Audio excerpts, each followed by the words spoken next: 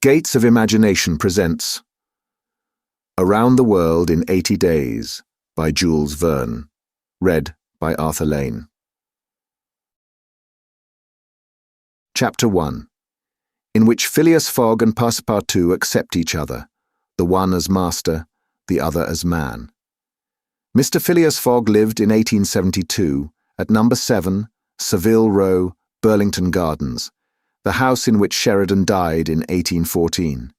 He was one of the most noticeable members of the Reform Club, though he seemed always to avoid attracting attention, an enigmatical personage about whom little was known, except that he was a polished man of the world. People said that he resembled Byron, at least that his head was Byronic, but he was a bearded, tranquil Byron, who might live on 1,000 years without growing old. Certainly an Englishman, it was more doubtful whether Phileas Fogg was a Londoner. He was never seen on exchange, nor at the bank, nor in the counting rooms of the city. No ships ever came into London docks of which he was the owner. He had no public employment. He had never been entered at any of the inns of court, either at the Temple, or Lincoln's Inn, or Gray's Inn, nor had his voice ever resounded in the Court of Chancery, or in the Exchequer, or the Queen's Bench, or the ecclesiastical courts. He certainly was not a manufacturer, nor was he a merchant or a gentleman farmer. His name was strange to the scientific and learned societies, and he never was known to take part in the sage deliberations of the Royal Institution, or the London Institution, the Artisans' Association, or the Institution of Arts and Sciences. He belonged, in fact, to none of the numerous societies which swarm in the English capital, from the harmonic to that of the entomologists, founded mainly for the purpose of abolishing pernicious insects. Phileas Fogg was a member of the Reform, and that was all. The way in which he got admission to this exclusive club was simple enough. He was recommended by the Barings, with whom he had an open credit. His cheques were regularly paid at sight from his account current, which was always flush. Was Phileas Fogg rich? Undoubtedly. But those who knew him best could not imagine how he had made his fortune, and Mr. Fogg was the last person to whom to apply for the information.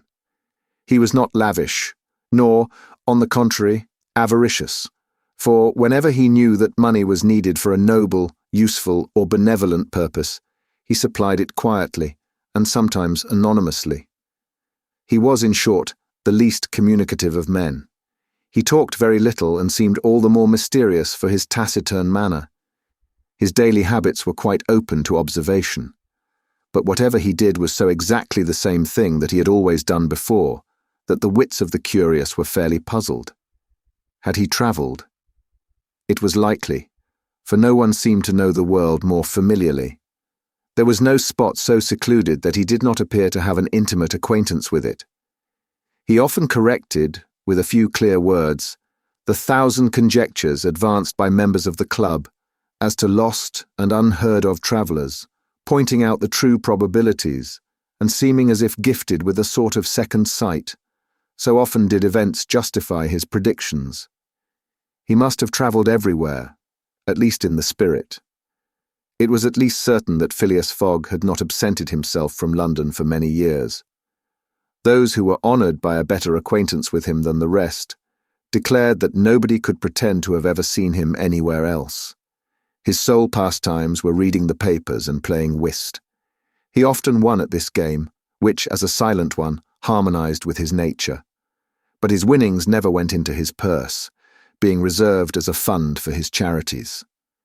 Mr. Fogg played, not to win, but for the sake of playing. The game was in his eyes a contest, a struggle with a difficulty, yet a motionless, unwearying struggle, congenial to his tastes. Phileas Fogg was not known to have either wife or children, which may happen to the most honest people, either relatives or near friends, which is certainly more unusual. He lived alone in his house in Savile Row, whither none penetrated. A single domestic sufficed to serve him. He breakfasted and dined at the club, at hours mathematically fixed, in the same room, at the same table, never taking his meals with other members, much less bringing a guest with him, and went home at exactly midnight, only to retire at once to bed. He never used the cosy chambers which the Reform provides for its favoured members. He passed 10 hours out of the 24 in Savile Row, either in sleeping or making his toilet. When he chose to take a walk, it was with a regular step in the entrance hall with its mosaic flooring, or in the circular gallery with its dome supported by 20 red porphyry Ionic columns, and illumined by blue painted windows. When he breakfasted or dined, all the resources of the club, its kitchens and pantries, its buttery and dairy, aided to crowd his table with their most succulent stores. He was served by the gravest waiters, in dress coats, and shoes with swanskin soles, who proffered the viands in special porcelain, and on the finest linen. Club decanters of a lost mould contained his sherry, his port, and his cinnamon-spiced claret, while his beverages were refreshingly cooled with ice, brought at great cost from the American lakes. If to live in this style is to be eccentric, it must be confessed that there is something good in eccentricity. The mansion in Savile Row, though not sumptuous, was exceedingly comfortable. The habits of its occupant were such as to demand but little from the sole domestic, but Phileas Fogg required him to be almost superhumanly prompt and regular. On this very 2nd of October he had dismissed James Forster, because that luckless youth had brought him shaving water at 84 degrees Fahrenheit instead of 86, and he was awaiting his successor, who was due at the house between 11 and past. Phileas Fogg was seated squarely in his armchair, his feet close together like those of a grenadier on parade, his hands resting on his knees, his body straight, his head erect. He was steadily watching a complicated clock which indicated the hours, the minutes, the seconds, the days, the months, and the years. At exactly 11:30, Mr. Fogg would, according to his daily habit, quit Savile Row and repair to the Reform. A rap at this moment sounded on the door of the cosy apartment where Phileas Fogg was seated, and James Forster, the dismissed servant, appeared. "The new servant," said he. A young man of 30 advanced and bowed. "You are a Frenchman, I believe?" asked Phileas Fogg. "And your name is John?" "Jean, if monsieur pleases," replied the newcomer. "Jean Passepartout, a surname which has clung to me because I have a natural aptness for going out of one business into another. I believe I'm honest, monsieur, but to be outspoken I've had several trades. I've been an itinerant singer, a circus rider, when I used to vault like Leotard and dance on a rope like Blondin. Then I got to be a professor of gymnastics so as to make better use of my talents, and then I was a sergeant fireman at Paris and assisted at many a big fire. But I quitted France 5 years ago and, wishing to taste the sweets of domestic life, took service as a valet here in England. Finding myself out of place, and hearing that Monsieur Phileas Fogg was the most exact and settled gentleman in the United Kingdom, I have come to Monsieur in the hope of living with him a tranquil life, and forgetting even the name of Passepartout. "Passepartout suits me," responded Mr. Fogg. "You are well recommended to me. I hear a good report of you. You know my conditions?" "Yes, monsieur." "Good. What time is it?" 22 minutes after 11, returned Passepartout, drawing an enormous silver watch from the depths of his pocket. "You are too slow," said Mr. Fogg. "Pardon me, monsieur. It is impossible. You are 4 minutes too slow. No matter. It's enough to mention the error. Now, from this moment, 29 minutes after 11 a.m., this Wednesday, the 2nd of October, you are in my service." Phileas Fogg got up, took his hat in his left hand, put it on his head with an automatic motion, and went off without a word. Passepartout heard the street door shut once. It was his new master going out. He heard it shut again. It was his predecessor, James Forster, departing in his turn. Passepartout remained alone in the house in Savile Row. Chapter 2, in which Passepartout is convinced that he has at last found his ideal. "Faith," muttered Passepartout, somewhat flurried. "I've seen people at Madame Tussaud's as lively as my new master." Madame Tussaud's people, let it be said, are of wax, and are much visited in London. Speech is all that is wanting to make them human. During his brief interview with Mr. Fogg, Passepartout had been carefully observing him. He appeared to be a man about 40 years of age, with fine, handsome features and a tall, well-shaped figure. His hair and whiskers were light, his forehead compact and unwrinkled, his face rather pale, his teeth magnificent. His countenance possessed in the highest degree what physiognomists call repose in action, a quality of those who act rather than talk. Calm and phlegmatic, with a clear eye, Mr. Fogg seemed a perfect type of that English composure which Angelica Kauffmann has so skillfully represented on canvas. Seen in the various phases of his daily life, he gave the idea of being perfectly well balanced, as exactly regulated as a Leroy chronometer. Phileas Fogg was indeed exactitude personified, and this was betrayed even in the expression of his very hands and feet. For in men, as well as in animals, the limbs themselves are expressive of the passions. He was so exact that he was never in a hurry, was always ready, and was economical alike of his steps and his motions. He never took one step too many, and always went to his destination by the shortest cut. He made no superfluous gestures, and was never seen to be moved or agitated. He was the most deliberate person in the world, yet always reached his destination at the exact moment. He lived alone, and so to speak, outside of every social relation. And as he knew that in this world account must be taken of friction, and that friction retards, he never rubbed against anybody. As for Passepartout, he was a true Parisian of Paris. Since he had abandoned his own country for England, taking service as a valet, he had in vain searched for a master after his own heart. Passepartout was by no means one of those pert dunces depicted by Molière with a bold gaze and a nose held high in the air. He was an honest fellow, with a pleasant face, lips a trifle protruding, soft-mannered and serviceable, with a good round head, such as one likes to see on the shoulders of a friend. His eyes were blue, his complexion rubicund, his figure almost portly and well-built, his body muscular, and his physical powers fully developed by the exercises of his younger days. His brown hair was somewhat tumbled, for while the ancient sculptors are said to have known 18 methods of arranging Minerva's tresses, Passepartout was familiar with but one of dressing his own. 3 strokes of a large tooth comb completed his toilet.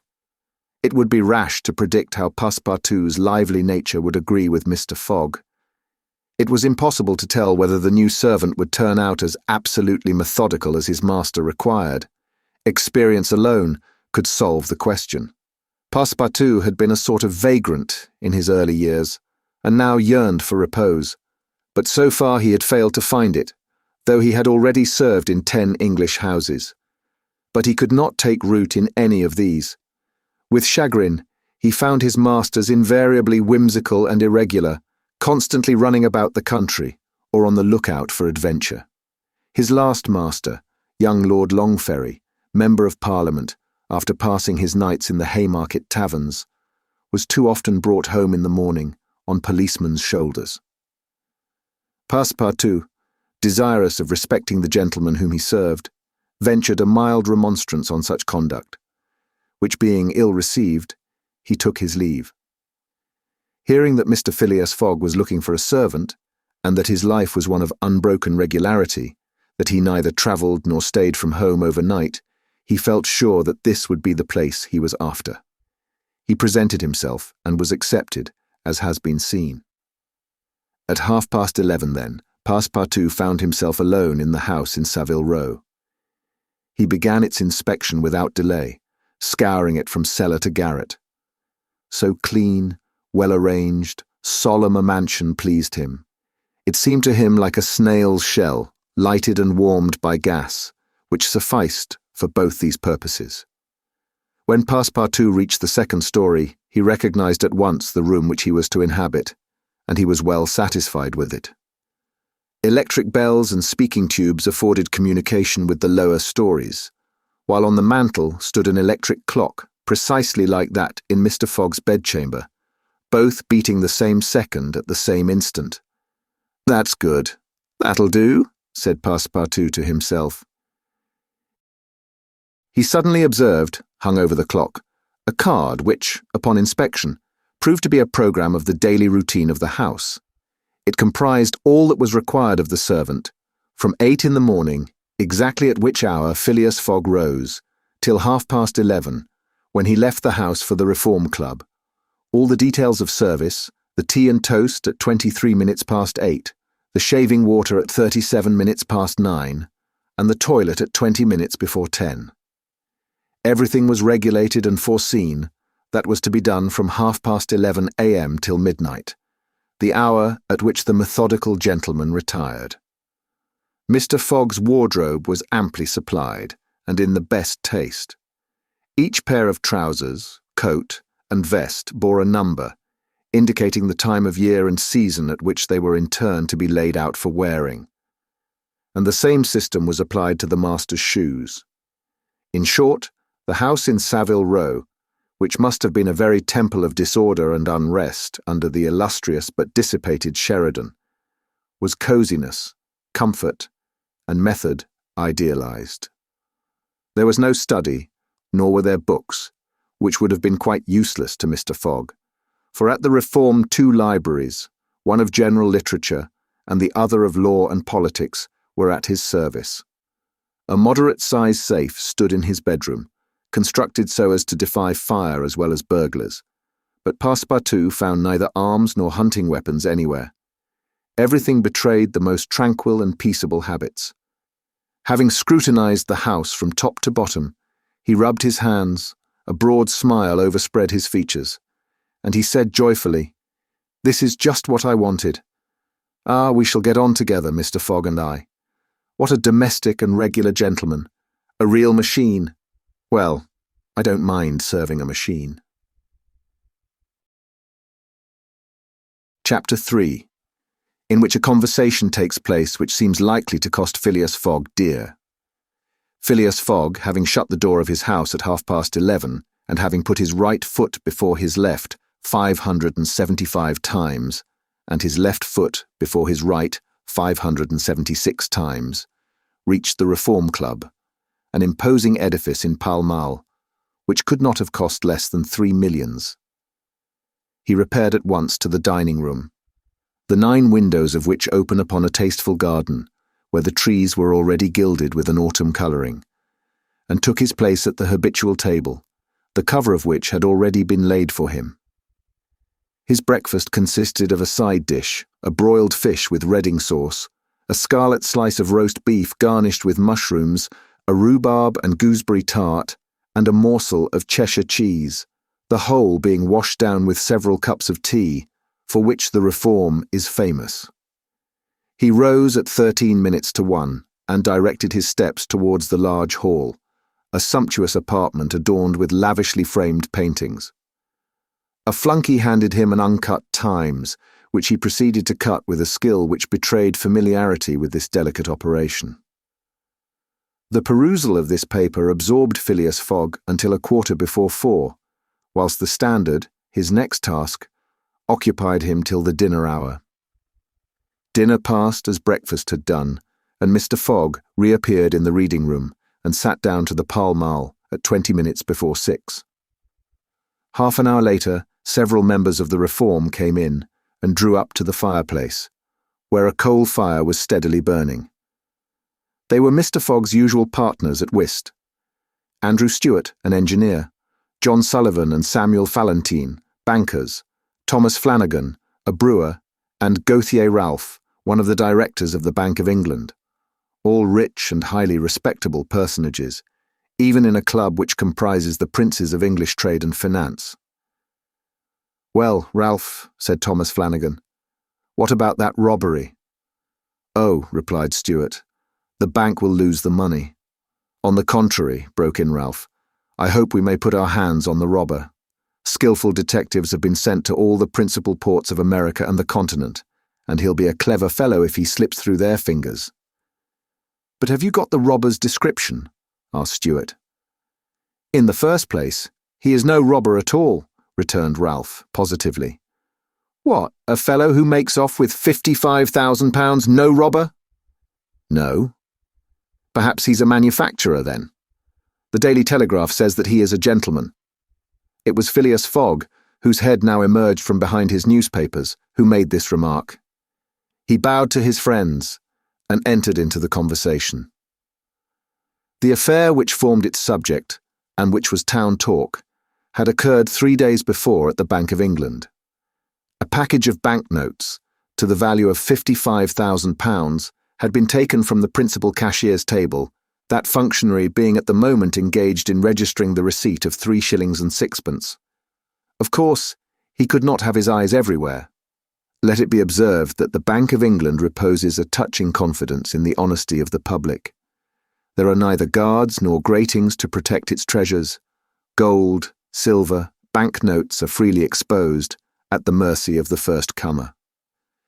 A keen observer of English customs relates that, being in one of the rooms of the bank one day, he had the curiosity to examine a gold ingot weighing some 7 or 8 pounds. He took it up, scrutinized it, passed it to his neighbour, he to the next man, and so on, until the ingot, going from hand to hand, was transferred to the end of a dark entry, nor did it return to its place for half an hour. Meanwhile, the cashier had not so much as raised his head, but in the present instance, things had not gone so smoothly. The package of notes not being found when 5 o'clock sounded from the ponderous clock in the drawing office, the amount was passed to the account of profit and loss. As soon as the robbery was discovered, picked detectives hastened off to Liverpool, Glasgow, Havre, Suez, Brindisi, New York, and other ports, inspired by the proffered reward of £2,000 and 5%. On the sum that might be recovered, detectives were also charged with narrowly watching those who arrived at or left London by rail, and a judicial examination was at once entered upon. There were real grounds for supposing, as the Daily Telegraph said, that the thief did not belong to a professional band. On the day of the robbery, a well-dressed gentleman of polished manners and with a well-to-do air had been observed going to and fro in the paying room where the crime was committed. A description of him was easily procured and sent to the detectives, and some hopeful spirits, of whom Ralph was one, did not despair of his apprehension. The papers and clubs were full of the affair, and everywhere people were discussing the probabilities of a successful pursuit, and the Reform Club was especially agitated, several of its members being bank officials. Ralph would not concede that the work of the detectives was likely to be in vain, for he thought that the prize offered would greatly stimulate their zeal and activity. But Stuart was far from sharing this confidence, and as they placed themselves at the whist table, they continued to argue the matter. Stuart and Flanagan played together, while Phileas Fogg had Fallentin for his partner. As the game proceeded, the conversation ceased, excepting between the rubbers, when it revived again. "I maintain," said Stuart, "that the chances are in favour of the thief, who must be a shrewd fellow." "Well, but where can he fly to?" asked Ralph. "No country is safe for him." "Pshaw! Where could he go, then?" "Oh, I don't know that. The world is big enough." "It was once," said Phileas Fogg in a low tone. "Cut, sir," he added, handing the cards to Thomas Flanagan. The discussion fell during the rubber, after which Stuart took up its thread. "What do you mean by once? Has the world grown smaller?" "Certainly," returned Ralph. "I agree with Mr. Fogg. The world has grown smaller, since a man can now go round it 10 times more quickly than 100 years ago, and that is why the search for this thief will be more likely to succeed.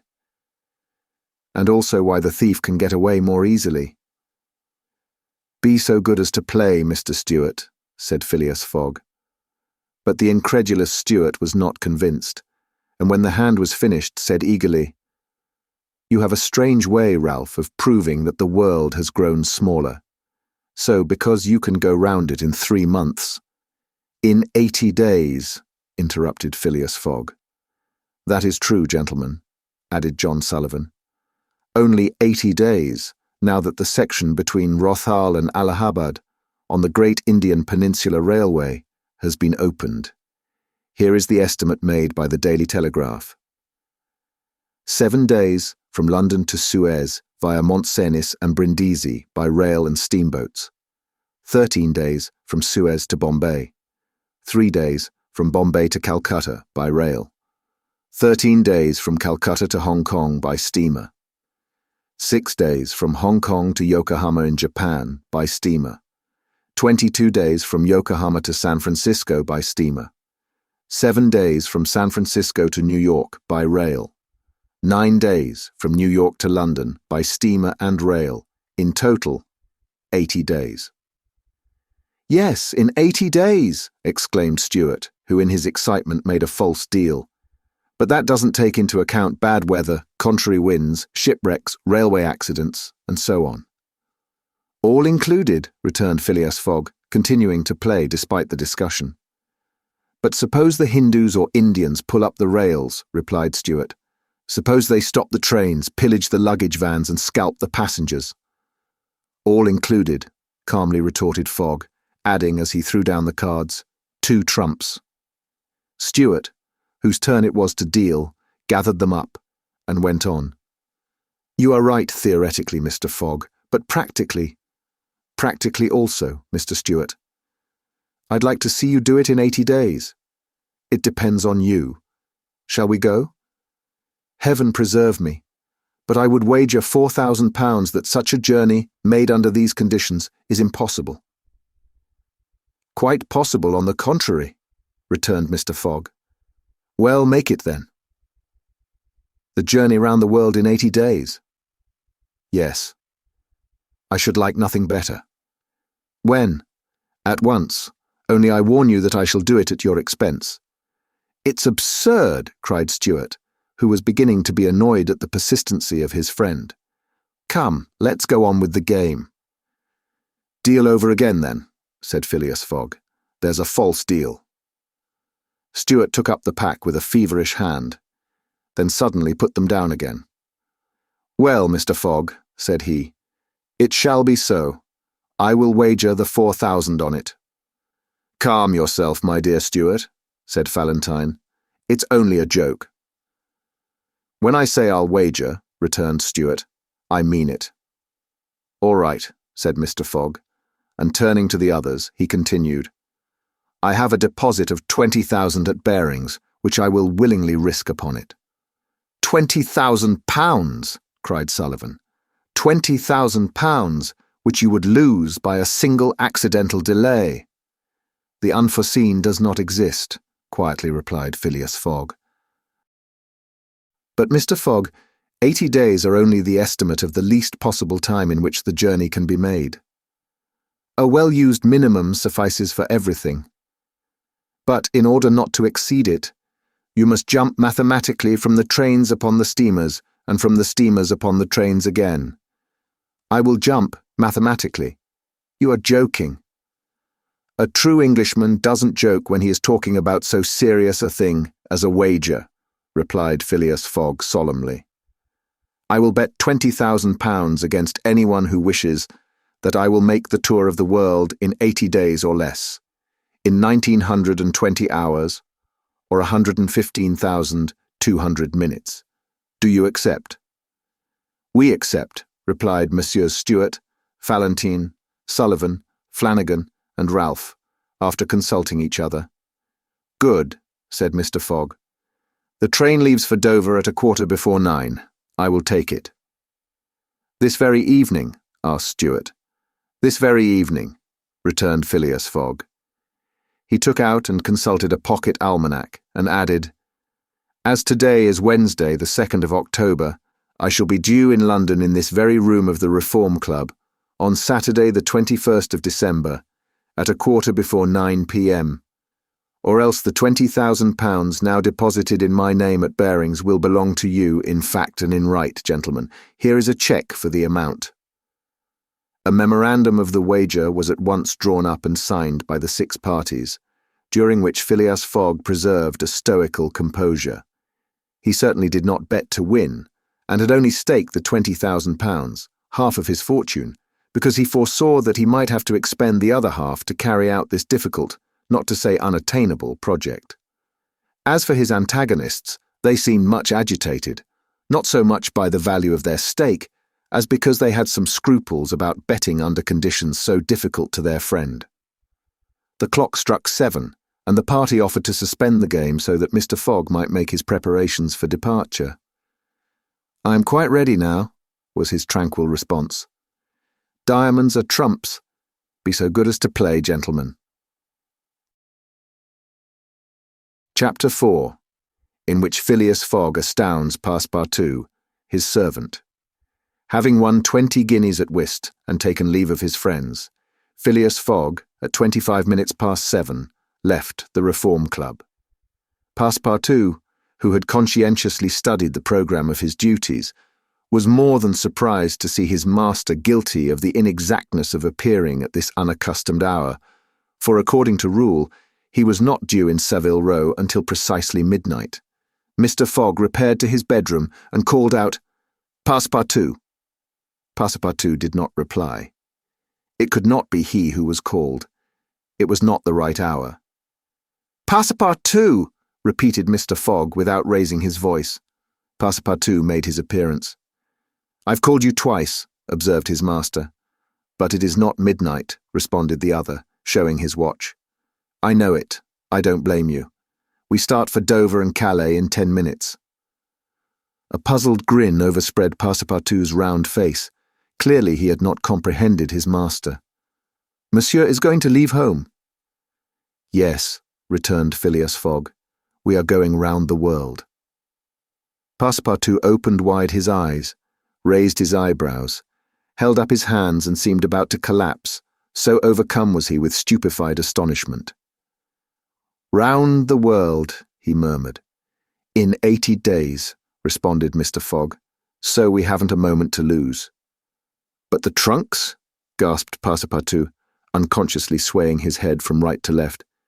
"We'll have no trunks, only a carpet bag with 2 shirts and 3 pairs of stockings for me, and the same for you. We'll buy our clothes on the way. Bring down my mackintosh and travelling cloak and some stout shoes, though we shall do little walking. Make haste." Passepartout tried to reply, but could not. He went out, mounted to his own room, fell into a chair, and muttered, "That's good, that is. And I, who wanted to remain quiet." He mechanically set about making the preparations for departure. Around the world in 80 days. Was his master a fool? No. Was this a joke, then? They were going to Dover. Good. To Calais. Good again. After all, Passepartout, who had been away from France 5 years, would not be sorry to set foot on his native soil again. Perhaps they would go as far as Paris, and it would do his eyes good to see Paris once more. But surely a gentleman so chary of his steps would stop there, no doubt. But then it was none the less true that he was going away, this so domestic person hitherto. By 8 o'clock, Passepartout had packed the modest carpet bag, containing the wardrobes of his master and himself. Then, still troubled in mind, he carefully shut the door of his room and descended to Mr. Fogg. Mr. Fogg was quite ready.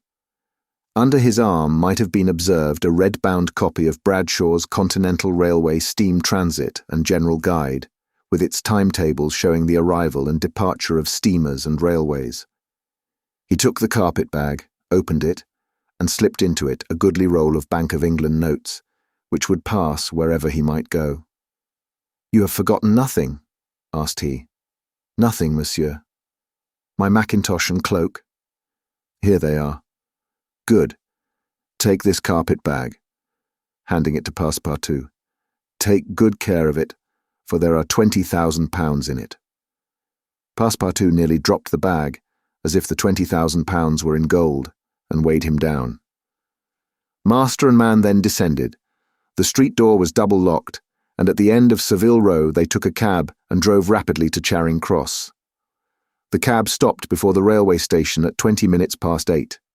Passepartout jumped off the box and followed his master, who, after paying the cabman, was about to enter the station, when a poor beggar woman, with a child in her arms, her naked feet smeared with mud, her head covered with a wretched bonnet, from which hung a tattered feather, and her shoulders shrouded in a ragged shawl, approached and mournfully asked for alms. Mr. Fogg took out the 20 guineas he had just won at whist and handed them to the beggar, saying, "Here, my good woman, I'm glad that I met you," and passed on. Passepartout had a moist sensation about the eyes. His master's action touched his susceptible heart. 2 first-class tickets for Paris having been speedily purchased, Mr. Fogg was crossing the station to the train when he perceived his 5 friends of the Reform. "Well, gentlemen," said he, "I'm off, you see. And if you will examine my passport when I get back, you will be able to judge whether I have accomplished the journey agreed upon." "Oh, that would be quite unnecessary, Mr. Fogg," said Ralph politely. "We will trust your word, as a gentleman of honour." "You do not forget when you are due in London again?" asked Stuart. "In 80 days, on Saturday, the 21st of December, 1872, at 9:15 p.m. Goodbye, gentlemen." Phileas Fogg and his servants seated themselves in a first-class carriage at 20 minutes before 9. 5 minutes later the whistle screamed, and the train slowly glided out of the station. The night was dark, and a fine, steady rain was falling. Phileas Fogg, snugly ensconced in his corner, did not open his lips. Passepartout, not yet recovered from his stupefaction, clung mechanically to the carpet bag, with its enormous treasure. Just as the train was whirling through Sydenham, Passepartout suddenly uttered a cry of despair. "What's the matter?" asked Mr. Fogg. "Alas, in my hurry, I forgot." "What?" "To turn off the gas in my room." "Very well, young man," returned Mr. Fogg coolly. "It will burn, at your expense." Chapter 5, in which a new species of funds, unknown to the moneyed men, appears on exchange. Phileas Fogg rightly suspected that his departure from London would create a lively sensation at the West End. The news of the bet spread through the Reform Club, and afforded an exciting topic of conversation to its members. From the club, it soon got into the papers throughout England. The boasted tour of the world was talked about, disputed, argued with as much warmth as if the subject were another Alabama claim. Some took sides with Phileas Fogg, but the large majority shook their heads and declared against him. It was absurd, impossible, they declared, that the tour of the world could be made, except theoretically and on paper, in this minimum of time, and with the existing means of travelling.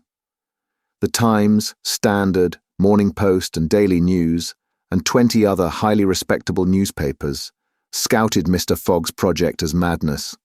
The Daily Telegraph alone hesitatingly supported him. People in general thought him a lunatic, and blamed his Reform Club friends for having accepted a wager which betrayed the mental aberration of its proposer. Articles no less passionate than logical appeared on the question, for geography is one of the pet subjects of the English, and the columns devoted to Phileas Fogg's venture were eagerly devoured by all classes of readers. At first, some rash individuals, principally of the gentler sex, espoused his cause, which became still more popular when the Illustrated London News came out with his portrait, copied from a photograph in the Reform Club. A few readers of the Daily Telegraph even dared to say, "Why not after all? Stranger things have come to pass." At last a long article appeared, on the 7th of October, in the Bulletin of the Royal Geographical Society, which treated the question from every point of view and demonstrated the utter folly of the enterprise. Everything, it said, was against the travellers, every obstacle imposed alike by man and by nature. A miraculous agreement of the times of departure and arrival, which was impossible, was absolutely necessary to his success. He might perhaps reckon on the arrival of trains at the designated hours, in Europe, where the distances were relatively moderate. But when he calculated upon crossing India in 3 days, and the United States in 7, could he rely beyond misgiving upon accomplishing his task? There were accidents to machinery, the liability of trains to run off the line, collisions, bad weather, the blocking up by snow. Were not all these against Phileas Fogg? Would he not find himself, when travelling by steamer in winter, at the mercy of the winds and fogs? Is it uncommon for the best ocean steamers to be 2 or 3 days behind time? But a single delay would suffice to fatally break the chain of communication. Should Phileas Fogg once miss, even by an hour, a steamer, he would have to wait for the next, and that would irrevocably render his attempt vain. This article made a great deal of noise, and being copied into all the papers, seriously depressed the advocates of the rash tourist. Everybody knows that England is the world of betting men, who are of a higher class than mere gamblers. To bet is in the English temperament. Not only the members of the Reform, but the general public made heavy wagers for or against Phileas Fogg, who was set down in the betting books as if he were a racehorse. Bonds were issued and made their appearance on 'Change. Phileas Fogg bonds were offered at par or at a premium, and a great business was done in them. But 5 days after the article in the Bulletin of the Geographical Society appeared, the demand began to subside. Phileas Fogg declined. They were offered by packages, at first of 5, then of 10, until at last nobody would take less than 20, 50, 100. Lord Albemarle, an elderly paralytic gentleman, was now the only advocate of Phileas Fogg left. This noble lord, who was fastened to his chair, would have given his fortune to be able to make the tour of the world if it took 10 years, and he bet £5,000 on Phileas Fogg. When the folly as well as the uselessness of the adventure was pointed out to him, he contented himself with replying, "If the thing is feasible, the first to do it ought to be an Englishman." The Fogg party dwindled more and more. Everybody was going against him, and the bet stood 150 and 200 to 1. And a week after his departure an incident occurred which deprived him of backers at any price. The Commissioner of Police was sitting in his office at 9 o'clock one evening, when the following telegraphic dispatch was put into his hands. Suez to London. Rowan, Commissioner of Police, Scotland Yard. I've found the bank robber Phileas Fogg. Send without delay warrant of arrest to Bombay. Fix detective. The effect of this dispatch was instantaneous. The polished gentleman disappeared to give place to the bank robber. His photograph, which was hung with those of the rest of the members at the Reform Club, was minutely examined, and it betrayed, feature by feature, the description of the robber which had been provided to the police.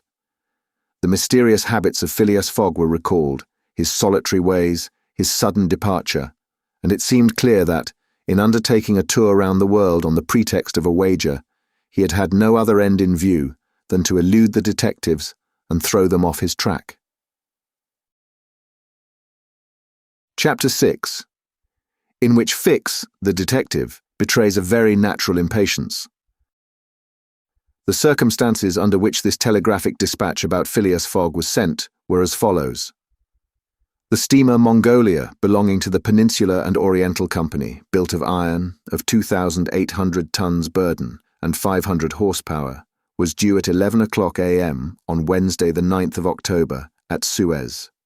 The Mongolia plied regularly between Brindisi and Bombay via the Suez Canal, and was one of the fastest steamers belonging to the company, always making more than 10 knots an hour between Brindisi and Suez, and 9.5 between Suez and Bombay. 2 men were promenading up and down the wharves, among the crowd of natives and strangers who were sojourning at this once straggling village, now thanks to the enterprise of Monsieur Lesseps, a fast-growing town. One was the British consul at Suez, who, despite the prophecies of the English government and the unfavourable predictions of Stevenson, was in the habit of seeing, from his office window, English ships daily passing to and fro on the Great Canal, by which the old roundabout route from England to India by the Cape of Good Hope was abridged by at least a half. The other was a small, slight-built personage, with a nervous, intelligent face, and bright eyes peering out from under eyebrows, which he was incessantly twitching. He was just now manifesting unmistakable signs of impatience, nervously pacing up and down, and unable to stand still for a moment. This was Fix, one of the detectives who had been dispatched from England in search of the bank robber.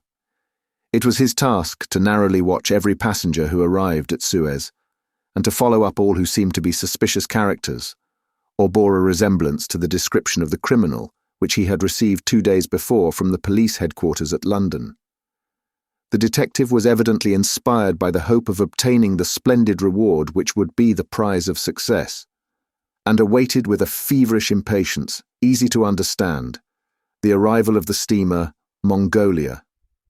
"So you say, Consul," asked he for the 20th time, "that this steamer is never behind time?" "No, Mr. Fix," replied the consul.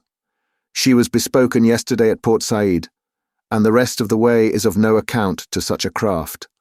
I repeat that the Mongolia has been in advance of the time required by the company's regulations, and gained the prize awarded for excess of speed." "Does she come directly from Brindisi?" "Directly from Brindisi. She takes on the Indian mails there, and she left there Saturday at 5 p.m. Have patience, Mr. Fix. She will not be late. But really, I don't see how, from the description you have, you will be able to recognize your man, even if he is on board the Mongolia. A man rather feels the presence of these fellows, Consul, than recognizes them. You must have a scent for them, and a scent is like a sixth sense which combines hearing, seeing, and smelling. I've arrested more than one of these gentlemen in my time, and if my thief is on board, I'll answer for it. He'll not slip through my fingers." "I hope so, Mr. Fix, for it was a heavy robbery." "A magnificent robbery, Consul. £55,000. We don't often have such windfalls. Burglars are getting to be so contemptible nowadays. A fellow gets hung for a handful of shillings." "Mr. Fix," said the consul, "I like your way of talking, and hope you'll succeed, but I fear you will find it far from easy. Don't you see, the description which you have there has a singular resemblance to an honest man." "Consul," remarked the detective dogmatically, "great robbers always resemble honest folks. Fellows who have rascally faces have only one course to take, and that is to remain honest, otherwise they would be arrested offhand. The artistic thing is to unmask honest countenances. It's no light task, I admit, but a real art."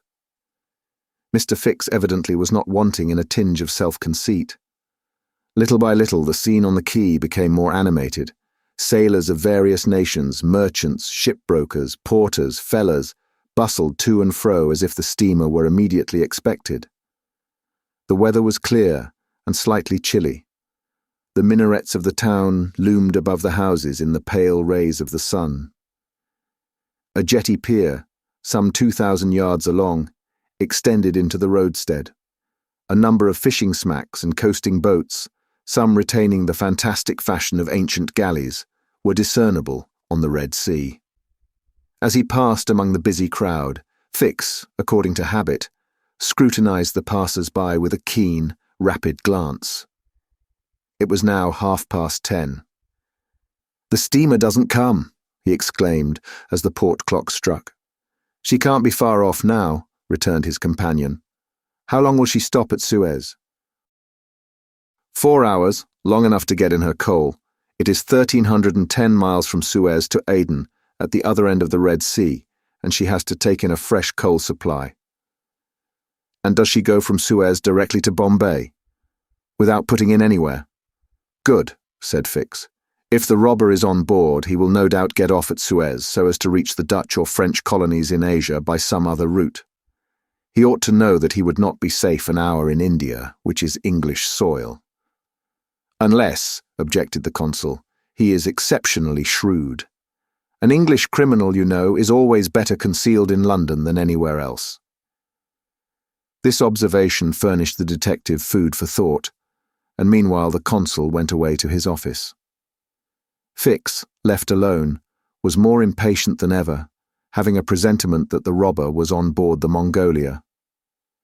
If he had indeed left London intending to reach the New World, he would naturally take the route via India, which was less watched and more difficult to watch than that of the Atlantic. But Fix's reflections were soon interrupted by a succession of sharp whistles, which announced the arrival of the Mongolia. The porters and fellers rushed down the quay, and a dozen boats pushed off from the shore to go and meet the steamer. Soon her gigantic hull appeared passing along between the banks, and 11 o'clock struck as she anchored in the road. She brought an unusual number of passengers, some of whom remained on deck to scan the picturesque panorama of the town, while the greater part disembarked in the boats and landed on the quay. Fix took up a position and carefully examined each face and figure which made its appearance. Presently, one of the passengers, after vigorously pushing his way through the importunate crowd of porters, came up to him and politely asked if he could point out the English consulate, at the same time showing a passport which he wished to have visaed. Fix instinctively took the passport, and with a rapid glance read the description of its bearer. An involuntary motion of surprise nearly escaped him, for the description in the passport was identical with that of the bank robber which he had received from Scotland Yard. "Is this your passport?" asked he. "No, it's my master's." "And your master is—" "He stayed on board. But he must go to the consul's in person, so as to establish his identity." "Oh, is that necessary?" "Quite indispensable." "And where is the consulate?" "There, on the corner of the square," said Fix, pointing to a house 200 steps off. "I'll go and fetch my master, who won't be much pleased, however, to be disturbed." The passenger bowed to Fix and returned to the steamer. Chapter 7, which once more demonstrates the uselessness of passports as aids to detectives. The detective passed down the quay and rapidly made his way to the consul's office, where he was at once admitted to the presence of that official. "Consul," said he, without preamble, "I have strong reasons for believing that my man is a passenger on the Mongolia." And he narrated what had just passed concerning the passport. "Well, Mr. Fix," replied the consul, "I shall not be sorry to see the rascal's face, but perhaps he won't come here. That is, if he is the person you suppose him to be. A robber doesn't quite like to leave traces of his flight behind him, and besides, he is not obliged to have his passport countersigned. If he is as shrewd as I think he is, Consul, he will come. To have his passport visaed. Yes. Passports are only good for annoying honest folks and aiding in the flight of rogues. I assure you it will be quite the thing for him to do. But I hope you will not visa the passport." "Why not? If the passport is genuine, I have no right to refuse. Still, I must keep this man here until I can get a warrant to arrest him from London." "Ah, that's your lookout. But I cannot—" The consul did not finish his sentence, for as he spoke a knock was heard at the door, and 2 strangers entered, one of whom was the servant whom Fix had met on the quay. The other, who was his master, held out his passport with the request that the consul would do him the favour to visa it.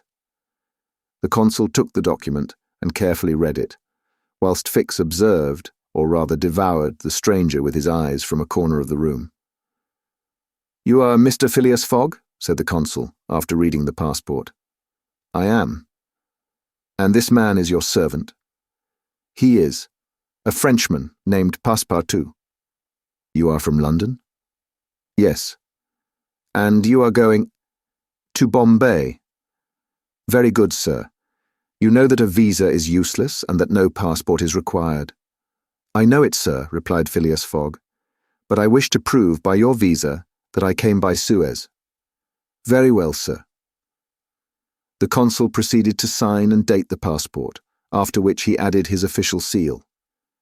Mr. Fogg paid the customary fee, coldly bowed, and went out, followed by his servant. "Well?" queried the detective. "Well, he looks and acts like a perfectly honest man," replied the consul. "Possibly, but that is not the question. Do you think, Consul, that this phlegmatic gentleman resembles, feature by feature, the robber whose description I have received?" "I concede that, but then, you know, all descriptions—" "I'll make certain of it," interrupted Fix. "The servant seems to me less mysterious than the master." Besides, he's a Frenchman and can't help talking. Excuse me for a little while, Consul. Fix started off in search of Passepartout. Meanwhile, Mr. Fogg, after leaving the consulate, repaired to the quay, gave some orders to Passepartout, went off to the Mongolia in a boat, and descended to his cabin. He took up his notebook, which contained the following memoranda. Left London on Wednesday, October 2nd, at 8:45 p.m. Reached Paris on Thursday, October 3rd, at 7:20 a.m. Left Paris on Thursday at 8:40 a.m.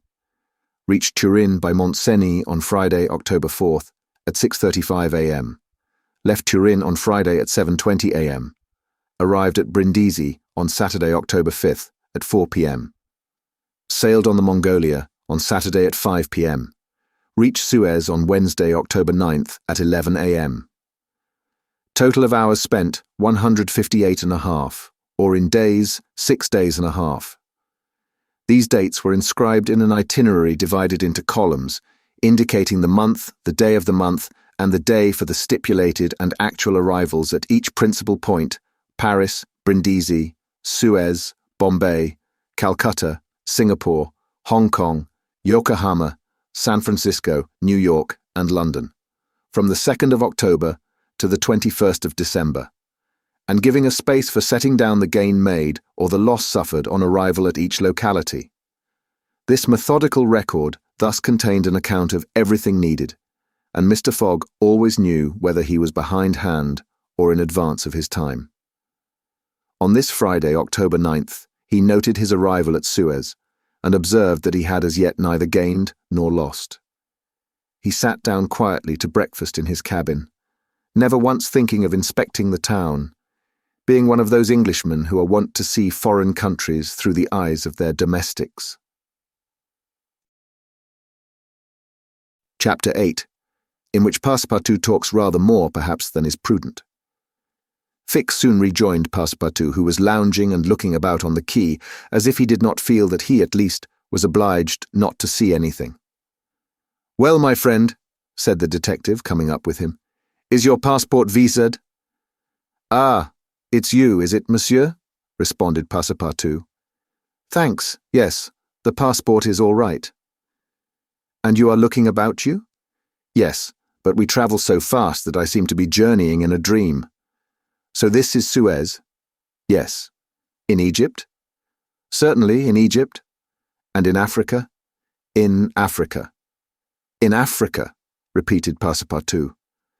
"Just think, monsieur, I had no idea that we should go farther than Paris. And all that I saw of Paris was between 20 minutes past 7 and 20 minutes before 9 in the morning, between the Northern and the Lyons stations, through the windows of a car, and in a driving rain. How I regret not having seen once more Père Lachaise and the circus in the Champs-Élysées. You are in a great hurry, then?" "I am not, but my master is. By the way, I must buy some shoes and shirts. We came away without trunks, only with a carpet bag." "I will show you an excellent shop for getting what you want. Really, monsieur, you are very kind." And they walked off together, Passepartout chatting volubly as they went along. "Above all," said he, "don't let me lose the steamer. You have plenty of time, it's only 12 o'clock. Passepartout pulled out his big watch. 12, he exclaimed. "Why, it's only 8 minutes before 10. Your watch is slow." "My watch?" "A family watch, monsieur, which has come down from my great-grandfather. It doesn't vary 5 minutes in the year. It's a perfect chronometer, look you." "I see how it is," said Fix. "You have kept London time, which is 2 hours behind that of Suez. You ought to regulate your watch at noon in each country." "I regulate my watch? Never." "Well then, it will not agree with the sun." "So much the worse for the sun, monsieur. The sun will be wrong then." And the worthy fellow returned the watch to its fob with a defiant gesture. After a few minutes' silence, Fix resumed. "You left London hastily then?" "I rather think so. Last Friday at 8 o'clock in the evening, Monsieur Fogg came home from his club, and 3/4 of an hour afterwards we were off." "But where is your master going?" Always straight ahead. He is going round the world." "Round the world?" cried Fix. "Yes, and in 80 days. He says it is on a wager. But, between us, I don't believe a word of it. That wouldn't be common sense. There's something else in the wind." "Ah, Mr. Fogg is a character, is he?" "I should say he was. Is he rich?" "No doubt, for he is carrying an enormous sum in brand new banknotes with him. And he doesn't spare the money on the way, either. He has offered a large reward to the engineer of the Mongolia if he gets us to Bombay well in advance of time." "And you have known your master a long time?" "Why, no. I entered his service the very day we left London." The effect of these replies upon the already suspicious and excited detective may be imagined. The hasty departure from London soon after the robbery, the large sum carried by Mr. Fogg, his eagerness to reach distant countries, the pretext of an eccentric and foolhardy bet, all confirmed Fix in his theory. He continued to pump poor Passepartout, and learned that he really knew little or nothing of his master, who lived a solitary existence in London, was said to be rich, though no one knew whence came his riches, and was mysterious and impenetrable in his affairs and habits. Fix felt sure that Phileas Fogg would not land at Suez, but was really going on to Bombay. "Is Bombay far from here?" asked Passepartout. "Pretty far. It is a 10 days' voyage by sea." "And in what country is Bombay?" "India." "In Asia?" "Certainly." "The deuce! I was going to tell you there's one thing that worries me. My burner." "What burner?" "My gas burner, which I forgot to turn off, and which is at this moment burning at my expense. I have calculated, monsieur, that I lose 2 shillings every 24 hours, exactly 6pence more than I earn, and you will understand that the longer our journey—" Did Fix pay any attention to Passepartout's trouble about the gas? It is not probable. He was not listening, but was cogitating a project. Passepartout and he had now reached the shop, where Fix left his companion to make his purchases, after recommending him not to miss the steamer, and hurried back to the consulate. Now that he was fully convinced, Fix had quite recovered his equanimity. "Consul," said he, "I have no longer any doubt. I have spotted my man. He passes himself off as an odd stick, who is going round the world in 80 days.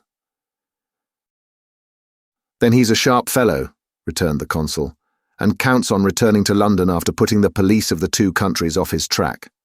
"We'll see about that," replied Fix. "But are you not mistaken?" "I am not mistaken." "Why was this robber so anxious to prove by the visa that he had passed through Suez?" "Why, I have no idea. But listen to me." He reported in a few words the most important parts of his conversation with Passepartout. "In short," said the consul, "appearances are wholly against this man. And what are you going to do?"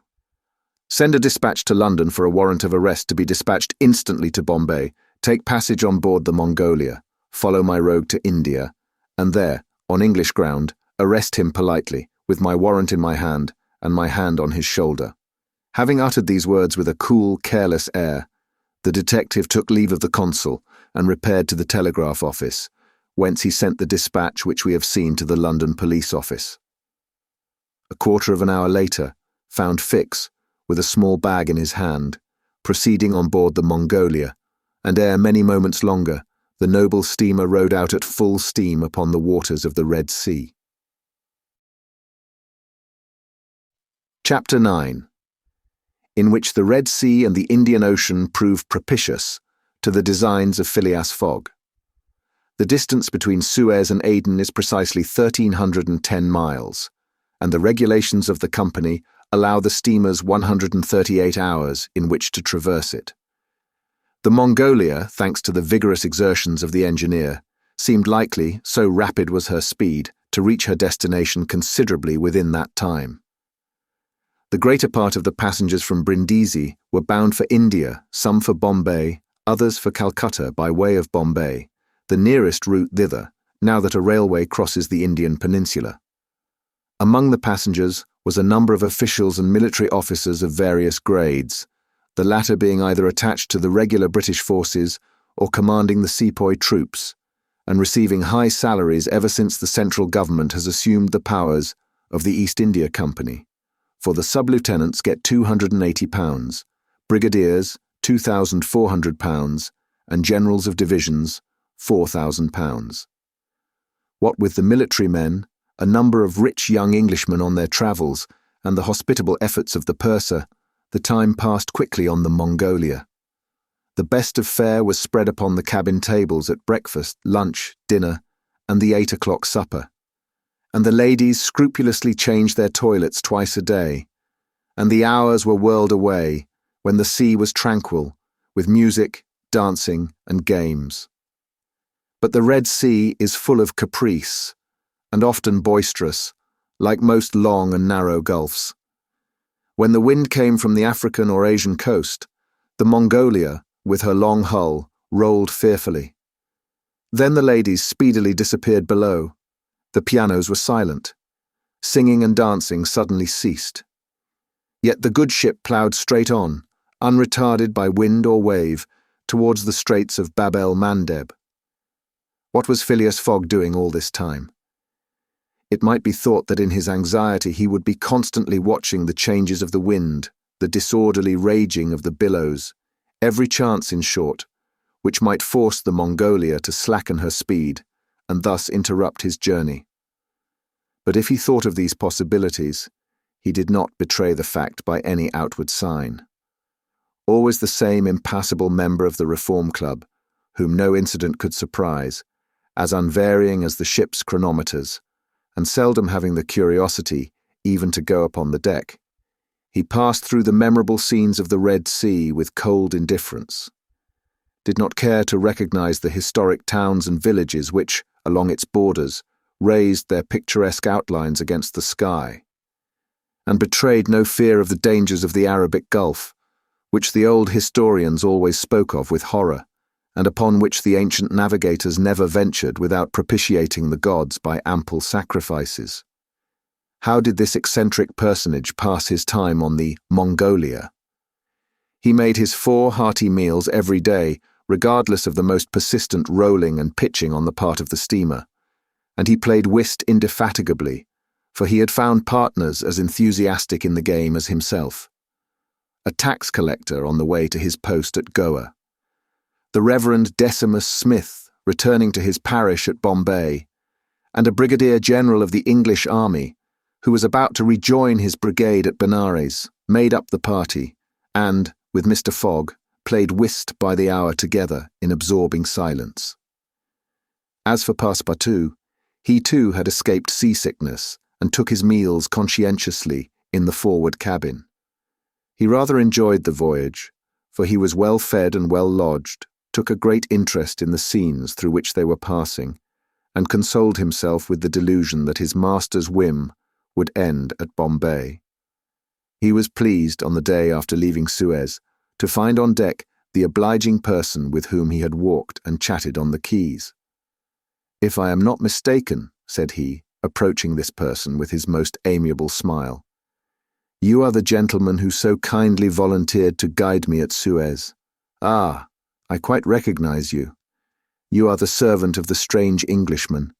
"Just so, monsieur. Fix." "Monsieur Fix," resumed Passepartout, "I'm charmed to find you on board. Where are you bound?" "Like you, to Bombay." "That's capital. Have you made this trip before?" "Several times. I am one of the agents of the Peninsular Company." "Then you know India?" "Why, yes," replied Fix, who spoke cautiously. "A curious place, this India. Oh, very curious. Mosques, minarets, temples, fakirs, pagodas, tigers, snakes, elephants. I hope you will have ample time to see the sights." "I hope so, Monsieur Fix. You see, a man of sound sense ought not to spend his life jumping from a steamer upon a railway train, and from a railway train upon a steamer again, pretending to make the tour of the world in 80 days. No, all these gymnastics, you may be sure, will cease at Bombay." "And Mr. Fogg is getting on well?" asked Fix, in the most natural tone in the world. "Quite well, and I too. I eat like a famished ogre. It's the sea air. But I never see your master on deck." "Never. He hasn't the least curiosity." Do you know, Mr. Passepartout, that this pretended tour in 80 days may conceal some secret errand? Perhaps a diplomatic mission?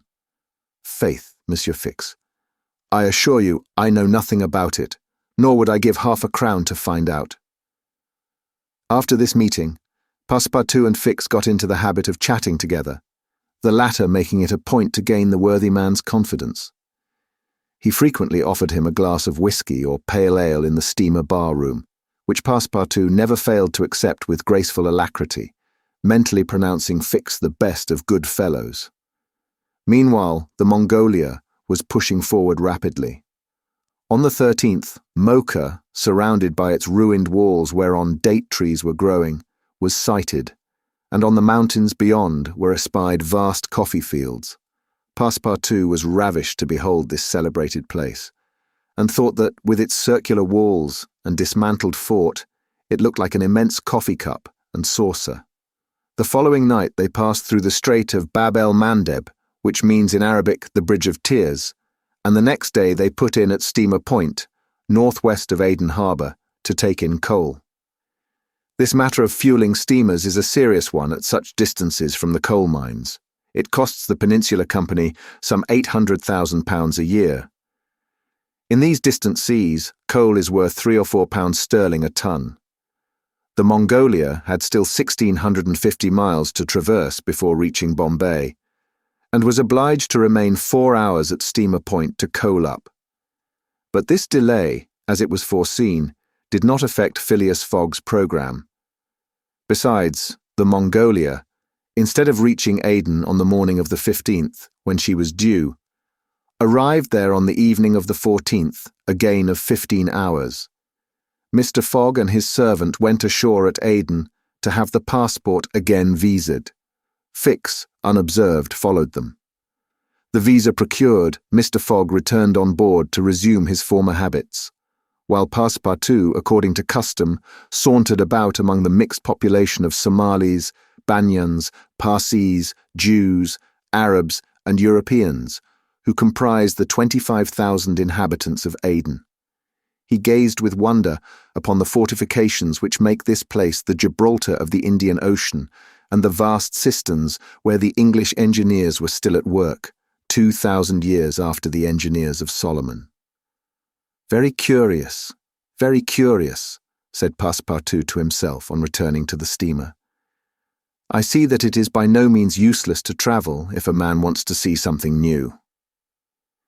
At 6 p.m, the Mongolia slowly moved out of the roadstead and was soon once more on the Indian Ocean.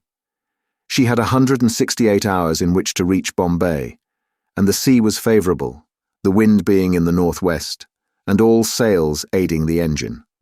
The steamer rolled but little, the ladies in fresh toilets reappeared on deck, and the singing and dancing were resumed. The trip was being accomplished most successfully, and Passepartout was enchanted with the congenial companion which chance had secured him in the person of the delightful Fix. On Sunday, October the 20th, towards noon, they came in sight of the Indian coast. 2 hours later, the pilot came on board. A range of hills lay against the sky in the horizon, and soon the rows of palms which adorn Bombay came distinctly into view. The steamer entered the road, formed by the islands in the bay, and at 4:30 she hauled up at the quays of Bombay. Phileas Fogg was in the act of finishing the 33rd rubber of the voyage, and his partner and himself, having, by a bold stroke, captured all 13 of the tricks, concluded this fine campaign with a brilliant victory. The Mongolia was due at Bombay on the 22nd. She arrived on the 20th. This was a gain to Phileas Fogg of 2 days since his departure from London, and he calmly entered the fact in the itinerary in the column of gains. Chapter 10, in which Passepartout is only too glad to get off with the loss of his shoes. Everybody knows that the great reverse triangle of land, with its base in the north and its apex in the south, which is called India, embraces 1,400,000 square miles, upon which is spread unequally a population of 180 millions of souls. The British Crown exercises a real and despotic dominion over the larger portion of this vast country, and has a Governor-General stationed at Calcutta, governors at Madras, Bombay, and in Bengal, and a Lieutenant Governor at Agra. But British India, properly so called, only embraces 700,000 square miles and a population of from 100 to 110 millions of inhabitants. A considerable portion of India is still free from British authority, and there are certain ferocious Rajas in the interior who are absolutely independent. The celebrated East India Company was all-powerful from 1756, when the English first gained a foothold on the spot where now stands the city of Madras, down to the time of the great Sepoy insurrection. It gradually annexed province after province, purchasing them of the native chiefs, whom it seldom paid, and appointed the Governor-General and his subordinates, civil and military. But the East India Company has now passed away, leaving the British possessions in India directly under the control of the Crown. The aspect of the country, as well as the manners and distinctions of race, is daily changing. Formerly, one was obliged to travel in India by the old cumbrous methods of going on foot or on horseback, in palanquins or unwieldy coaches. Now, fast steamboats ply on the Indus and the Ganges, and a great railway, with branch lines joining the main line at many points on its route, traverses the peninsula from Bombay to Calcutta in 3 days.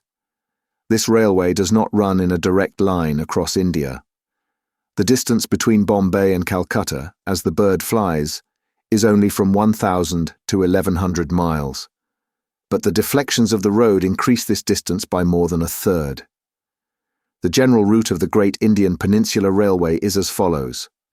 Leaving Bombay, it passes through Salsette, crossing to the continent opposite Tanna, goes over the chain of the Western Ghats, runs thence northeast as far as Burhanpur, skirts the nearly independent territory of Bundelkund, ascends to Allahabad, turns thence eastwardly, meeting the Ganges at Benares, then departs from the river a little, and, descending southeastward by Burdivan and the French town of Chandernagore, has its terminus at Calcutta. The passengers of the Mongolia went ashore at 4:30 p.m. At exactly 8, the train would start for Calcutta. Mr. Fogg, after bidding goodbye to his whist partners, left the steamer, gave his servant several errands to do, urged it upon him to be at the station promptly at 8, and with his regular step, which beat to the second like an astronomical clock, directed his steps to the passport office. As for the wonders of Bombay, its famous city hall, its splendid library, its forts and docks, its bazaars, mosques, synagogues, its Armenian churches, and the noble pagoda on Malabar Hill, with its 2 polygonal towers, he cared not a straw to see them. He would not deign to examine even the masterpieces of Elephanta or the mysterious Hypogeia, concealed southeast from the docks, or those fine remains of Buddhist architecture, the Kanharian grottos of the island of Salsette. Having transacted his business at the passport office, Phileas Fogg repaired quietly to the railway station, where he ordered dinner. Among the dishes served up to him, the landlord especially recommended a certain giblet of native rabbit, on which he prided himself. Mr. Fogg accordingly tasted the dish, but despite its spiced sauce, found it far from palatable. He rang for the landlord, and on his appearance said, fixing his clear eyes upon him, "Is this rabbit, sir?" "Yes, my lord," the rogue boldly replied. "Rabbit from the jungles." "And this rabbit did not mew when he was killed?" "Mew, my lord." "What, a rabbit mew? I swear to you." "Be so good, landlord, as not to swear, but remember this. Cats were formerly considered in India as sacred animals. That was a good time." "For the cats, my lord?" "Perhaps for the travellers as well." After which Mr. Fogg quietly continued his dinner. Fix had gone on shore shortly after Mr. Fogg, and his first destination was the headquarters of the Bombay police. He made himself known as a London detective, told his business at Bombay, and the position of affairs relative to the supposed robber, and nervously asked if a warrant had arrived from London. It had not reached the office. Indeed, there had not yet been time for it to arrive. Fix was sorely disappointed and tried to obtain an order of arrest from the director of the Bombay police. This the director refused, as the matter concerned the London office, which alone could legally deliver the warrant. Fix did not insist, and was fain to resign himself to await the arrival of the important document. But he was determined not to lose sight of the mysterious rogue as long as he stayed in Bombay. He did not doubt for a moment, any more than Passepartout, that Phileas Fogg would remain there, at least until it was time for the warrant to arrive. Passepartout, however, had no sooner heard his master's orders on leaving the Mongolia than he saw at once that they were to leave Bombay as they had done Suez and Paris, and that the journey would be extended at least as far as Calcutta, and perhaps beyond that place. He began to ask himself if this bet that Mr. Fogg talked about was not really in good earnest, and whether his fate was not in truth forcing him, despite his love of repose, around the world in 80 days. Having purchased the usual quota of shirts and shoes, he took a leisurely promenade about the streets, where crowds of people of many nationalities, Europeans, Persians with pointed caps, Banyas with round turbans, Sinda's with square bonnets, Parsees with black mitres, and long-robed Armenians were collected. It happened to be the day of a Parsee festival. These descendants of the sect of Zoroaster, the most thrifty, civilized, intelligent, and austere of the East Indians, among whom are counted the richest native merchants of Bombay, were celebrating a sort of religious carnival, with processions and shows, in the midst of which Indian dancing girls, clothed in rose-coloured gauze, looped up with gold and silver, danced airily, but with perfect modesty, to the sound of viols and the clanging of tambourines. It is needless to say that Passepartout watched these curious ceremonies with staring eyes and gaping mouth, and that his countenance was that of the greenest booby imaginable. Unhappily for his master, as well as himself, his curiosity drew him unconsciously farther off than he intended to go. At last, having seen the Parsee carnival wind away in the distance, he was turning his steps towards the station when he happened to espy the splendid pagoda on Malabar Hill, and was seized with an irresistible desire to see its interior. He was quite ignorant that it is forbidden to Christians to enter certain Indian temples, and that even the faithful must not go in without first leaving their shoes outside the door. It may be said here that the wise policy of the British government severely punishes a disregard of the practices of the native religions. Passepartout, however, thinking no harm, went in like a simple tourist, and was soon lost in admiration of the splendid Brahmin ornamentation which everywhere met his eyes, when of a sudden he found himself sprawling on the sacred flagging. He looked up to behold 3 enraged priests, who forthwith fell upon him, tore off his shoes, and began to beat him with loud, savage exclamations. The agile Frenchman was soon upon his feet again, and lost no time in knocking down 2 of his long-gowned adversaries with his fists, and a vigorous application of his toes. Then, rushing out of the pagoda as fast as his legs could carry him, he soon escaped the 3rd priest, by mingling with the crowd in the streets. At 5 minutes before 8, Passepartout, hatless, shoeless, and having in the squabble lost his package of shirts and shoes, rushed breathlessly into the station. Fix, who had followed Mr. Fogg to the station, and saw that he was really going to leave Bombay, was there, upon the platform. He had resolved to follow the supposed robber to Calcutta, and farther, if necessary. Passepartout did not observe the detective, who stood in an obscure corner, but Fix heard him relate his adventures in a few words to Mr. Fogg. "I hope that this will not happen again," said Phileas Fogg coldly as he got into the train. Poor Passepartout, quite crestfallen, followed his master without a word. Fix was on the point of entering another carriage when an idea struck him which induced him to alter his plan. "No, I'll stay," muttered he, An offence has been committed on Indian soil. I've got my man." Just then, the locomotive gave a sharp screech, and the train passed out into the darkness of the night. Chapter 11, in which Phileas Fogg secures a curious means of conveyance at a fabulous price. The train had started punctually. Among the passengers were a number of officers, government officials, and opium and indigo merchants, whose business called them to the eastern coast. Passepartout rode in the same carriage with his master, and a third passenger occupied a seat opposite to them. This was Sir Francis Cromarty, one of Mr. Fogg's whist partners on the Mongolia, now on his way to join his corps at Benares.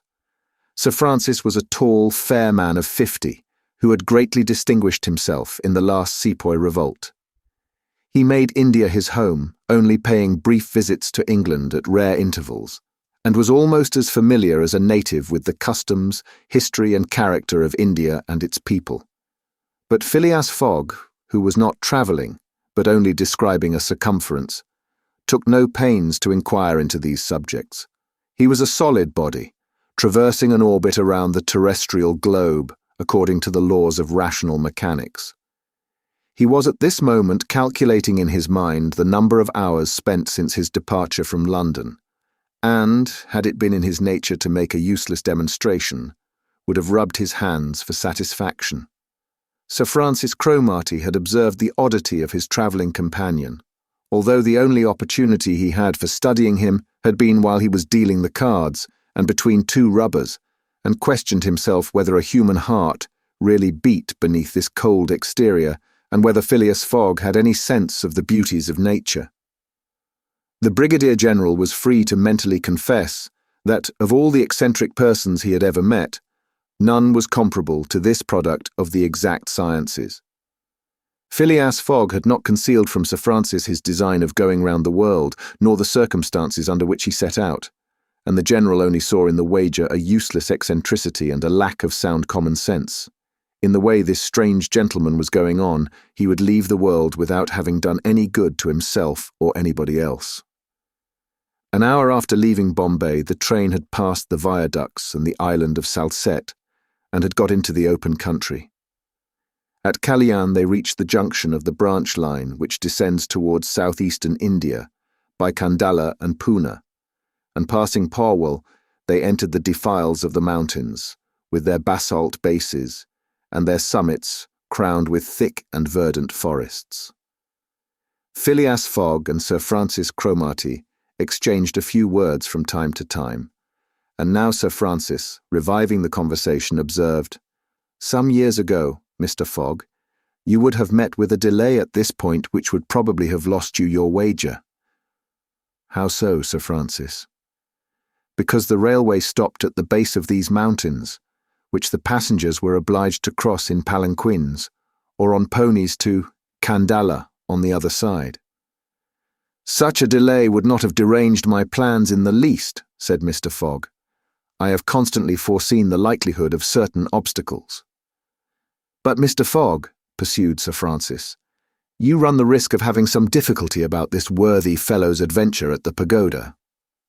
Passepartout, his feet comfortably wrapped in his travelling blanket, was sound asleep, and did not dream that anybody was talking about him. "The government is very severe upon that kind of offence. It takes particular care that the religious customs of the Indians should be respected, and if your servant were caught—" "Very well, Sir Francis," replied Mr. Fogg. "If he had been caught, he would have been condemned and punished, and then would have quietly returned to Europe. I don't see how this affair could have delayed his master."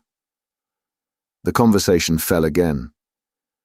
During the night, the train left the mountains behind and passed Nasik, and the next day proceeded over the flat, well-cultivated country of the Khandesh, with its straggling villages, above which rose the minarets of the pagodas. This fertile territory is watered by numerous small rivers and limpid streams, mostly tributaries of the Godavari. Passepartout, on waking and looking out, could not realize that he was actually crossing India in a railway train. The locomotive, guided by an English engineer and fed with English coal, threw out its smoke upon cotton, coffee, nutmeg, clove and pepper plantations, while the steam curled in spirals around groups of palm trees, in the midst of which were seen picturesque bungalows, viharis, sort of abandoned monasteries, and marvelous temples enriched by the exhaustless ornamentation of Indian architecture. Then they came upon vast tracts extending to the horizon, with jungles inhabited by snakes and tigers, which fled at the noise of the train, succeeded by forests penetrated by the railway, and still haunted by elephants which, with pensive eyes, gazed at the train as it passed. The travellers crossed, beyond Milligum, the fatal country so often stained with blood by the sectaries of the goddess Kali. Not far off rose Ellora, with its graceful pagodas, and the famous Aurungabad, capital of the ferocious Aurangzeb, now the chief town of one of the detached provinces of the kingdom of the Nizam. It was thereabouts that Feringhia, the Thuggee chief, king of the stranglers, held his sway.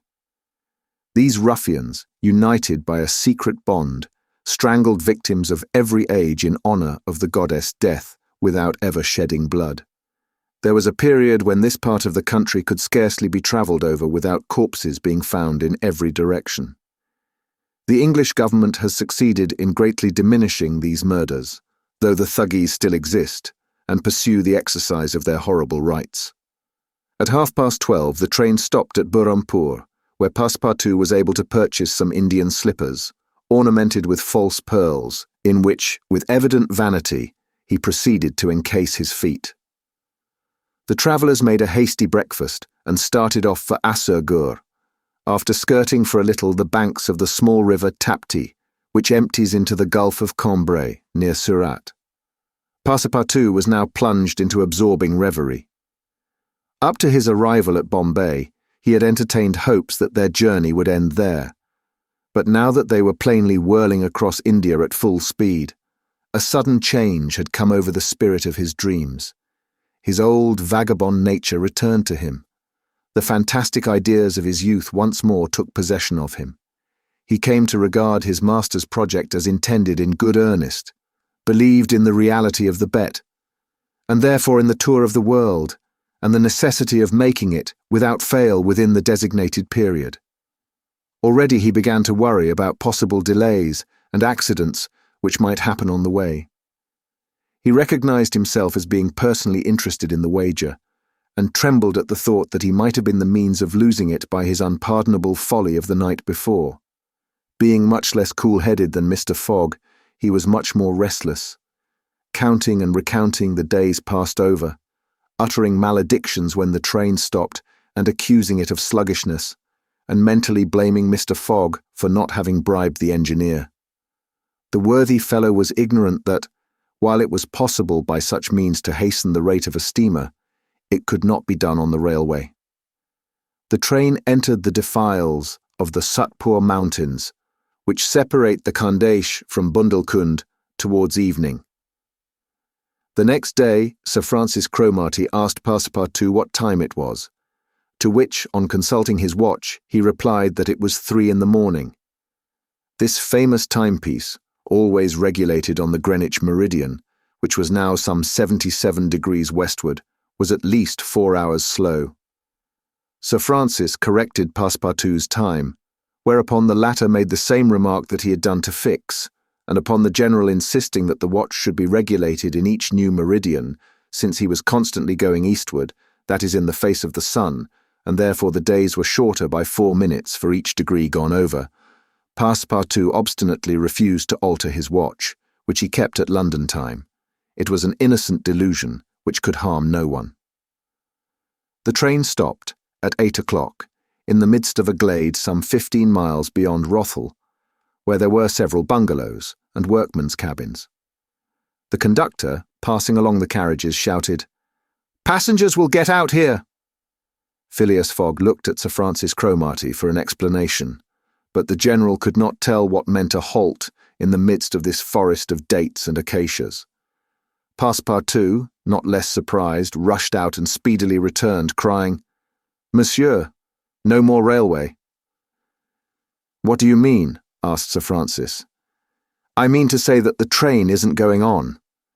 The general at once stepped out, while Phileas Fogg calmly followed him, and they proceeded together to the conductor. "Where are we?" asked Sir Francis. "At the hamlet of Colby." "Do we stop here?" "Certainly. The railway isn't finished." "What? Not finished?" "No, there's still a matter of 50 miles to be laid from here to Allahabad, where the line begins again. But the papers announced the opening of the railway throughout. What would you have, officer? The papers were mistaken." "Yet you sell tickets from Bombay to Calcutta," retorted Sir Francis, who was growing warm.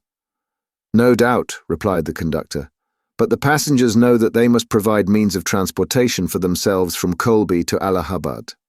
Sir Francis was furious. Passepartout would willingly have knocked the conductor down, and did not dare to look at his master.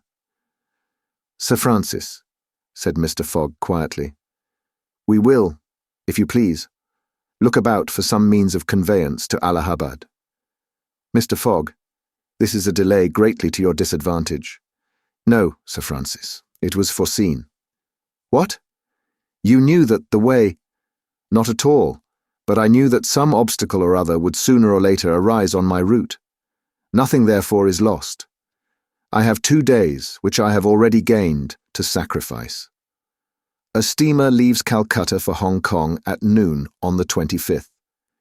This is the 22nd, and we shall reach Calcutta in time." There was nothing to say to so confident a response. It was but too true that the railway came to a termination at this point. The papers were like some watches, which have a way of getting too fast, and had been premature in their announcement of the completion of the line.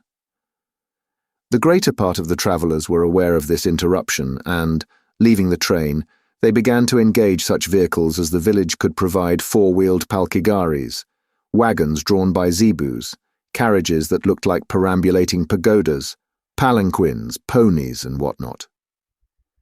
Mr. Fogg and Sir Francis Cromarty, after searching the village from end to end, came back without having found anything.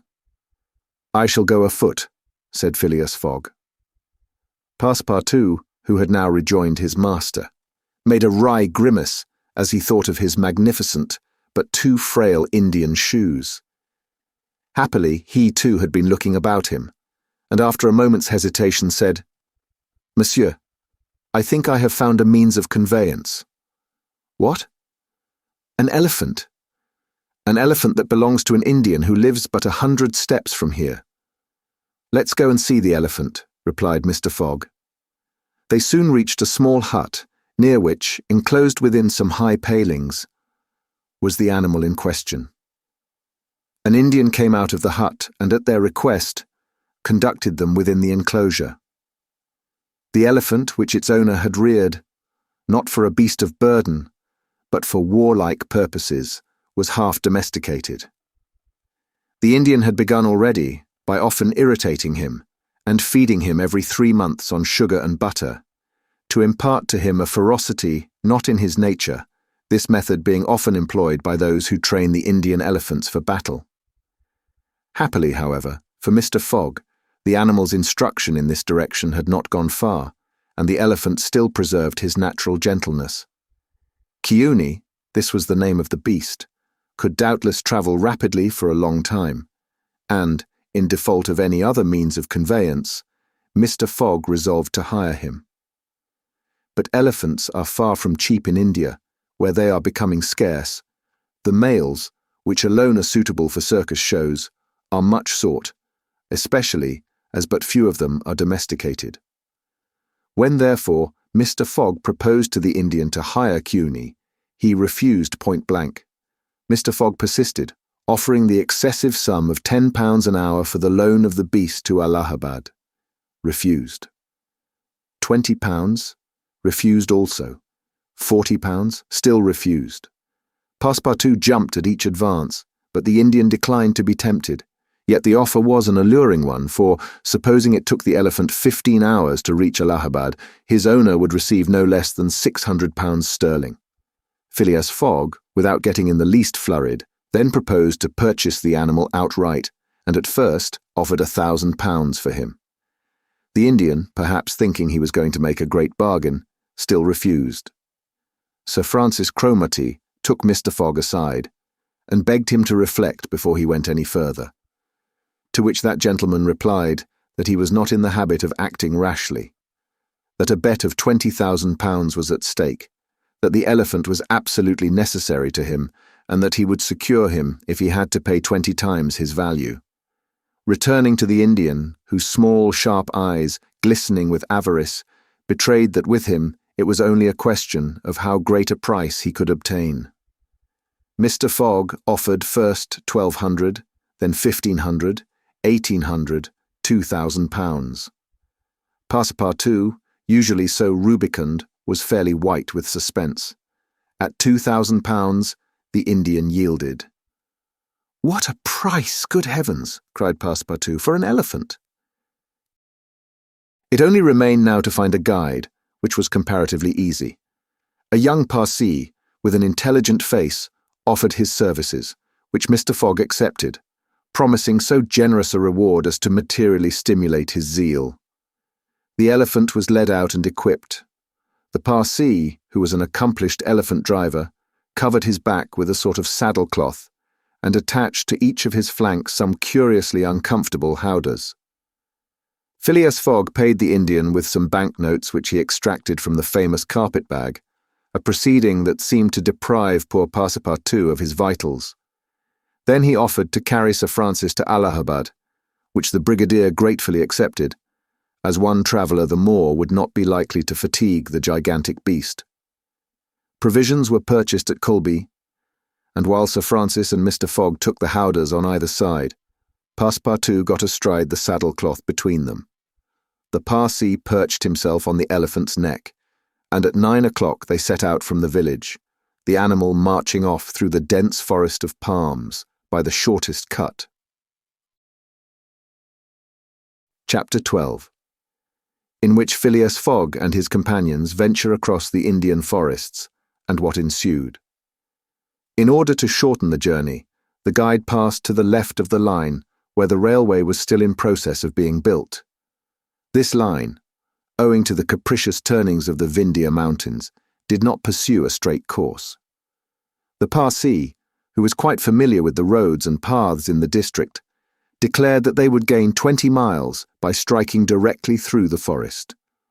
Phileas Fogg and Sir Francis Cromarty, plunged to the neck in the peculiar howdahs provided for them, were horribly jostled by the swift trotting of the elephant, spurred on as he was by the skilful Parsee.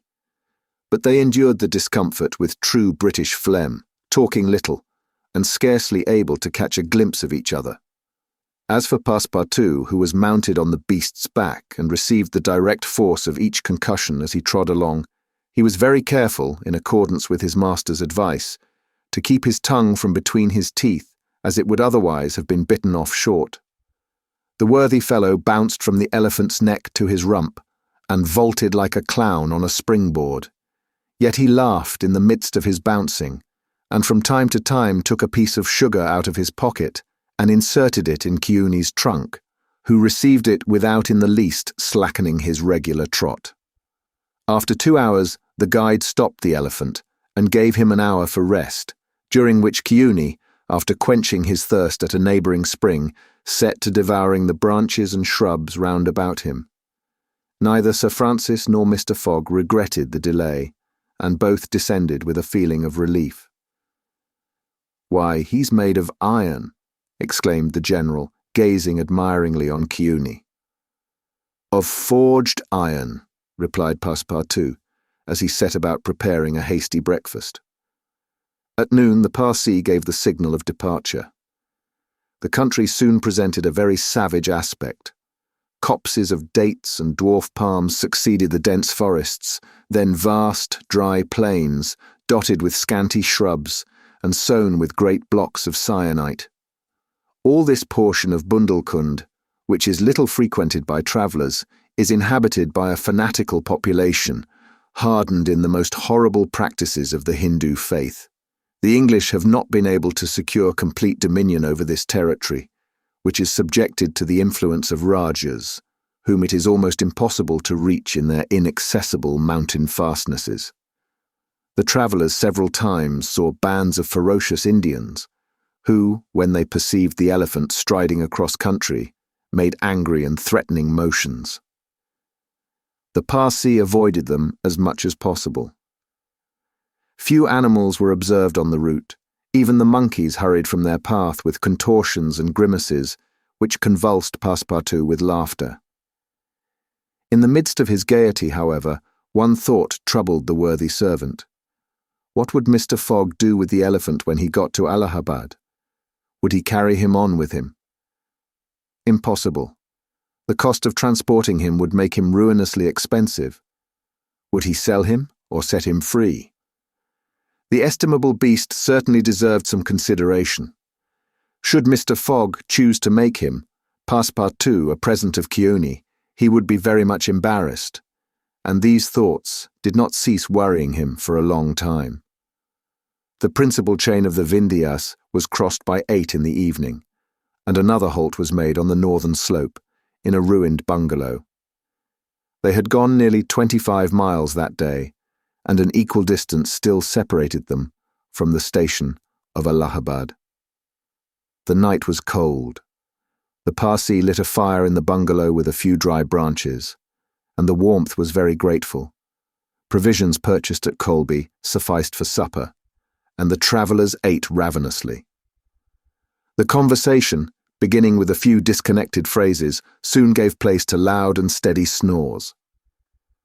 The guide watched XIII, who slept standing, bolstering himself against the trunk of a large tree.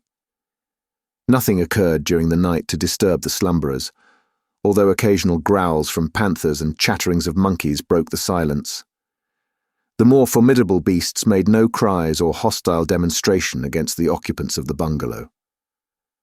Sir Francis slept heavily, like an honest soldier overcome with fatigue. Passepartout was wrapped in uneasy dreams of the bouncing of the day before. As for Mr. Fogg, he slumbered as peacefully as if he had been in his serene mansion in Savile Row. The journey was resumed at 6 in the morning. The guide hoped to reach Allahabad by evening. In that case, Mr. Fogg would only lose a part of the 48 hours saved since the beginning of the tour. XIII, resuming his rapid gait, soon descended the lower spurs of the Vindhyas, and towards noon they passed by the village of Kalinga on the Kani, one of the branches of the Ganges.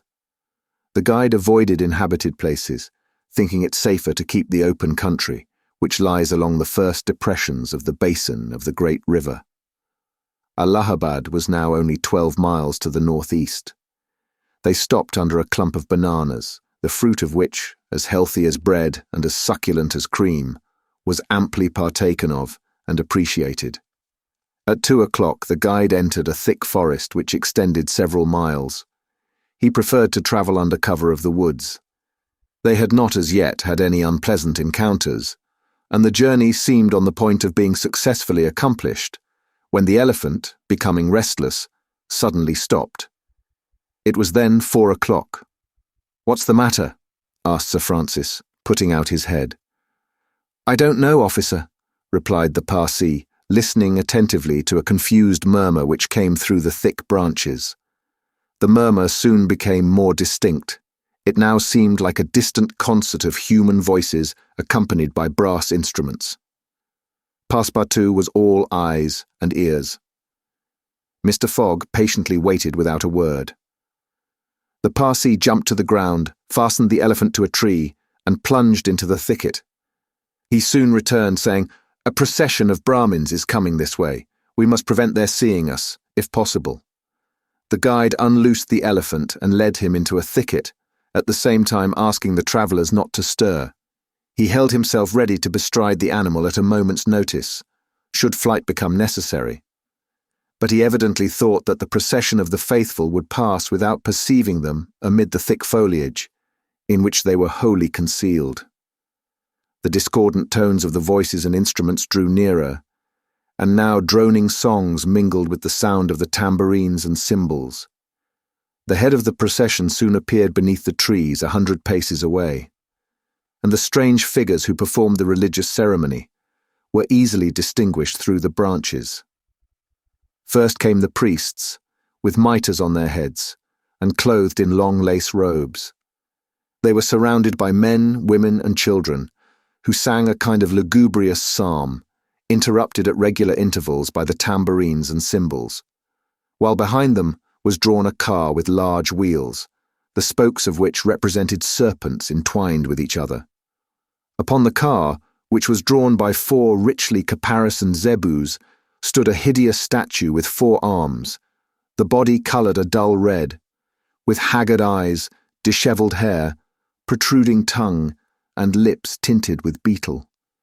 It stood upright upon the figure of a prostrate and headless giant. Sir Francis, recognizing the statue, whispered, "The goddess Kali, the goddess of love and death." "Of death, perhaps," muttered back Passepartout. "But of love, that ugly old hag, never." The Parsee made a motion to keep silence. A group of old fakirs were capering and making a wild ado round the statue. These were striped with ochre and covered with cuts whence their blood issued drop by drop. Stupid fanatics, who in the great Indian ceremonies still throw themselves under the wheels of Juggernaut. Some Brahmins, clad in all the sumptuousness of Oriental apparel, and leading a woman who faltered at every step, followed. This woman was young and as fair as a European. Her head and neck, shoulders, ears, arms, hands and toes were loaded down with jewels and gems, with bracelets, earrings and rings, while a tunic bordered with gold and covered with a light muslin robe betrayed the outline of her form. The guards who followed the young woman presented a violent contrast to her, armed as they were with naked sabres hung at their waists, and long damascened pistols, and bearing a corpse on a palanquin. It was the body of an old man, gorgeously arrayed in the habiliments of a Rajah, wearing, as in life, a turban embroidered with pearls, a robe of tissue of silk and gold, a scarf of cashmere sewed with diamonds, and the magnificent weapons of a Hindu prince. Next came the musicians and a rearguard of capering fakirs, whose cries sometimes drowned the noise of the instruments. These closed the procession. Sir Francis watched the procession with a sad countenance, and, turning to the guide, said, "A suttee." The Parsee nodded and put his finger to his lips. The procession slowly wound under the trees, and soon its last ranks disappeared in the depths of the wood. The songs gradually died away. Occasionally cries were heard in the distance, until at last all was silence again. Phileas Fogg had heard what Sir Francis said, and as soon as the procession had disappeared asked, "What is a suttee?" "A suttee," returned the general, "is a human sacrifice, but a voluntary one. The woman you have just seen will be burned tomorrow at the dawn of day." "Oh, the scoundrels!" cried Passepartout, who could not repress his indignation. "And the corpse?" asked Mr. Fogg. "Is that of the prince, her husband," said the guide, "an independent Rajah of Bundelkund." "Is it possible," resumed Phileas Fogg, his voice betraying not the least emotion, "that these barbarous customs still exist in India, and that the English have been unable to put a stop to them?" "These sacrifices do not occur in the larger portion of India," replied Sir Francis.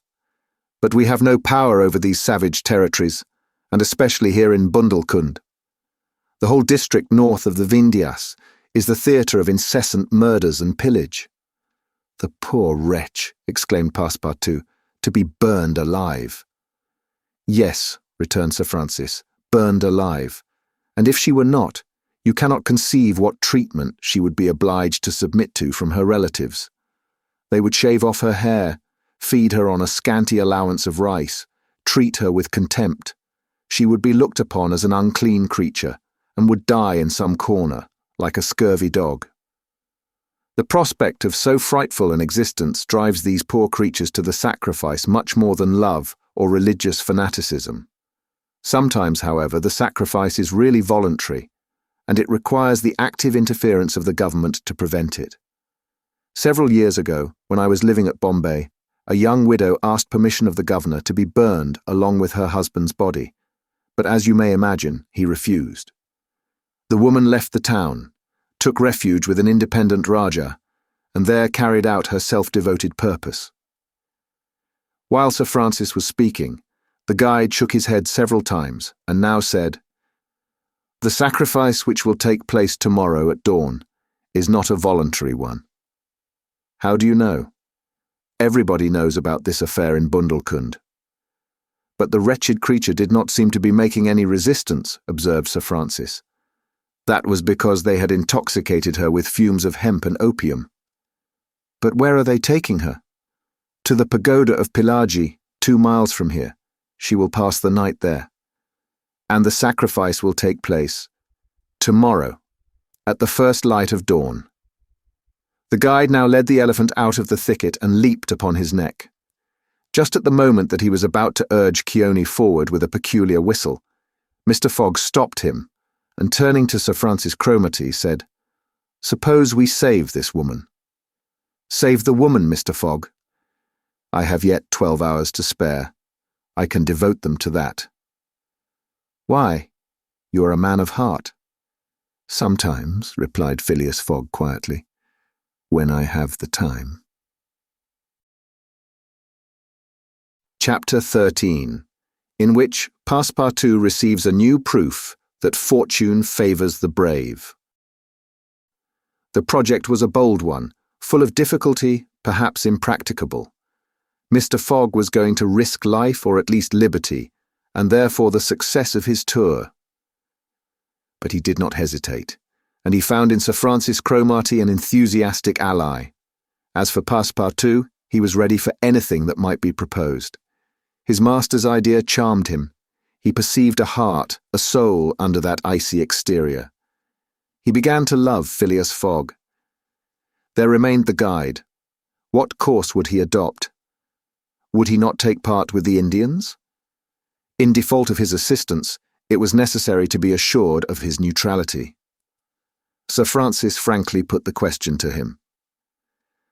"Officers," replied the guide, "I am a Parsee, and this woman is a Parsee. Command me as you will." "Excellent," said Mr. Fogg. "However," resumed the guide, "it is certain not only that we shall risk our lives, but horrible tortures if we are taken." "That is foreseen," replied Mr. Fogg. "I think we must wait till night before acting." "I think so," said the guide. The worthy Indian then gave some account of the victim, who, he said, was a celebrated beauty of the Parsee race and the daughter of a wealthy Bombay merchant. She had received a thoroughly English education in that city, and from her manners and intelligence would be thought an European. Her name was Aouda. Left an orphan, she was married against her will to the old Raja of Bundelkund, and knowing the fate that awaited her, she escaped, was retaken, and devoted by the Raja's relatives, who had an interest in her death, to the sacrifice from which it seemed she could not escape. The Parsee's narrative only confirmed Mr. Fogg and his companions in their generous design. It was decided that the guide should direct the elephant towards the pagoda of Pillaji, which he accordingly approached as quickly as possible. They halted, half an hour afterwards, in a copse, some 500 feet from the pagoda, where they were well concealed, but they could hear the groans and cries of the fakirs distinctly. They then discussed the means of getting at the victim. The guide was familiar with the pagoda of Pillaji, in which, as he declared, the young woman was imprisoned. Could they enter any of its doors while the whole party of Indians was plunged in a drunken sleep? Or was it safer to attempt to make a hole in the walls? This could only be determined at the moment and the place themselves. But it was certain that the abduction must be made that night, and not when, at break of day, the victim was led to her funeral pyre. Then no human intervention could save her. As soon as night fell, about 6 o'clock, they decided to make a reconnaissance around the pagoda. The cries of the fakirs were just ceasing. The Indians were in the act of plunging themselves into the drunkenness caused by liquid opium mingled with hemp, and it might be possible to slip between them to the temple itself. The Parsee, leading the others, noiselessly crept through the wood, and in 10 minutes they found themselves on the banks of a small stream, whence, by the light of the rosin torches, they perceived a pyre of wood, on the top of which lay the embalmed body of the Rajah, which was to be burned with his wife. The pagoda, whose minarets loomed above the trees in the deepening dusk, stood 100 steps away. "Come," whispered the guide.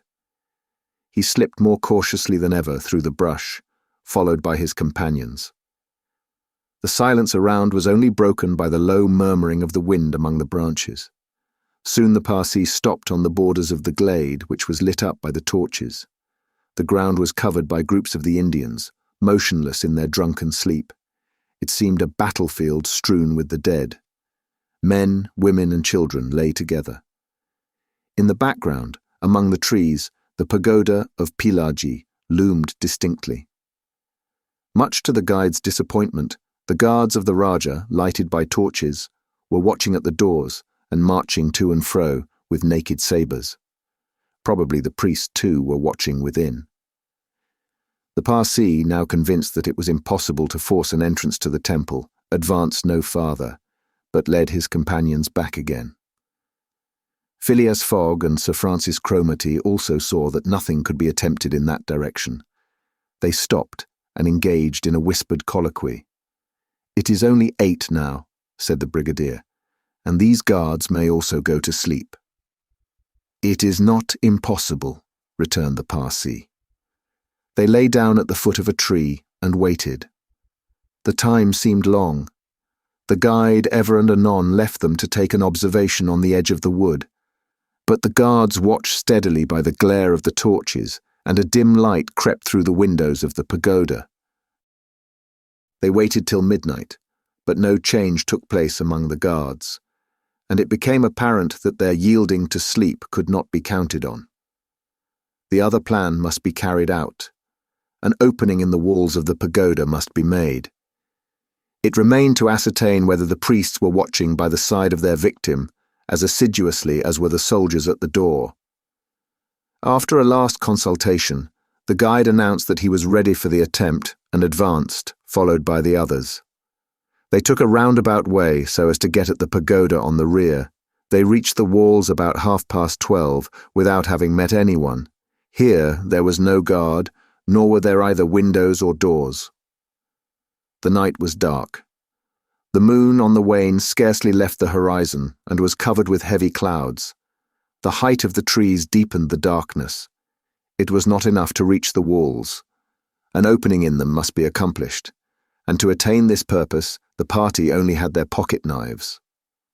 Happily, the temple walls were built of brick and wood, which could be penetrated with little difficulty.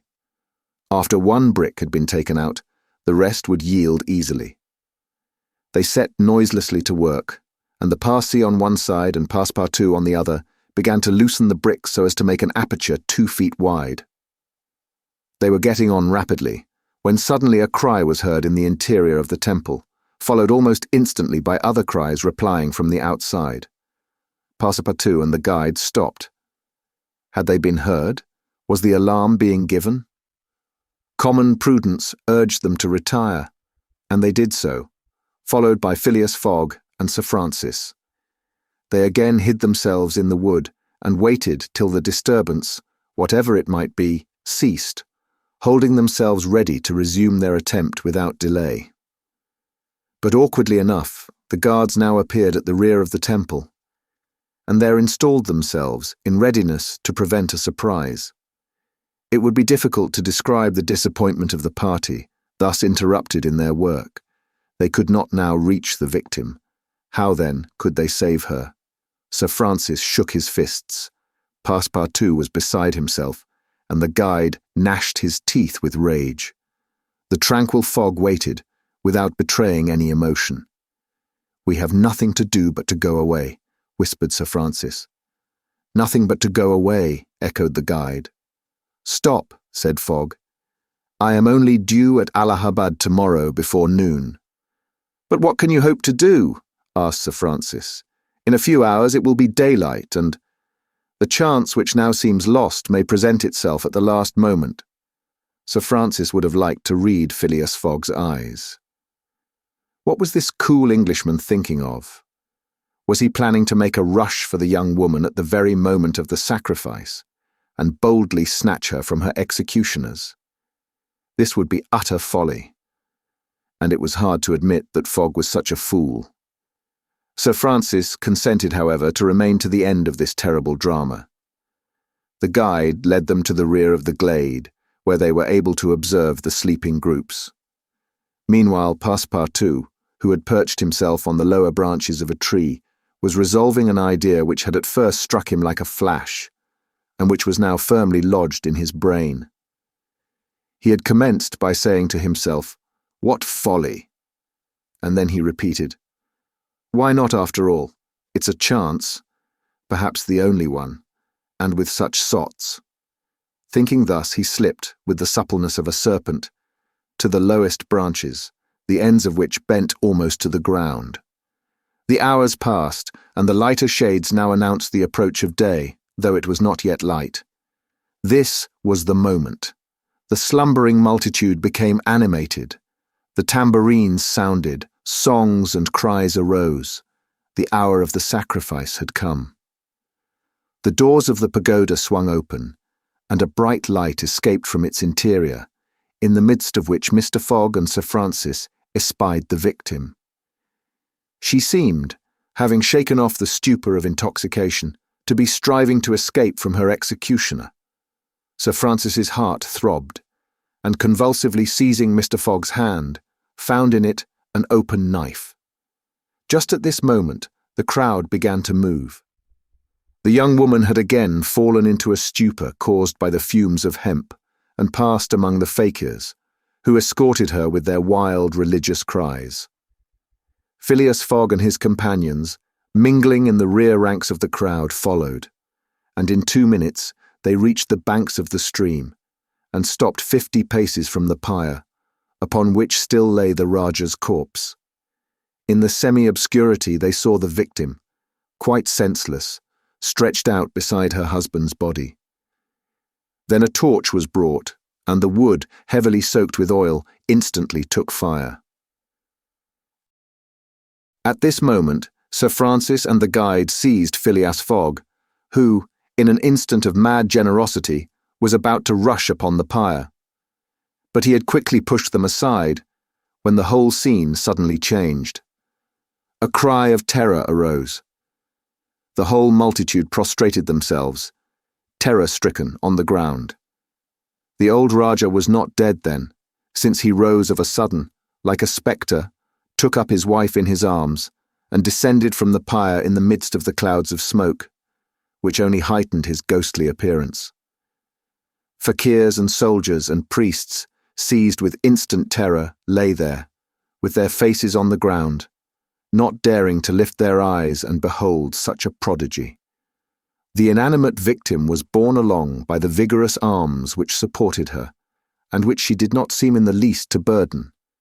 Mr. Fogg and Sir Francis stood erect, the Parsee bowed his head, and Passepartout was no doubt scarcely less stupefied.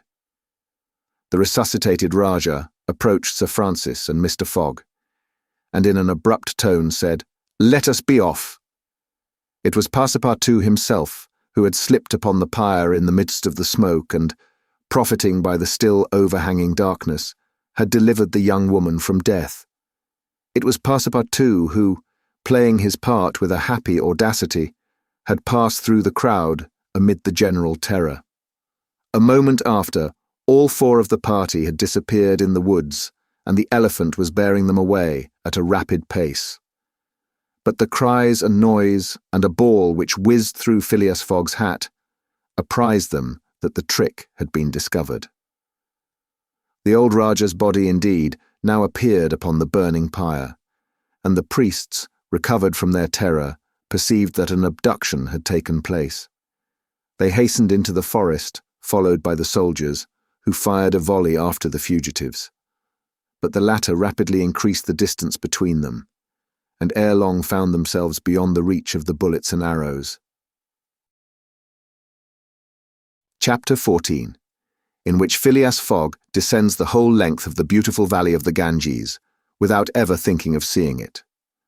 The rash exploit had been accomplished, and for an hour Passepartout laughed gaily at his success. Sir Francis pressed the worthy fellow's hand, and his master said, "Well done," which from him was high commendation. To which Passepartout replied that all the credit of the affair belonged to Mr. Fogg. As for him, he had only been struck with a queer idea, and he laughed to think that for a few moments he, Passepartout, the ex-gymnast, ex-sergeant fireman, had been the spouse of a charming woman, a venerable, embalmed Rajah. As for the young Indian woman, she had been unconscious throughout of what was passing, and now, wrapped up in a travelling blanket, was reposing in one of the howdahs. The elephant, thanks to the skilful guidance of the Parsee, was advancing rapidly through the still, darksome forest, and an hour after leaving the pagoda, had crossed a vast plain. They made a halt at 7 o'clock, the young woman being still in a state of complete prostration. The guide made her drink a little brandy and water, but the drowsiness which stupefied her could not yet be shaken off. Sir Francis, who was familiar with the effects of the intoxication produced by the fumes of hemp, reassured his companions on her account. But he was more disturbed at the prospect of her future fate. He told Phileas Fogg that, should Aouda remain in India, she would inevitably fall again into the hands of her executioners. These fanatics were scattered throughout the county, and would, despite the English police, recover their victim at Madras, Bombay, or Calcutta. She would only be safe by quitting India forever. Phileas Fogg replied that he would reflect upon the matter. The station at Allahabad was reached about 10 o'clock, and the interrupted line of railway being resumed, would enable them to reach Calcutta in less than 24 hours. Phileas Fogg would thus be able to arrive in time to take the steamer, which left Calcutta the next day, October 25th, at noon, for Hong Kong. The young woman was placed in one of the waiting rooms of the station, whilst Passepartout was charged with purchasing for her various articles of toilet, a dress, shawl, and some furs, for which his master gave him unlimited credit. Passepartout started off forthwith and found himself in the streets of Allahabad, that is, the city of God, one of the most venerated in India, being built at the junction of the two sacred rivers, Ganges and Jumna, the waters of which attract pilgrims from every part of the peninsula. The Ganges, according to the legends of the Ramayana, rises in heaven, whence, owing to Brahma's agency, it descends to the earth. Passepartout made it a point, as he made his purchases, to take a good look at the city. It was formerly defended by a noble fort, which has since become a state prison. Its commerce has dwindled away, and Passepartout in vain looked about him for such a bazaar as he used to frequent in Regent Street. At last he came upon an elderly, crusty Jew, who sold second-hand articles, and from whom he purchased a dress of Scotch stuff, a large mantle, and a fine otter-skin pelisse, for which he did not hesitate to pay £75. He then returned triumphantly to the station. The influence to which the priests of Pillaji had subjected Aouda began gradually to yield, and she became more herself, so that her fine eyes resumed all their soft Indian expression. When the poet-king, Ukaf Udol, celebrates the charms of the Queen of Amenagara, he speaks thus: "Her shining tresses, divided in two parts, encircle the harmonious contour of her white and delicate cheeks, brilliant in their glow and freshness.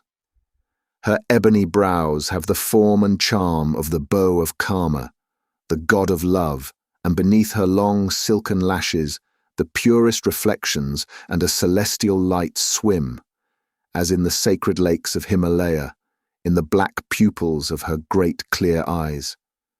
Her teeth, fine, equal and white, glitter between her smiling lips like dewdrops in a passion flower's half-enveloped breast.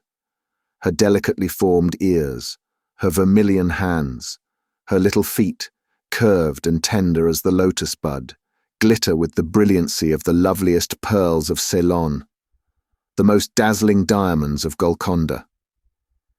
Her narrow and supple waist, which a hand may clasp around, sets forth the outline of her rounded figure and the beauty of her bosom, where youth in its flower displays the wealth of its treasures, and beneath the silken folds of her tunic she seems to have been modelled in pure silver by the godlike hand of VIII, the immortal sculptor.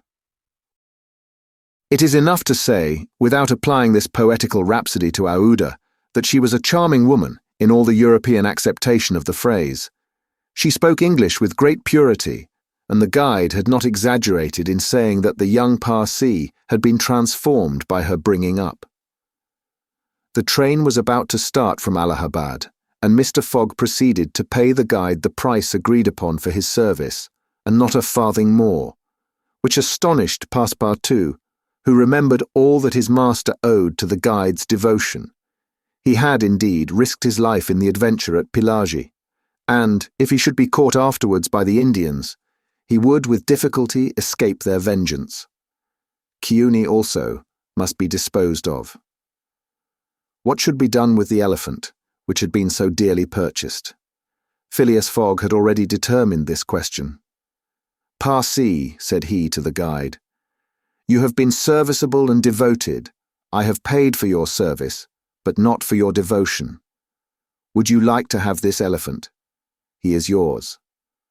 The guide's eyes glistened. "Your honour is giving me a fortune," cried he.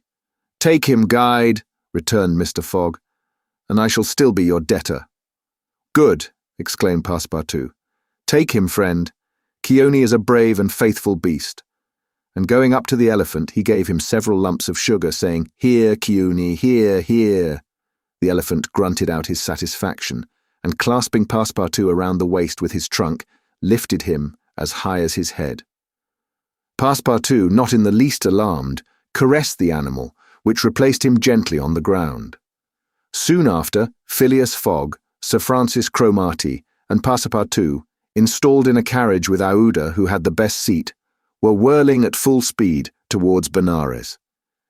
It was a run of 80 miles, and was accomplished in 2 hours.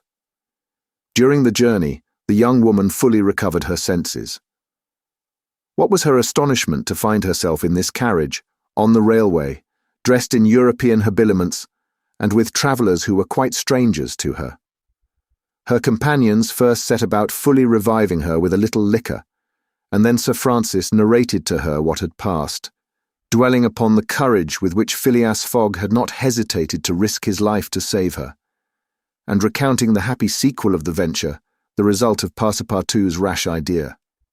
Mr. Fogg said nothing, while Passepartout, abashed, kept repeating that it wasn't worth telling. Aouda pathetically thanked her deliverers, rather with tears than words. Her fine eyes interpreted her gratitude better than her lips. Then, as her thoughts strayed back to the scene of the sacrifice, and recalled the dangers which still menaced her, she shuddered with terror. Phileas Fogg understood what was passing in Aouda's mind, and offered, in order to reassure her, to escort her to Hong Kong, where she might remain safely until the affair was hushed up, an offer which she eagerly and gratefully accepted. She had, it seems, a Parsee relation, who was one of the principal merchants of Hong Kong, which is wholly an English city, though on an island on the Chinese coast. At 12:30, the train stopped at Benares. The Brahmin legends assert that this city is built on the site of the ancient Kasi, which, like Mahomet's tomb, was once suspended between heaven and earth. Though the Benares of today, which the Orientalists call the Athens of India, stands quite unpoetically on the solid earth, Passepartout caught glimpses of its brick houses and clay huts, giving an aspect of desolation to the place as the train entered it. Benares was Sir Francis Cromarty's destination, the troops he was rejoining being encamped some miles northward of the city. He bade adieu to Phileas Fogg, wishing him all success and expressing the hope that he would come that way again in a less original but more profitable fashion. Mr. Fogg lightly pressed him by the hand. The parting of Aouda, who did not forget what she owed to Sir Francis, betrayed more warmth, and as for Passepartout, he received a hearty shake of the hand from the gallant general. The railway, on leaving Benares, passed for a while along the valley of the Ganges. Through the windows of their carriage, the travellers had glimpses of the diversified landscape of Behar, with its mountains clothed in verdure, its fields of barley, wheat, and corn, its jungles peopled with green alligators, its neat villages, and its still thickly leaved forests. Elephants were bathing in the waters of the sacred river, and groups of Indians, despite the advanced season and chilly air, were performing solemnly their pious ablutions. These were fervent Brahmins, the bitterest foes of Buddhism, their deities being Vishnu, the solar god, Shiva, the divine impersonation of natural forces, and Brahma, the supreme ruler of priests and legislators. What would these divinities think of India, anglicized as it is today, with steamers whistling and scudding along the Ganges, frightening the gulls which float upon its surface, the turtles swarming along its banks, and the faithful dwelling upon its borders? The panorama passed before their eyes like a flash, save when the steam concealed it fitfully from the view. The travellers could scarcely discern the fort of Chupeni, 20 miles southwestward from Benares, the ancient stronghold of the Rajas of Behar, or Ghazipur and its famous rose-water factories, or the tomb of Lord Cornwallis rising on the left bank of the Ganges, the fortified town of Buxar, or Patna, a large manufacturing and trading place where is held the principal opium market of India, or Monghir, a more than European town, for it is as English as Manchester or Birmingham, with its iron foundries, edge-tool factories, and high chimneys puffing clouds of black smoke heavenward. Night came on. The train passed on at full speed, in the midst of the roaring of the tigers, bears, and wolves which fled before the locomotive. And the marvels of Bengal, Golconda ruined Gur, Murshidabad, the ancient capital, Burdwan, Hooghly, and the French town of Chandernagore, where Passepartout would have been proud to see his country's flag flying, were hidden from their view in the darkness. Calcutta was reached at 7 in the morning, and the packet left for Hong Kong at noon, so that Phileas Fogg had 5 hours before him. According to his journal, he was due at Calcutta on the 25th of October, and that was the exact date of his actual arrival. He was therefore neither behindhand nor ahead of time. The 2 days' gain between London and Bombay had been lost, as has been seen, in the journey across India. But it is not to be supposed that Phileas Fogg regretted them. Chapter 15, in which the bag of banknotes disgorges some thousands of pounds more. The train entered the station, and Passepartout, jumping out first, was followed by Mr. Fogg, who assisted his fair companion to descend. Phileas Fogg intended to proceed at once to the Hong Kong steamer, in order to get Aouda comfortably settled for the voyage. He was unwilling to leave her while they were still on dangerous ground. Just as he was leaving the station, a policeman came up to him and said, "Mr. Phileas Fogg?" "I am he." "Is this man your servant?" added the policeman, pointing to Passepartout. "Yes." "Be so good, both of you, as to follow me." Mr. Fogg betrayed no surprise whatever. The policeman was a representative of the law, and law is sacred to an Englishman. Passepartout tried to reason about the matter, but the policeman tapped him with his stick, and Mr. Fogg made him a signal to obey. "May this young lady go with us?" asked he. "She may," replied the policeman. Mr. Fogg, Aouda, and Passepartout were conducted to a palki gari, a sort of four-wheeled carriage, drawn by 2 horses, in which they took their places and were driven away. No one spoke during the 20 minutes which elapsed before they reached their destination. They first passed through the Black Town, with its narrow streets, its miserable, dirty huts, and squalid population. Then through the European town, which presented a relief in its bright brick mansions, shaded by coconut trees and bristling with masts, where, although it was early morning, elegantly dressed horsemen and handsome equipages were passing back and forth. The carriage stopped before a modest-looking house, which, however, did not have the appearance of a private mansion. The policeman, having requested his prisoners, for so truly they might be called, to descend, conducted them into a room with barred windows, and said, "You will appear before Judge Obadiah at 8:30. He then retired, and closed the door. "Why, we are prisoners," exclaimed Passepartout, falling into a chair. Aouda, with an emotion she tried to conceal, said to Mr. Fogg, "Sir, you must leave me to my fate. It is on my account that you receive this treatment. It is for having saved me." Phileas Fogg contented himself with saying that it was impossible. It was quite unlikely that he should be arrested for preventing a suttee. The complainants would not dare present themselves with such a charge. There was some mistake. Moreover, he would not, in any event, abandon Aouda, but would escort her to Hong Kong. "But the steamer leaves at noon," observed Passepartout nervously. "We shall be on board by noon," replied his master, placidly. It was said so positively that Passepartout could not help muttering to himself, "Parbleu, that's certain. Before noon we shall be on board." But he was by no means reassured. At 8:30 the door opened, the policeman appeared, and requesting them to follow him, led the way to an adjoining hall. It was evidently a courtroom, and a crowd of Europeans and natives already occupied the rear of the apartment. Mr. Fogg and his two companions took their places on a bench opposite the desks of the magistrate and his clerk. Immediately after, Judge Obadiah, a fat, round man, followed by the clerk, entered. He proceeded to take down a wig which was hanging on a nail, and put it hurriedly on his head. "The first case," said he. Then, putting his hand to his head, he exclaimed, "Heh, this is not my wig." "No, your worship," returned the clerk, "it is mine." "My dear Mr. Oysterpuff, how can a judge give a wise sentence in a clerk's wig?" The wigs were exchanged.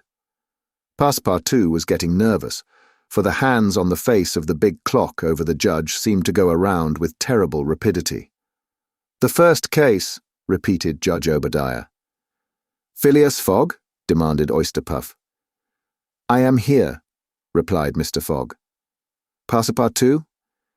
"Present," responded Passepartout. "Good," said the judge. "You have been looked for, prisoners, for 2 days on the trains from Bombay." "But of what are we accused?" asked Passepartout impatiently. "You are about to be informed." "I am an English subject, sir," said Mr. Fogg, "and I have the right—" "Have you been ill-treated?" "Not at all." "Very well. Let the complainants come in." A door was swung open by order of the judge, and 3 Indian priests entered. "That's it," muttered Passepartout. "These are the rogues who are going to burn our young lady." The priests took their places in front of the judge, and the clerk proceeded to read in a loud voice a complaint of sacrilege against Phileas Fogg and his servant, who were accused of having violated a place held consecrated by the Brahmin religion. "You hear the charge?" asked the judge. "Yes, sir," replied Mr. Fogg, consulting his watch. "And I admit it." "You admit it?" "I admit it, and I wish to hear these priests admit, in their turn, what they were going to do at the pagoda of Pelagie." The priests looked at each other. They did not seem to understand what was said. "Yes," cried Passepartout warmly, "at the pagoda of Pelagie, where they were on the point of burning their victim." The judge stared with astonishment, and the priests were stupefied. "What victim?" said Judge Obadiah. "Burn whom? In Bombay itself." "Bombay!" cried Passepartout. "Certainly. We're not talking of the pagoda of Pelagie, but of the pagoda of Malabar Hill at Bombay. And as a proof," added the clerk, "here are the desecrator's very shoes, which he left behind him." whereupon he placed a pair of shoes on his desk.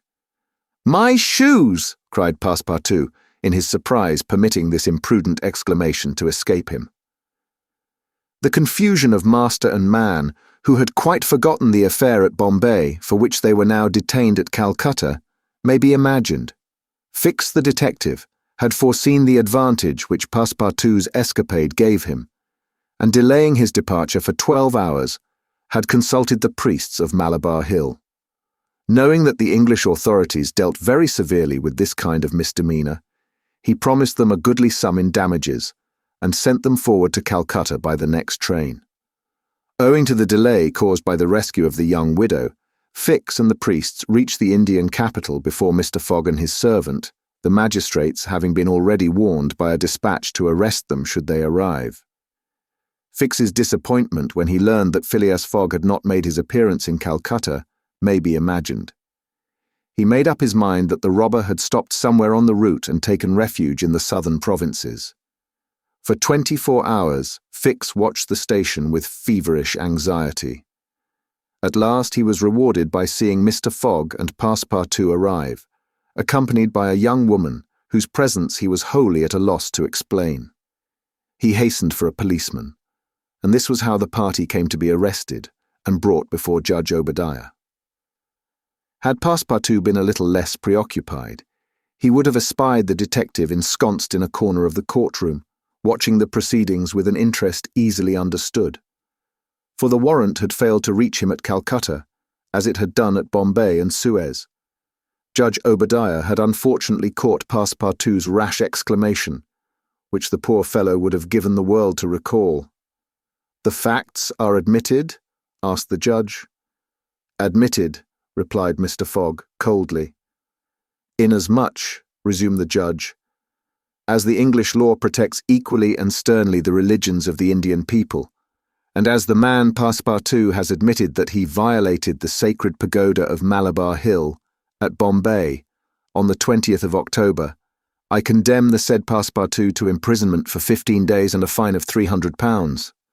£300? cried Passepartout, startled at the largeness of the sum. "Silence!" shouted the constable. "And inasmuch," continued the judge, "as it is not proved that the act was not done by the connivance of the master with the servant, and as the master in any case must be held responsible for the acts of his paid servant, I condemn Phileas Fogg to a week's imprisonment and a fine of £150.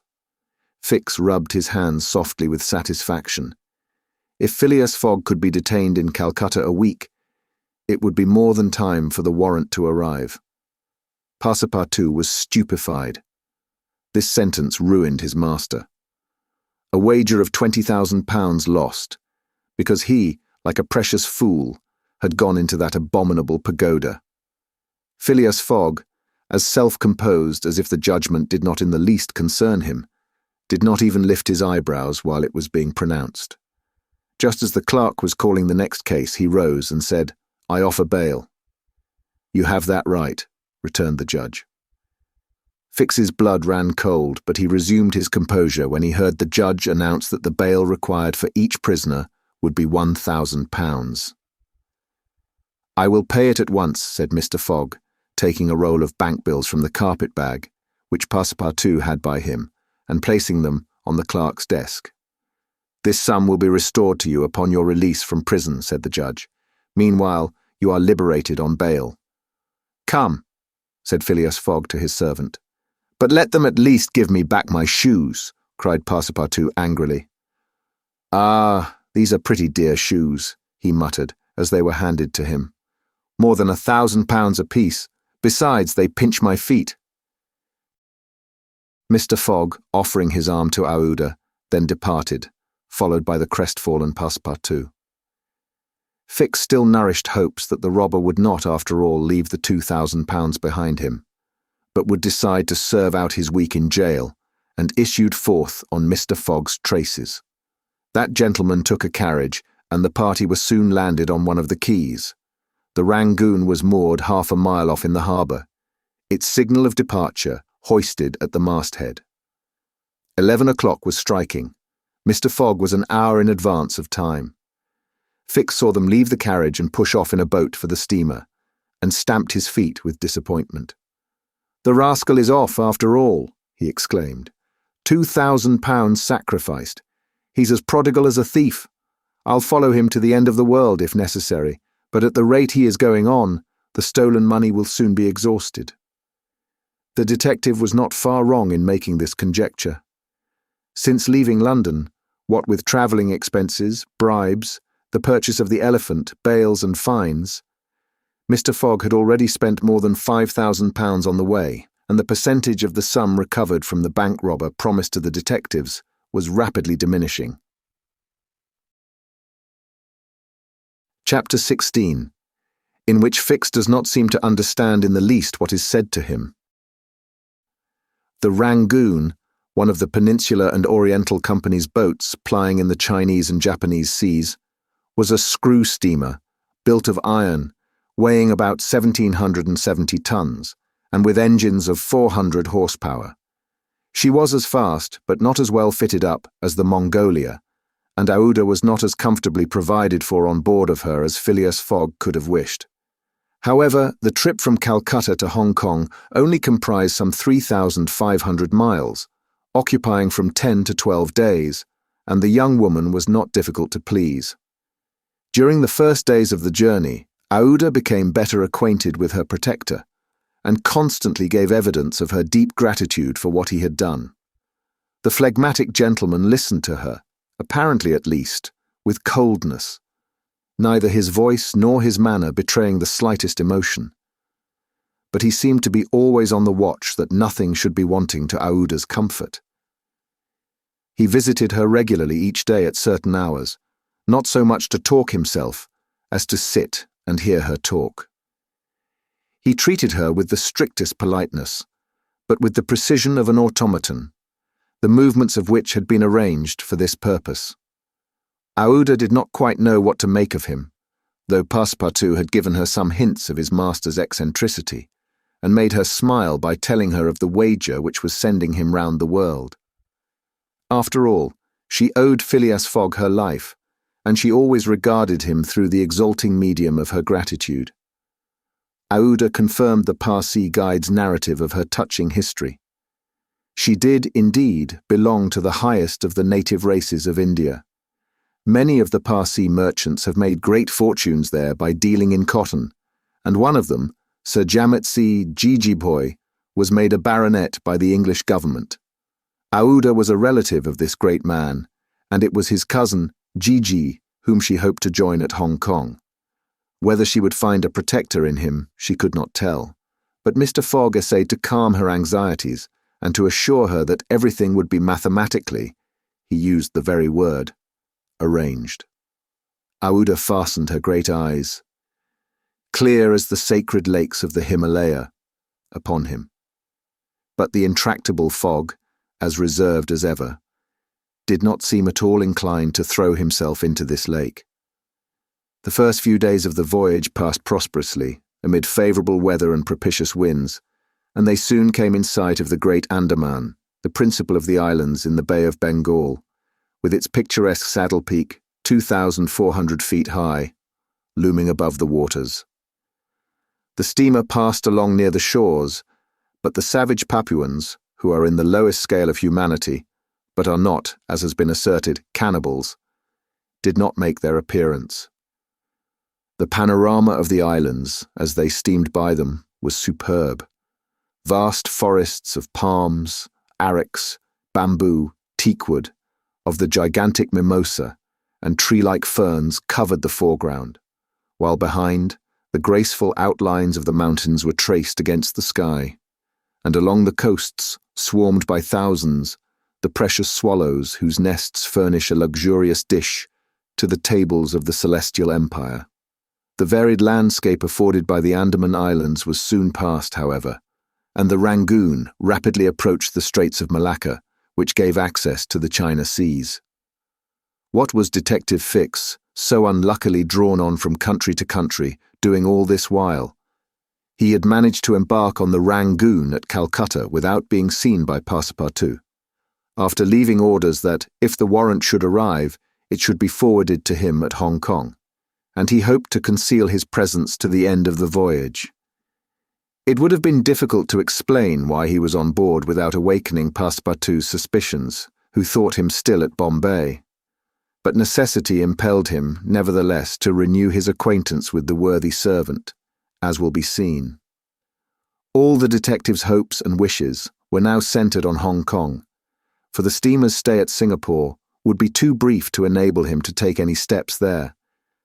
The arrest must be made at Hong Kong, or the robber would probably escape him forever. Hong Kong was the last English ground on which he would set foot. Beyond, China, Japan, America offered to Fogg an almost certain refuge. If the warrant should at last make its appearance at Hong Kong, Fix could arrest him and give him into the hands of the local police, and there would be no further trouble. But beyond Hong Kong, a simple warrant would be of no avail. An extradition warrant would be necessary, and that would result in delays and obstacles, of which the rascal would take advantage to elude justice.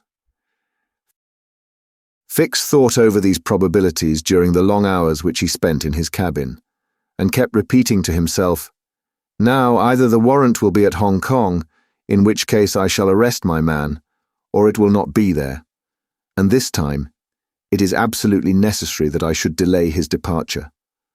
I have failed at Bombay, and I have failed at Calcutta. If I fail at Hong Kong, my reputation is lost. Cost what it may, I must succeed. But how shall I prevent his departure, if that should turn out to be my last resource?"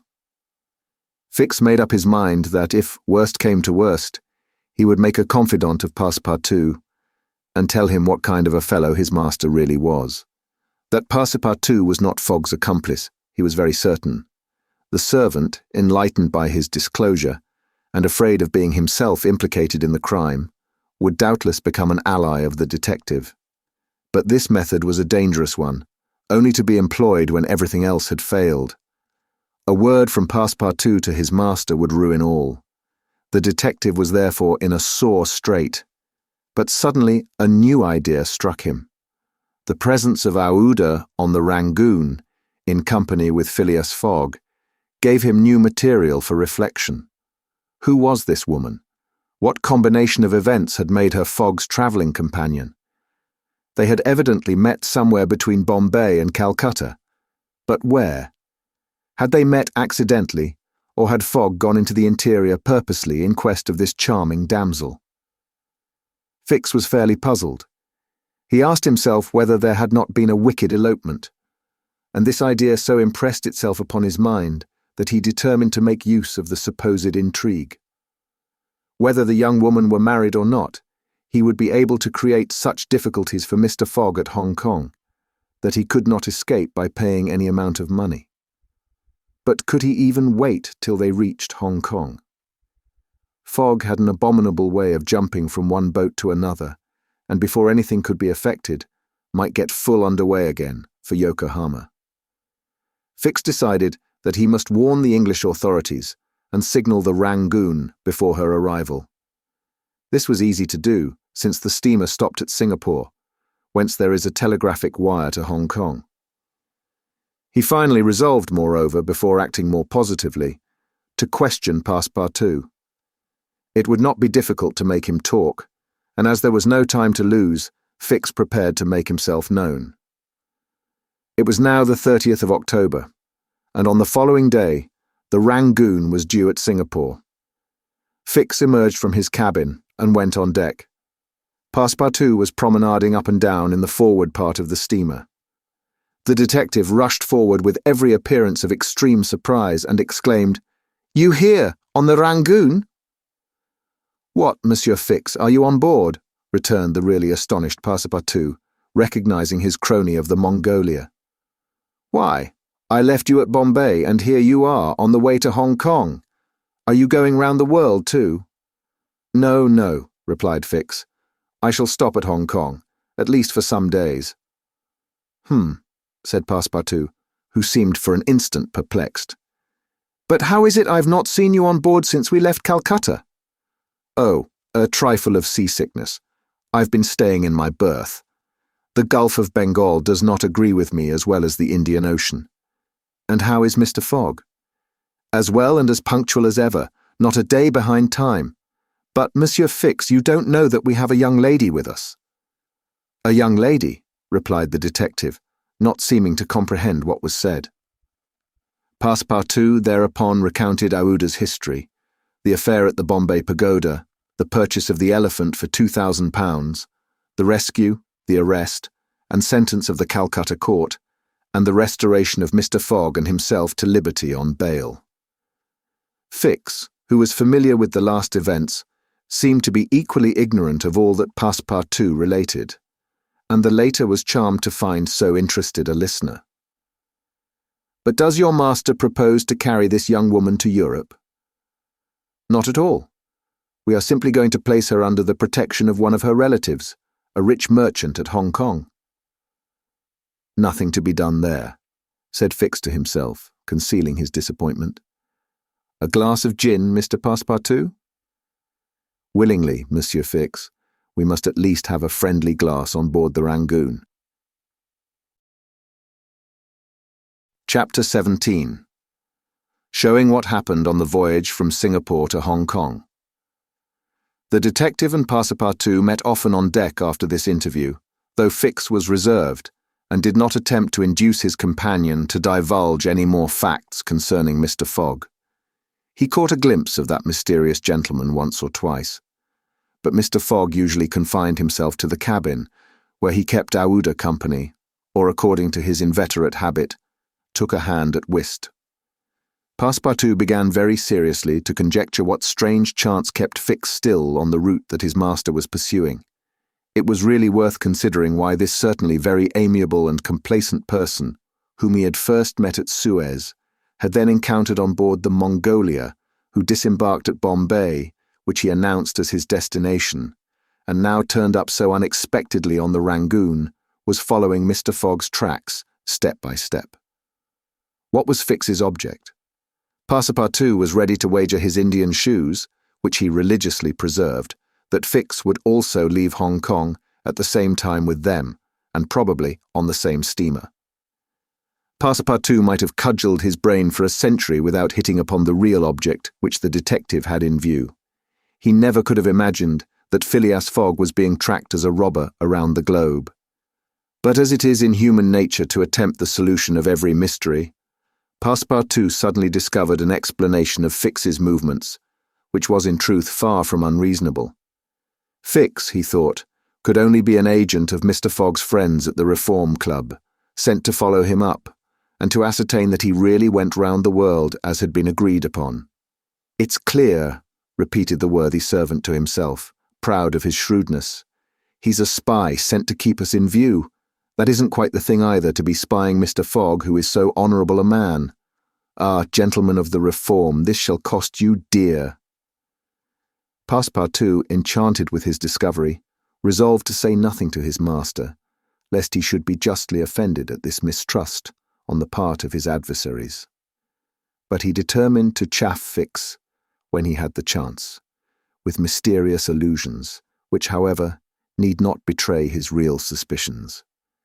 During the afternoon of Wednesday, the 30th of October, the Rangoon entered the Strait of Malacca, which separates the peninsula of that name from Sumatra. The mountainous and craggy islets intercepted the beauties of this noble island from the view of the travellers.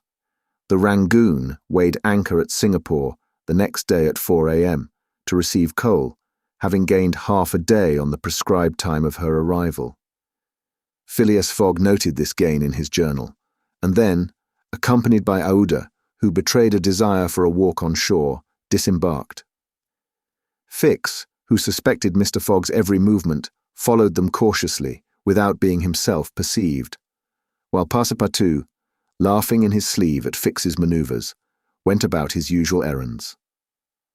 The island of Singapore is not imposing in aspect, for there are no mountains, yet its appearance is not without attractions. It is a park checkered by pleasant highways and avenues. A handsome carriage, drawn by a sleek pair of New Holland horses, carried Phileas Fogg and Aouda into the midst of rows of palms with brilliant foliage, and of clove trees, whereof the cloves form the heart of a half-open flower, Pepper plants replaced the prickly hedges of European fields. Sago bushes, large ferns with gorgeous branches, varied the aspect of this tropical clime, while nutmeg trees in full foliage filled the air with a penetrating perfume. Agile and grinning bands of monkeys skipped about in the trees, nor were tigers wanting in the jungles. After a drive of 2 hours through the country, Aouda and Mr. Fogg returned to the town, which is a vast collection of heavy-looking irregular houses, surrounded by charming gardens rich in tropical fruits and plants, and at 10 o'clock they re-embarked, closely followed by the detective, who had kept them constantly in sight. Passepartout, who had been purchasing several dozen mangoes, a fruit as large as good-sized apples, of a dark brown colour outside and a bright red within, and whose white pulp, melting in the mouth, affords gourmands a delicious sensation, was waiting for them on deck. He was only too glad to offer some mangoes to Aouda, who thanked him very gracefully for them. At 11 o'clock, the Rangoon rode out of Singapore harbour, and in a few hours the high mountains of Malacca, with their forests, inhabited by the most beautifully furred tigers in the world, were lost to view. Singapore is distant some 1,300 miles from the island of Hong Kong, which is a little English colony near the Chinese coast. Phileas Fogg hoped to accomplish the journey in 6 days, so as to be in time for the steamer which would leave on the 6th of November for Yokohama, the principal Japanese port. The Rangoon had a large quota of passengers, many of whom disembarked at Singapore, among them a number of Indians, Ceylonese, Chinamen, Malays and Portuguese, mostly second-class travellers. The weather, which had hitherto been fine, changed with the last quarter of the moon. The sea rolled heavily, and the wind at intervals rose almost to a storm, but happily blew from the southwest, and thus aided the steamer's progress. The captain as often as possible put up his sails, and under the double action of steam and sail the vessel made rapid progress along the coasts of Annam and Cochin China. Owing to the defective construction of the Rangoon, however, unusual precautions became necessary in unfavourable weather. But the loss of time which resulted from this cause, while it nearly drove Passepartout out of his senses, did not seem to affect his master in the least. Passepartout blamed the captain, the engineer and the crew, and consigned all who were connected with the ship to the land where the pepper grows. Perhaps the thought of the gas, which was remorselessly burning at his expense in Savile Row, had something to do with his hot impatience. "You are in a great hurry, then," said Fix to him one day, "to reach Hong Kong." "A very great hurry." "Mr. Fogg, I suppose, is anxious to catch the steamer for Yokohama." "Terribly anxious." "You believe in this journey around the world, then?" "Absolutely. Don't you, Mr. Fix?"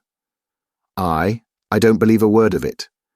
"You're a sly dog," said Passepartout, winking at him. This expression rather disturbed Fix, without his knowing why. Had the Frenchman guessed his real purpose? He knew not what to think. But how could Passepartout have discovered that he was a detective? Yet, in speaking as he did, the man evidently meant more than he expressed. Passepartout went still further the next day. He could not hold his tongue. "Mr. Fix," said he, in a bantering tone, "shall we be so unfortunate as to lose you when we get to Hong Kong?" "Why," responded Fix, a little embarrassed, "I don't know, perhaps—" "Ah, if you would only go on with us. An agent of the Peninsular Company, you know, can't stop on the way. You were only going to Bombay, and here you are in China. America is not far off, and from America to Europe is only a step." Fix looked intently at his companion, whose countenance was as serene as possible, and laughed with him.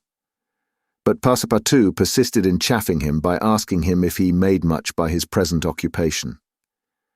"Yes and no," returned Fix. "There is good and bad luck in such things, but you must understand that I don't travel at my own expense." "Oh, I'm quite sure of that," cried Passepartout, laughing heartily. Fix, fairly puzzled, descended to his cabin and gave himself up to his reflections. He was evidently suspected. Somehow or other the Frenchman had found out that he was a detective. But had he told his master? What part was he playing in all this? Was he an accomplice or not? Was the game then up? Fix spent several hours turning these things over in his mind, sometimes thinking that all was lost, then persuading himself that Fogg was ignorant of his presence, and then undecided what course it was best to take. Nevertheless, he preserved his coolness of mind, and at last resolved to deal plainly with Passepartout. If he did not find it practicable to arrest Fogg at Hong Kong, and if Fogg made preparations to leave that last foothold of English territory, he, Fix, would tell Passepartout all. Either the servant was the accomplice of his master, and in this case the master knew of his operations, and he should fail, or else the servant knew nothing about the robbery, and then his interest would be to abandon the robber. Such was the situation between Fix and Passepartout. Meanwhile Phileas Fogg moved about above them in the most majestic and unconscious indifference. He was passing methodically in his orbit around the world, regardless of the lesser stars which gravitated around him. Yet there was nearby what the astronomers would call a disturbing star, which might have produced an agitation in this gentleman's heart. But no, the charms of Aouda failed to act, to Passepartout's great surprise, and the disturbances, if they existed, would have been more difficult to calculate than those of Uranus which led to the discovery of Neptune. It was every day an increasing wonder to Passepartout, who read in Aouda's eyes the depths of her gratitude to his master. Phileas Fogg, though brave and gallant, must be, he thought, quite heartless. As to the sentiment which this journey might have awakened in him, there was clearly no trace of such a thing, while poor Passepartout existed in perpetual reveries. One day he was leaning on the railing of the engine-room, and was observing the engine, when a sudden pitch of the steamer threw the screw out of the water. The steam came hissing out of the valves, and this made Passepartout indignant. "The valves are not sufficiently charged," he exclaimed. "We are not going. Oh, these English! If this was an American craft we should blow up perhaps, but we should at all events go faster." Chapter 18, in which Phileas Fogg, Passepartout, and Fix go each about his business. The weather was bad during the latter days of the voyage. The wind, obstinately remaining in the northwest, blew a gale and retarded the steamer. The Rangoon rolled heavily, and the passengers became impatient of the long, monstrous waves which the wind raised before their path. A sort of tempest arose on the 3rd of November, the squall knocking the vessel about with fury, and the waves running high. The Rangoon reefed all her sails, and even the rigging proved too much, whistling and shaking amid the squall. The steamer was forced to proceed slowly, and the captain estimated that she would reach Hong Kong 20 hours behind time, and more if the storm lasted. Phileas Fogg gazed at the tempestuous sea, which seemed to be struggling especially to delay him, with his habitual tranquillity. He never changed countenance for an instant, though a delay of 20 hours, by making him too late for the Yokohama boat, would almost inevitably cause the loss of the wager. But this man of nerve manifested neither impatience nor annoyance. It seemed as if the storm were a part of his program and had been foreseen.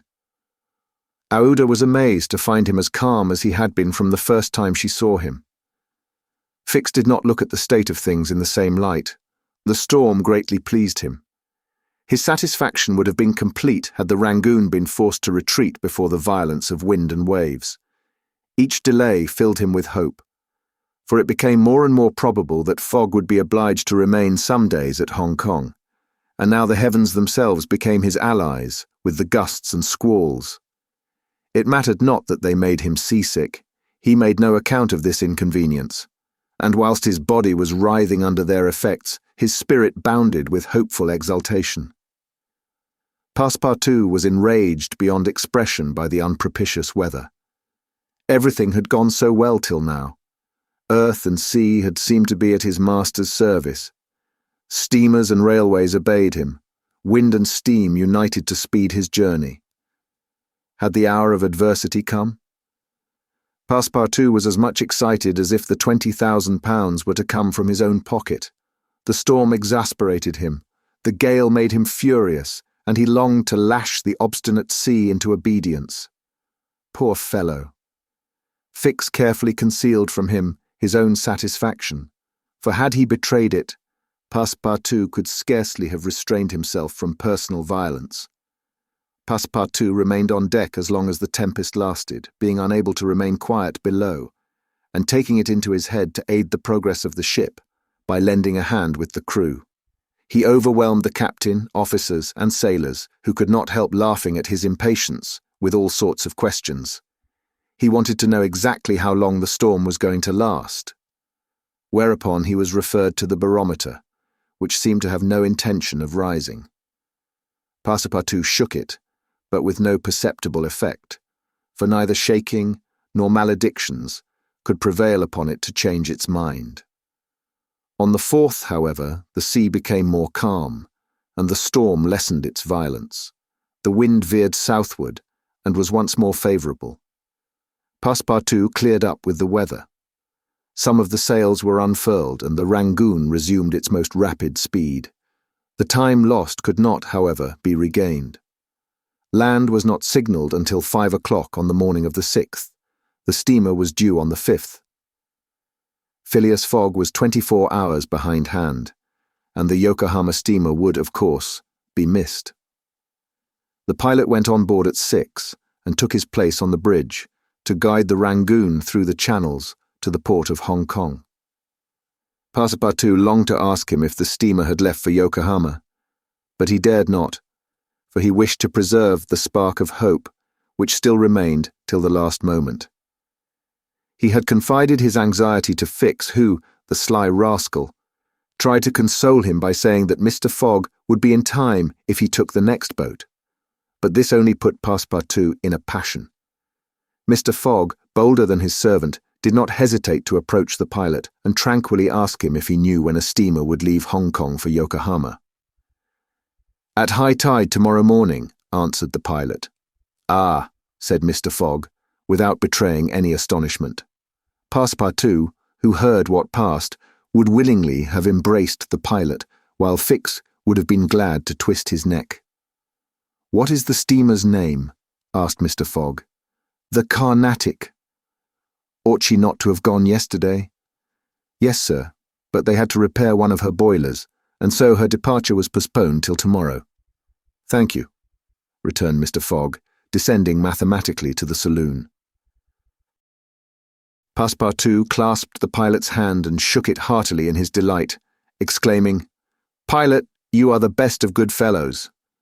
The pilot probably does not know to this day why his responses won him this enthusiastic greeting. He remounted the bridge and guided the steamer through the flotilla of junks, tankers, and fishing boats which crowd the harbour of Hong Kong. At 1 o'clock the Rangoon was at the quay, and the passengers were going ashore. Chance had strangely favoured Phileas Fogg, for had not the Carnatic been forced to lie over for repairing her boilers, she would have left on the 6th of November, and the passengers for Japan would have been obliged to await for a week the sailing of the next steamer. Mr. Fogg was, it is true, 24 hours behind his time, but this could not seriously imperil the remainder of his tour.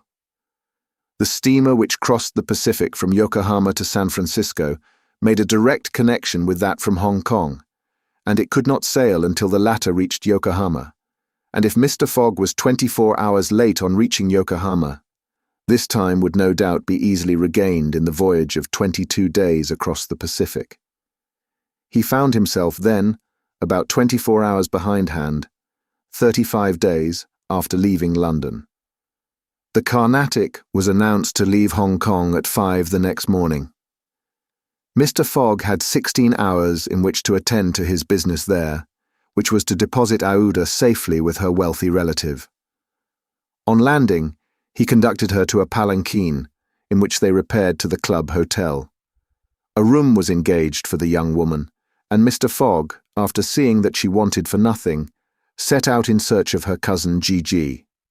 He instructed Passepartout to remain at the hotel until his return, that Aouda might not be left entirely alone. Mr. Fogg repaired to the Exchange, where, he did not doubt, everyone would know so wealthy and considerable a personage as the Parsi merchant.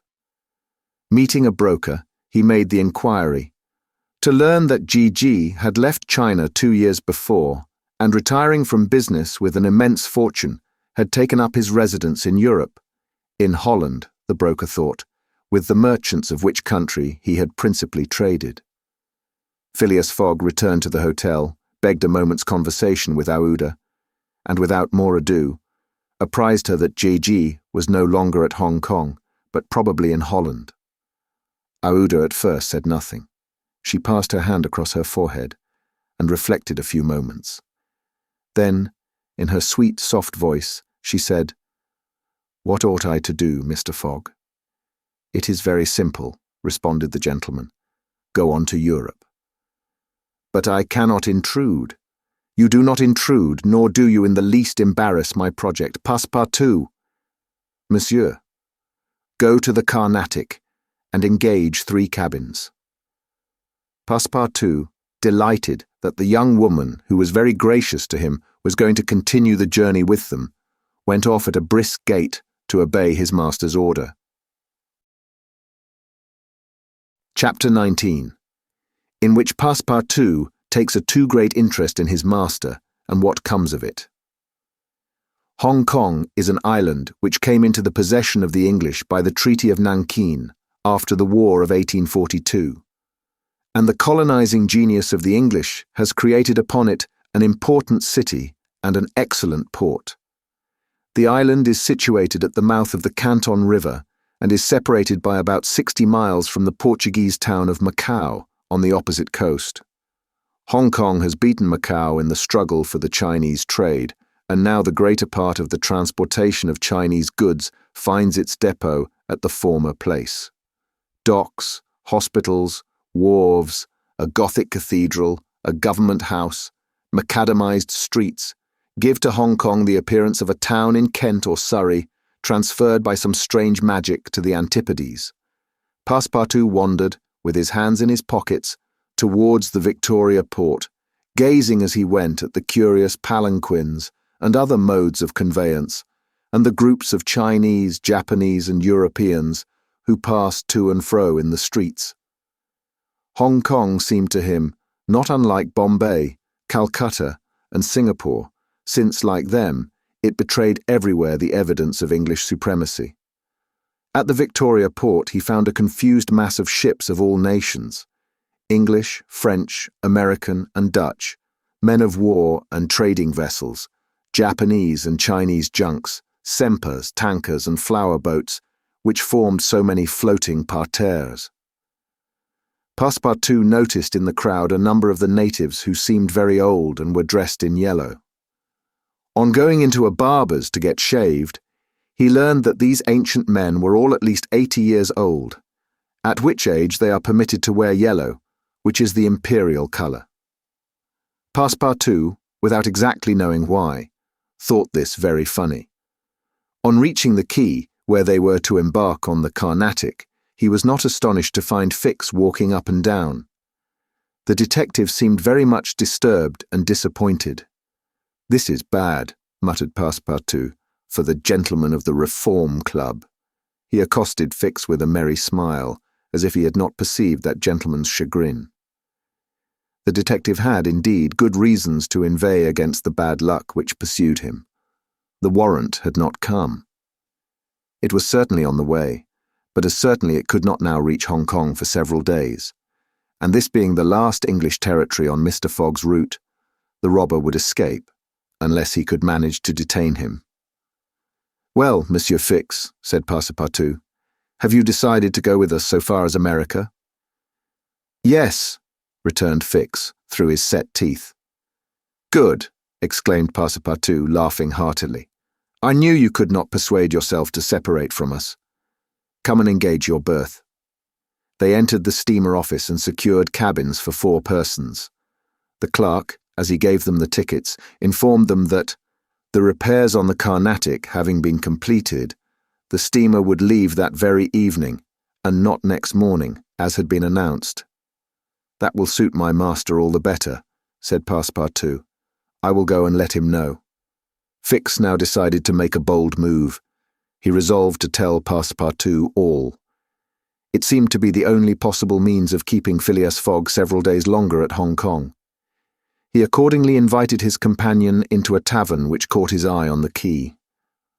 On entering, they found themselves in a large room handsomely decorated, at the end of which was a large camp bed furnished with cushions.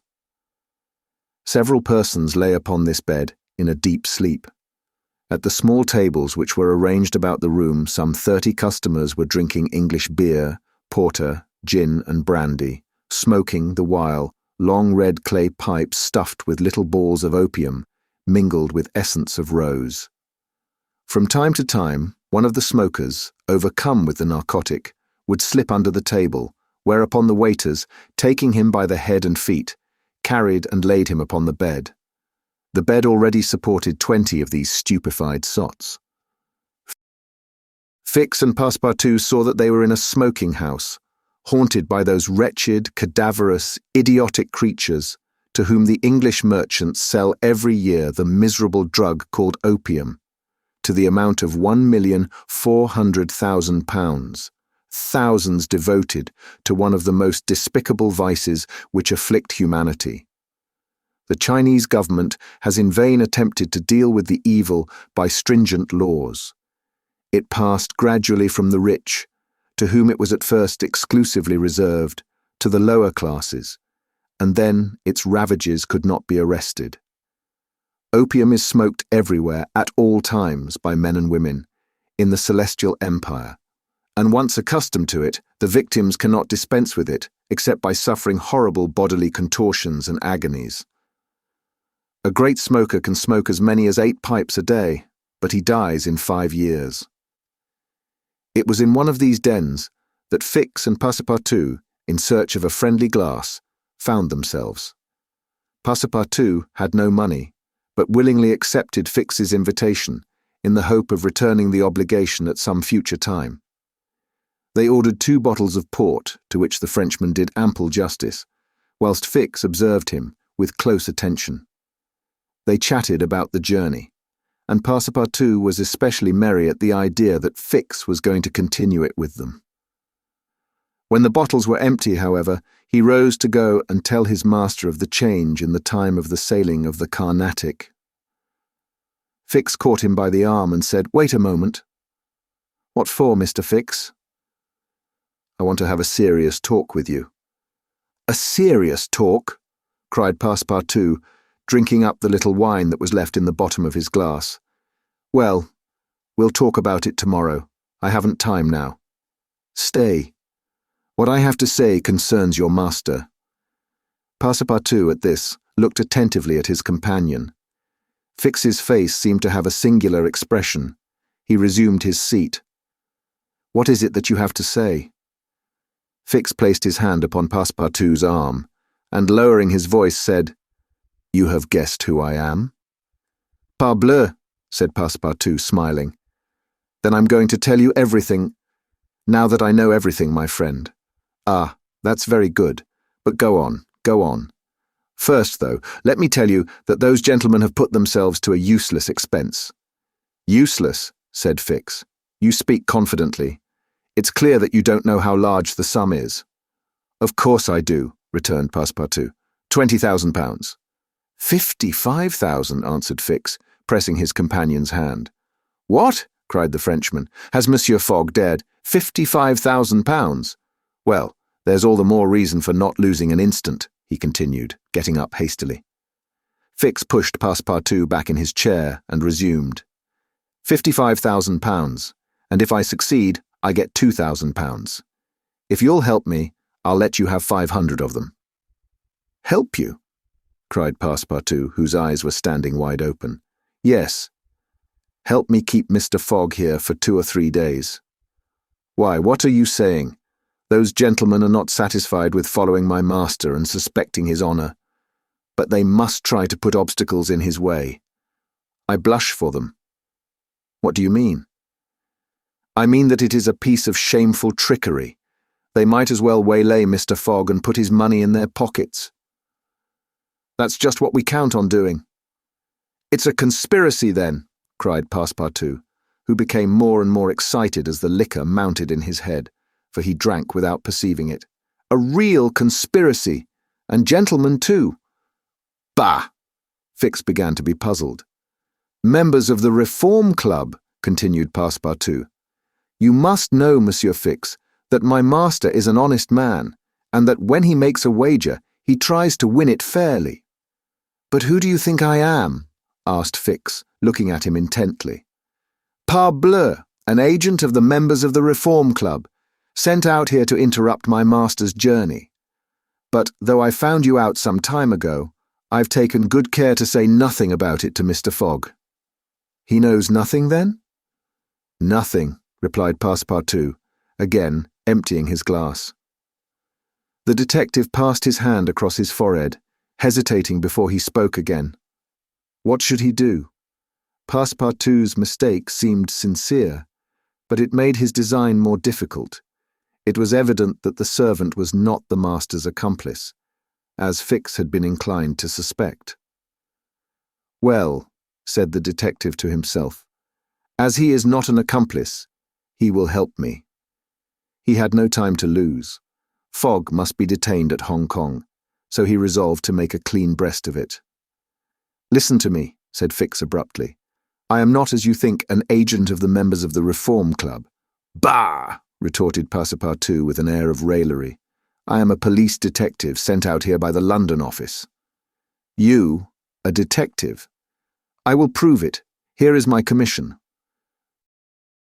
Passepartout was speechless with astonishment when Fix displayed this document, the genuineness of which could not be doubted.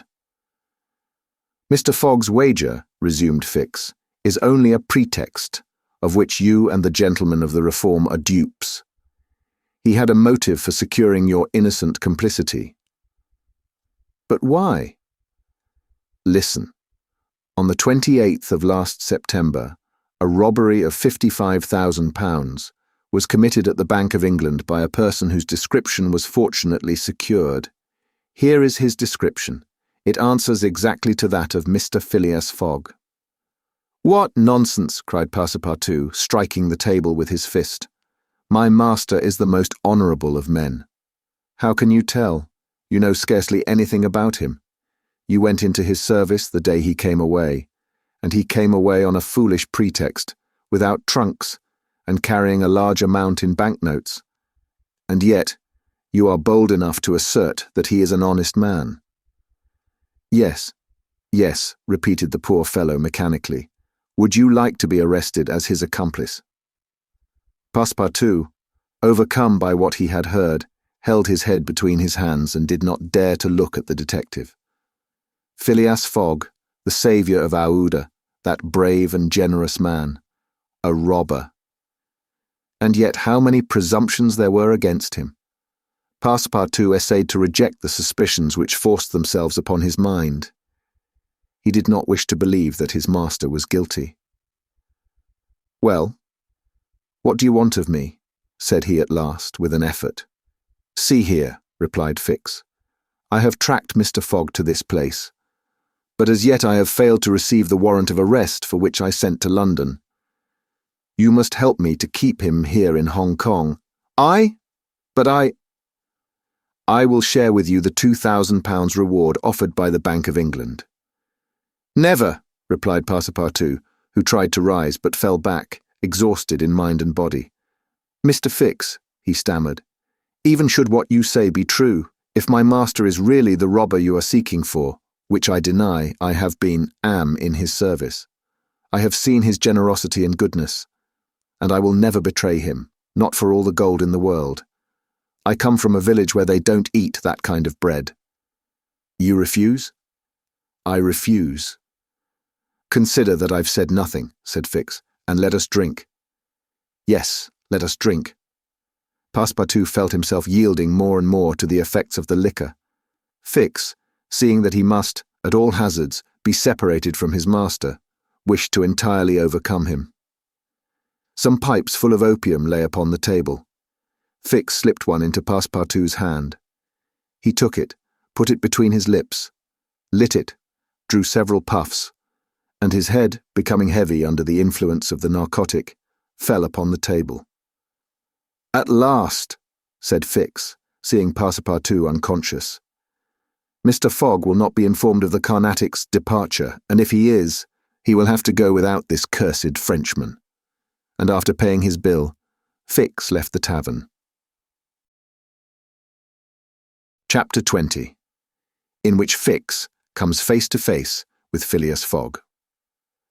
While these events were passing at the opium house, Mr. Fogg, unconscious of the danger he was in of losing the steamer, was quietly escorting Aouda about the streets of the English quarter, making the necessary purchases for the long voyage before them.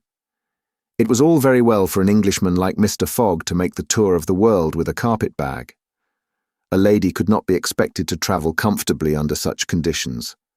He acquitted his task with characteristic serenity, and invariably replied to the remonstrances of his fair companion, who was confused by his patience and generosity. "It is in the interest of my journey, a part of my programme."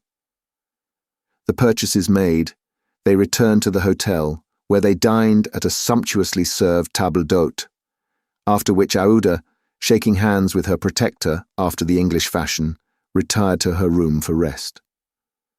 Mr. Fogg absorbed himself throughout the evening in the perusal of the Times and Illustrated London News.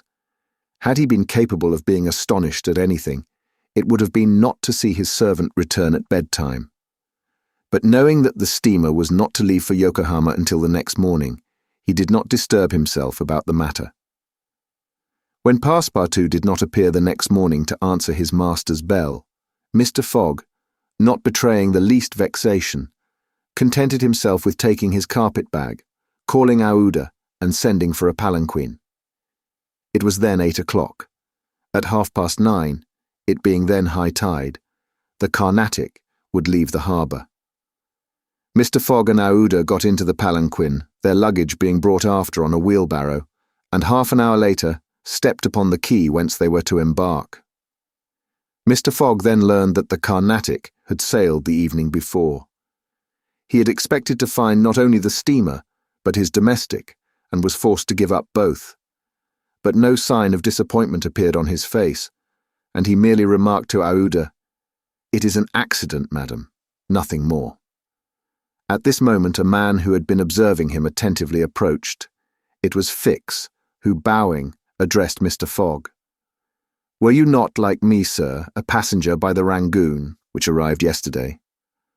"I was, sir," replied Mr. Fogg coldly, "but I have not the honour. Pardon me, I thought I should find your servant here." "Do you know where he is, sir?" asked Aouda anxiously. "What?" responded Fix, feigning surprise. "Is he not with you?" "No," said Aouda. "He has not made his appearance since yesterday. Could he have gone on board the Carnatic without us?" "Without you, madam?" answered the detective. "Excuse me, did you intend to sail in the Carnatic?" "Yes, sir." "So did I, madam, and I am excessively disappointed. The Carnatic, its repairs being completed, left Hong Kong 12 hours before the stated time without any notice being given, and we must now wait a week for another steamer." As he said "a week," Fix felt his heart leap for joy. Fogg detained at Hong Kong for a week. There would be time for the warrant to arrive, and fortune at last favoured the representative of the law. His horror may be imagined when he heard Mr. Fogg say, in his placid voice, "But there are other vessels besides the Carnatic, it seems to me, in the harbour of Hong Kong." And, offering his arm to Aouda, he directed his steps toward the docks in search of some craft about to start. Fix, stupefied, followed. It seemed as if he were attached to Mr. Fogg by an invisible thread. Chance, however, appeared really to have abandoned the man it had hitherto served so well. For 3 hours Phileas Fogg wandered about the docks, with the determination, if necessary, to charter a vessel to carry him to Yokohama. But he could only find vessels which were loading or unloading, and which could not therefore set sail. Fix began to hope again. But Mr. Fogg, far from being discouraged, was continuing his search, resolved not to stop if he had to resort to Macau, when he was accosted by a sailor on one of the wharves. Is your honour looking for a boat? Have you a boat ready to sail? Yes, your honour. A pilot boat. No 43, the best in the harbour. Does she go fast? Between 8 and 9 knots the hour. Will you look at her? Yes. Your honour will be satisfied with her. Is it for a sea excursion? No. For a voyage. A voyage? Yes. Will you agree to take me to Yokohama? The sailor leaned on the railing, opened his eyes wide, and said, Is your honour joking? No, I have missed the Carnatic, and I must get to Yokohama by the 14th at the latest, to take the boat for San Francisco. I am sorry, said the sailor, but it is impossible. I offer you £100 per day, and an additional reward of £200 if I reach Yokohama in time. Are you in earnest? Very much so. The pilot walked away a little distance and gazed out to sea, evidently struggling between the anxiety to gain a large sum and the fear of venturing so far. Fix was in mortal suspense. Mr. Fogg turned to Aouda and asked her, You would not be afraid, would you, madam? Not with you, Mr. Fogg, was her answer. The pilot now returned, shuffling his hat in his hands. Well, pilot, said Mr. Fogg. Well, your honour, replied he. I could not risk myself, my men, or my little boat of scarcely 20 tons on so long a voyage at this time of year. Besides, we could not reach Yokohama in time, for it is 1,660 miles from Hong Kong. Only 1,600, said Mr. Fogg. It's the same thing. Fix breathed more freely. But, added the pilot, it might be arranged another way. Fix ceased to breathe at all. How? Asked Mr. Fogg. By going to Nagasaki, at the extreme south of Japan, or even to Shanghai, which is only 800 miles from here. In going to Shanghai, we should not be forced to sail wide of the Chinese coast, which would be a great advantage as the currents run northward and would aid us. Pilot, said Mr. Fogg, I must take the American steamer at Yokohama and not at Shanghai or Nagasaki. Why not? Returned the pilot. The San Francisco steamer does not start from Yokohama. It puts in at Yokohama and Nagasaki, but it starts from Shanghai. You are sure of that? Perfectly. And when does the boat leave Shanghai? On the 11th, at 7 in the evening. We have, therefore, 4 days before us, that is 96 hours. And in that time, if we had good luck and a southwest wind, and the sea was calm, we could make those 800 miles to Shanghai. And you could go in an hour, as soon as provisions could be got aboard and the sails put up. It is a bargain. Are you the master of the boat? Yes, John Bunsby, master of the Tankadere. Would you like some earnest money? If it would not put your honour out, here are £200 on account, sir, added Phileas Fogg, turning to Fix. If you would like to take advantage. Thanks, sir. I was about to ask the favour. Very well. In half an hour, we shall go on board. But poor Passepartout, urged Aouda, who was much disturbed by the servant's disappearance. I shall do all I can to find him, replied Phileas Fogg. While Fix, in a feverish, nervous state, repaired to the pilot boat, the others directed their course to the police station at Hong Kong. Phileas Fogg there gave Passepartout's description and left a sum of money to be spent in the search for him. The same formalities having been gone through at the French consulate, and the palanquin having stopped at the hotel for the luggage which had been sent back there, they returned to the wharf. It was now 3 o'clock, and pilot boat number 43, with its crew on board and its provisions stored away, was ready for departure. The Tankadere was a neat little craft of 20 tons, as gracefully built as if she were a racing yacht. Her shining copper sheathing, her galvanized ironwork, her deck, white as ivory, betrayed the pride taken by John Bunsby in making her presentable. Her 2 masts leaned a trifle backward.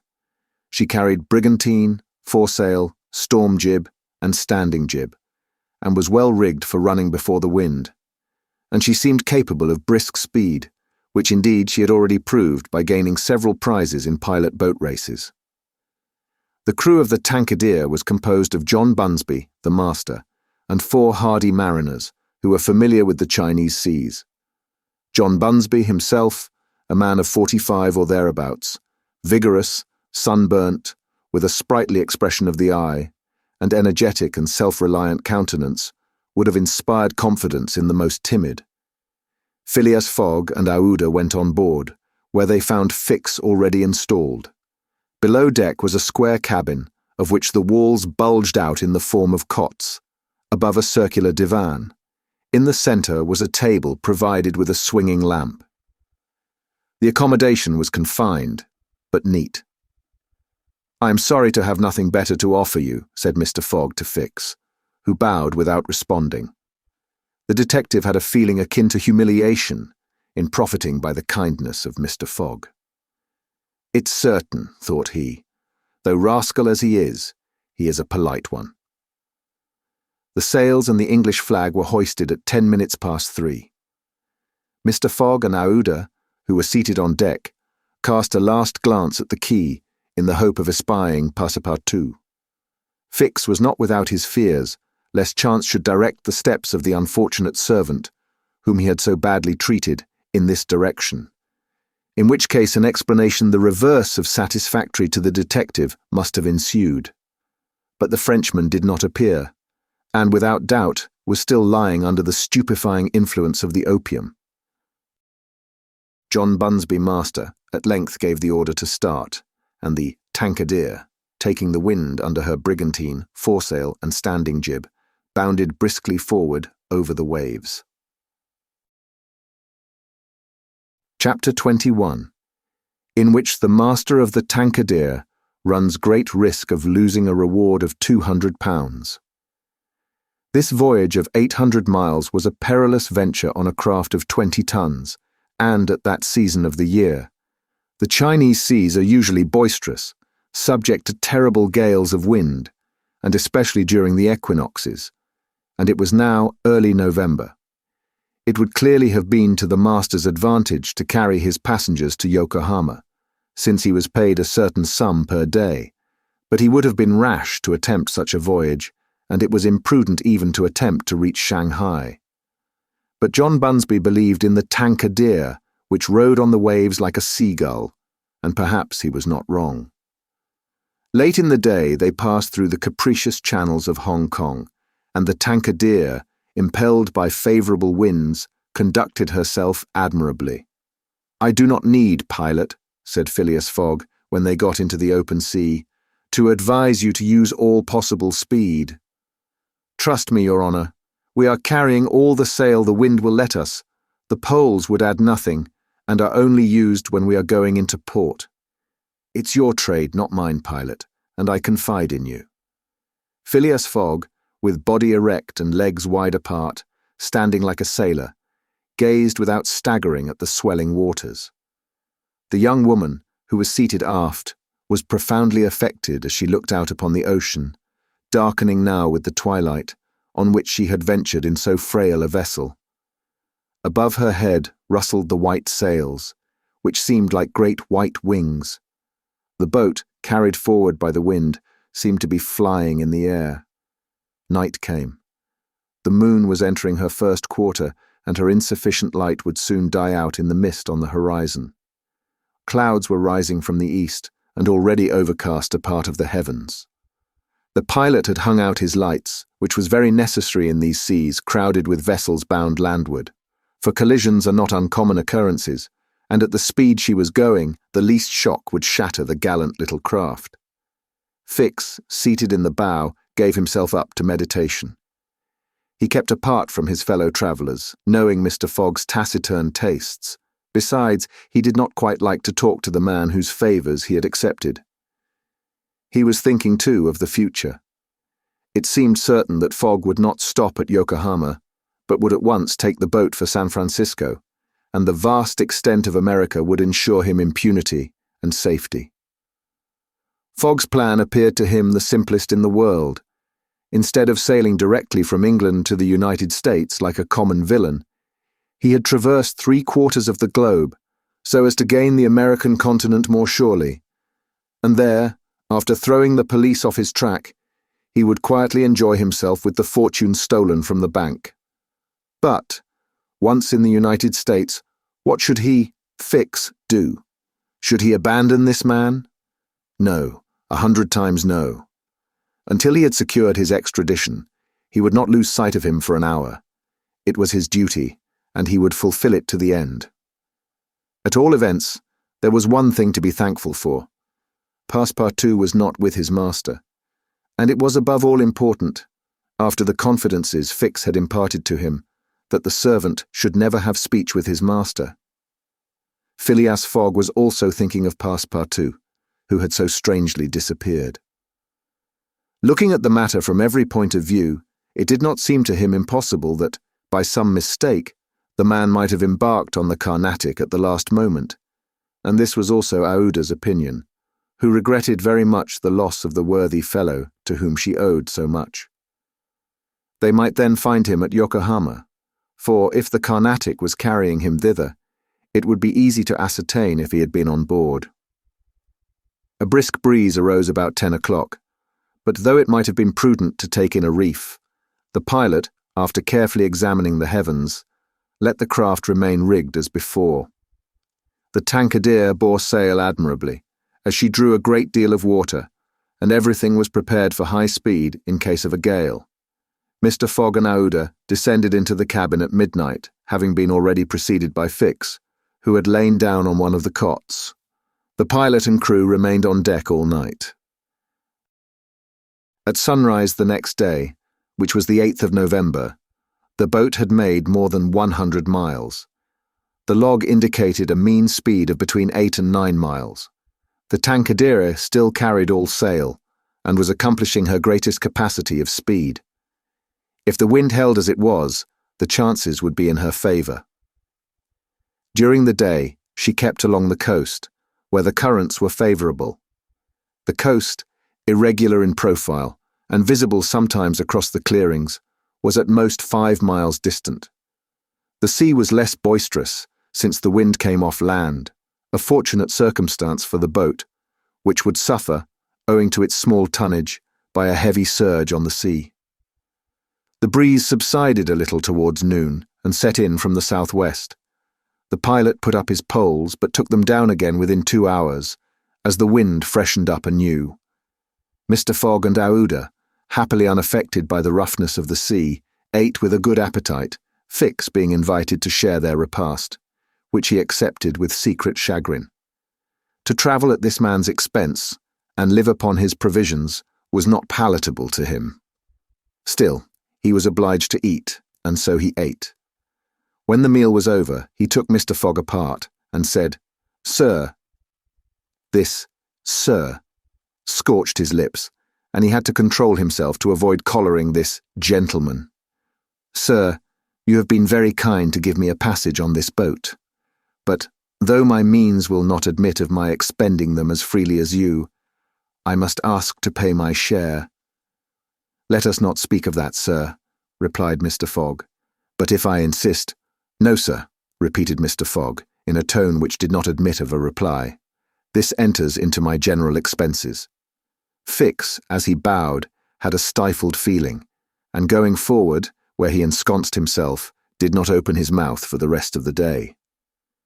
Meanwhile, they were progressing famously, and John Bunsby was in high hope. He several times assured Mr. Fogg that they would reach Shanghai in time, to which that gentleman responded that he counted upon it. The crew set to work in good earnest, inspired by the reward to be gained. There was not a sheet which was not tightened, not a sail which was not vigorously hoisted, not a lurch could be charged to the man at the helm. They worked as desperately as if they were contesting in a royal yacht regatta. By evening, the log showed that 220 miles had been accomplished from Hong Kong, and Mr. Fogg might hope that he would be able to reach Yokohama without recording any delay in his journal, in which case, the many misadventures which had overtaken him since he left London would not seriously affect his journey. The Tankadere entered the Straits of Fokien, which separate the island of Formosa from the Chinese coast, in the small hours of the night, and crossed the Tropic of Cancer. The sea was very rough in the straits, full of eddies formed by the counter-currents, and the chopping waves broke her course, whilst it became very difficult to stand on deck. At daybreak the wind began to blow hard again, and the heavens seemed to predict a gale. The barometer announced a speedy change, the mercury rising and falling capriciously. The sea also, in the southeast, raised long surges which indicated a tempest. The sun had set the evening before in a red mist, in the midst of the phosphorescent scintillations of the ocean. John Bunsby long examined the threatening aspect of the heavens, muttering indistinctly between his teeth. At last he said in a low voice to Mr. Fogg, "Shall I speak out to your honour?" "Of course." "Well, we are going to have a squall." "Is the wind north or south?" asked Mr. Fogg quietly. "South. Look, a typhoon is coming up." "Glad it's a typhoon from the south, for it will carry us forward."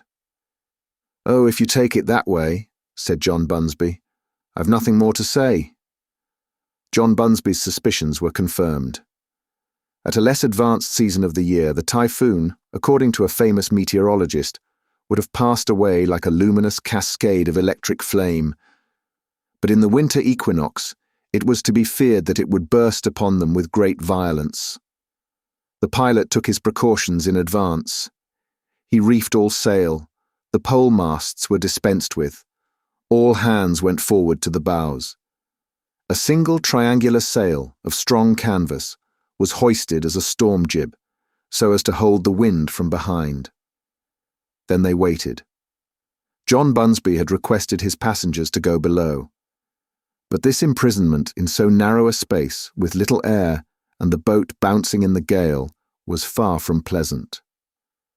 Neither Mr. Fogg, Fix, nor Aouda consented to leave the deck. The storm of rain and wind descended upon them towards 8 o'clock. With but its bit of sail, the Tankadere was lifted like a feather by a wind, an idea of whose violence can scarcely be given. To compare her speed to 4 times that of a locomotive going on full steam would be below the truth. The boat scudded thus northward during the whole day, borne on by monstrous waves, preserving always, fortunately, a speed equal to theirs. 20 times she seemed almost to be submerged by these mountains of water which rose behind her. But the adroit management of the pilot saved her. The passengers were often bathed in spray, but they submitted to it philosophically. Fix cursed it, no doubt, but Aouda, with her eyes fastened upon her protector, whose coolness amazed her, showed herself worthy of him and bravely weathered the storm. As for Phileas Fogg, it seemed just as if the typhoon were a part of his programme. Up to this time the Tankadere had always held her course to the north, but towards evening the wind, veering 3/4, bore down from the northwest. The boat, now lying in the trough of the waves, shook and rolled terribly. The sea struck her with fearful violence. At night the tempest increased in violence. John Bunsby saw the approach of darkness and the rising of the storm with dark misgivings. He thought a while, and then asked his crew if it was not time to slacken speed. After a consultation he approached Mr. Fogg and said, "I think, Your Honour, that we should do well to make for one of the ports on the coast." "I think so too." "Ah," said the pilot, "but which one?" "I know of but one," returned Mr. Fogg tranquilly, "and that is Shanghai." The pilot at first did not seem to comprehend. He could scarcely realize so much determination and tenacity. Then he cried, "Well, yes, Your Honour is right, to Shanghai." So the Tankadere kept steadily on her northward track. The night was really terrible. It would be a miracle if the craft did not founder. Twice it could have been all over with her if the crew had not been constantly on the watch. Aouda was exhausted, but did not utter a complaint. More than once Mr. Fogg rushed to protect her from the violence of the waves. Day reappeared. The tempest still raged with undiminished fury, but the wind now returned to the southeast. It was a favourable change, and the Tankadere again bounded forward on this mountainous sea, though the waves crossed each other and imparted shocks and countershocks which would have crushed a craft less solidly built. From time to time the coast was visible through the broken mist, but no vessel was in sight. The Tankadere was alone upon the sea. There were some signs of a calm at noon, and these became more distinct as the sun descended toward the horizon. The tempest had been as brief as terrific. The passengers, thoroughly exhausted, could now eat a little and take some repose. The night was comparatively quiet. Some of the sails were again hoisted, and the speed of the boat was very good. The next morning at dawn, they espied the coast, and John Bunsby was able to assert that they were not 100 miles from Shanghai. 100 miles, and only one day to traverse them. That very evening Mr. Fogg was due at Shanghai, if he did not wish to miss the steamer to Yokohama. Had there been no storm, during which several hours were lost, they would be at this moment within 30 miles of their destination. The wind grew decidedly calmer, and happily the sea fell with it. All sails were now hoisted, and at noon the Tankadere was within 45 miles of Shanghai. There remained yet 6 hours in which to accomplish that distance. All on board feared that it could not be done, and every one, Phileas Fogg no doubt excepted, felt his heart beat with impatience. The boat must keep up an average of 9 miles an hour, and the wind was becoming calmer every moment. It was a capricious breeze, coming from the coast, and after it passed, the sea became smooth. Still, the Tankadere was so light, and her fine sails caught the fickle zephyrs so well, that with the aid of the currents John Bunsby found himself at 6 o'clock not more than 10 miles from the mouth of Shanghai River. Shanghai itself is situated at least 12 miles up the stream.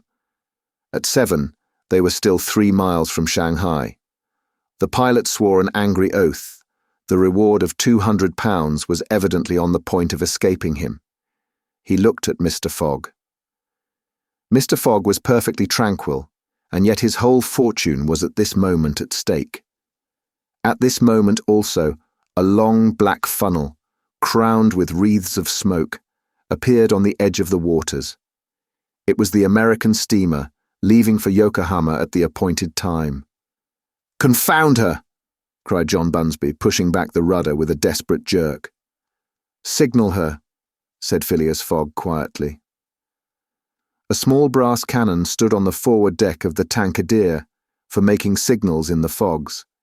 It was loaded to the muzzle, but just as the pilot was about to apply a red-hot coal to the touch-hole, Mr. Fogg said, "Hoist your flag."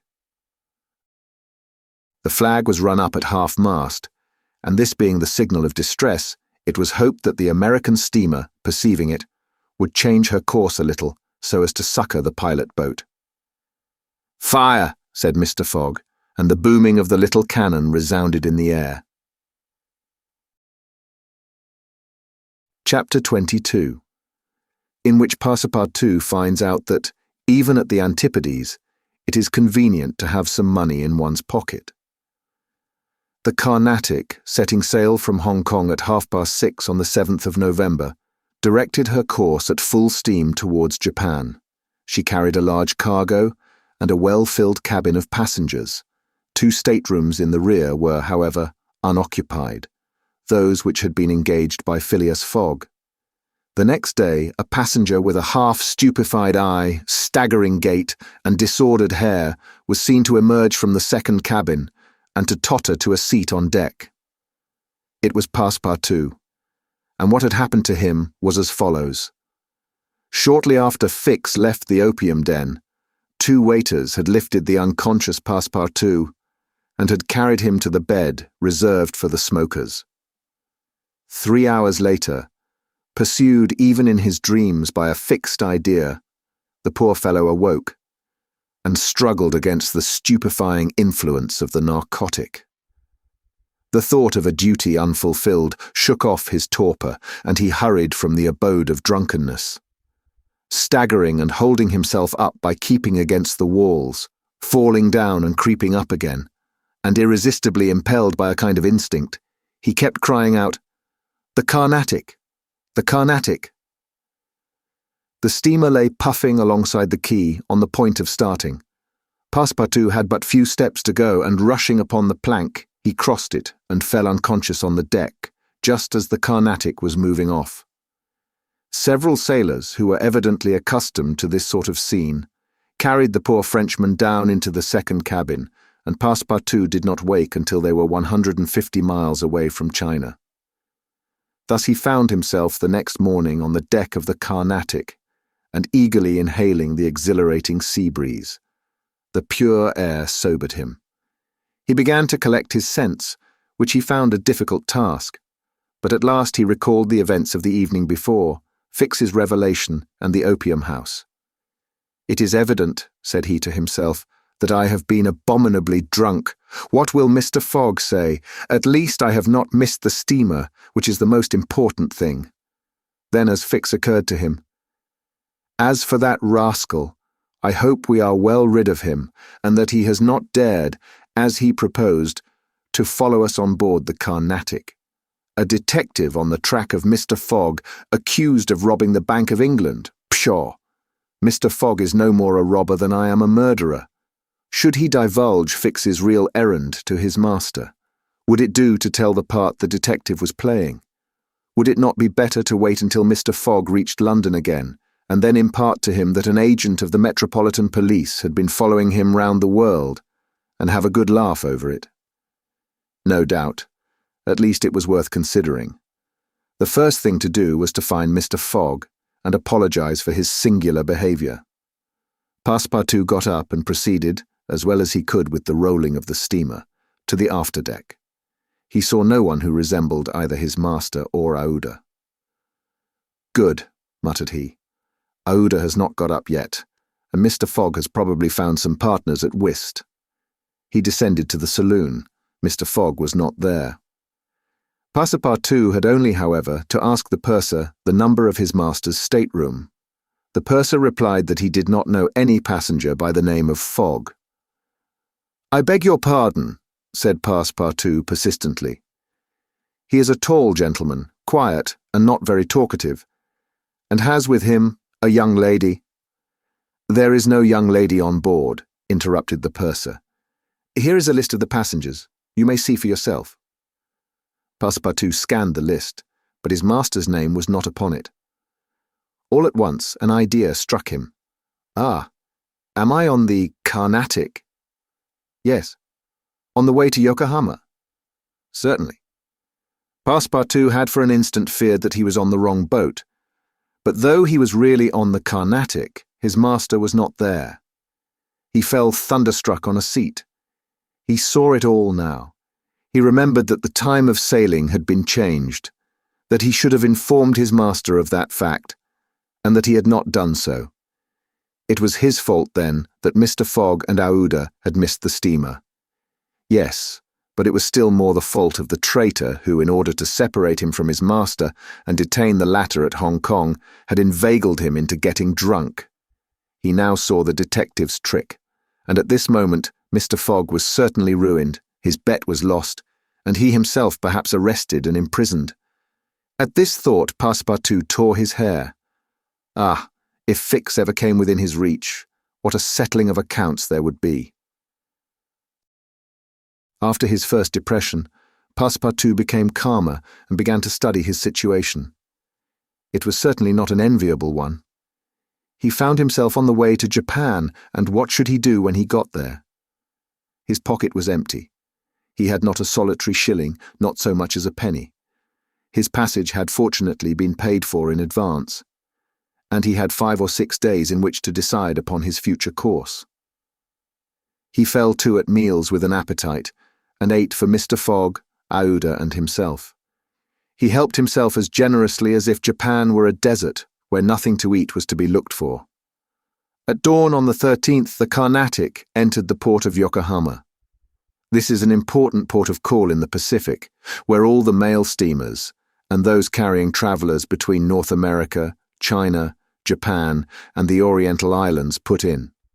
It is situated in the Bay of Yedo, and at but a short distance from that second capital of the Japanese Empire, and the residence of the Tycoon, the civil emperor before the Mikado, the spiritual emperor, absorbed his office in his own.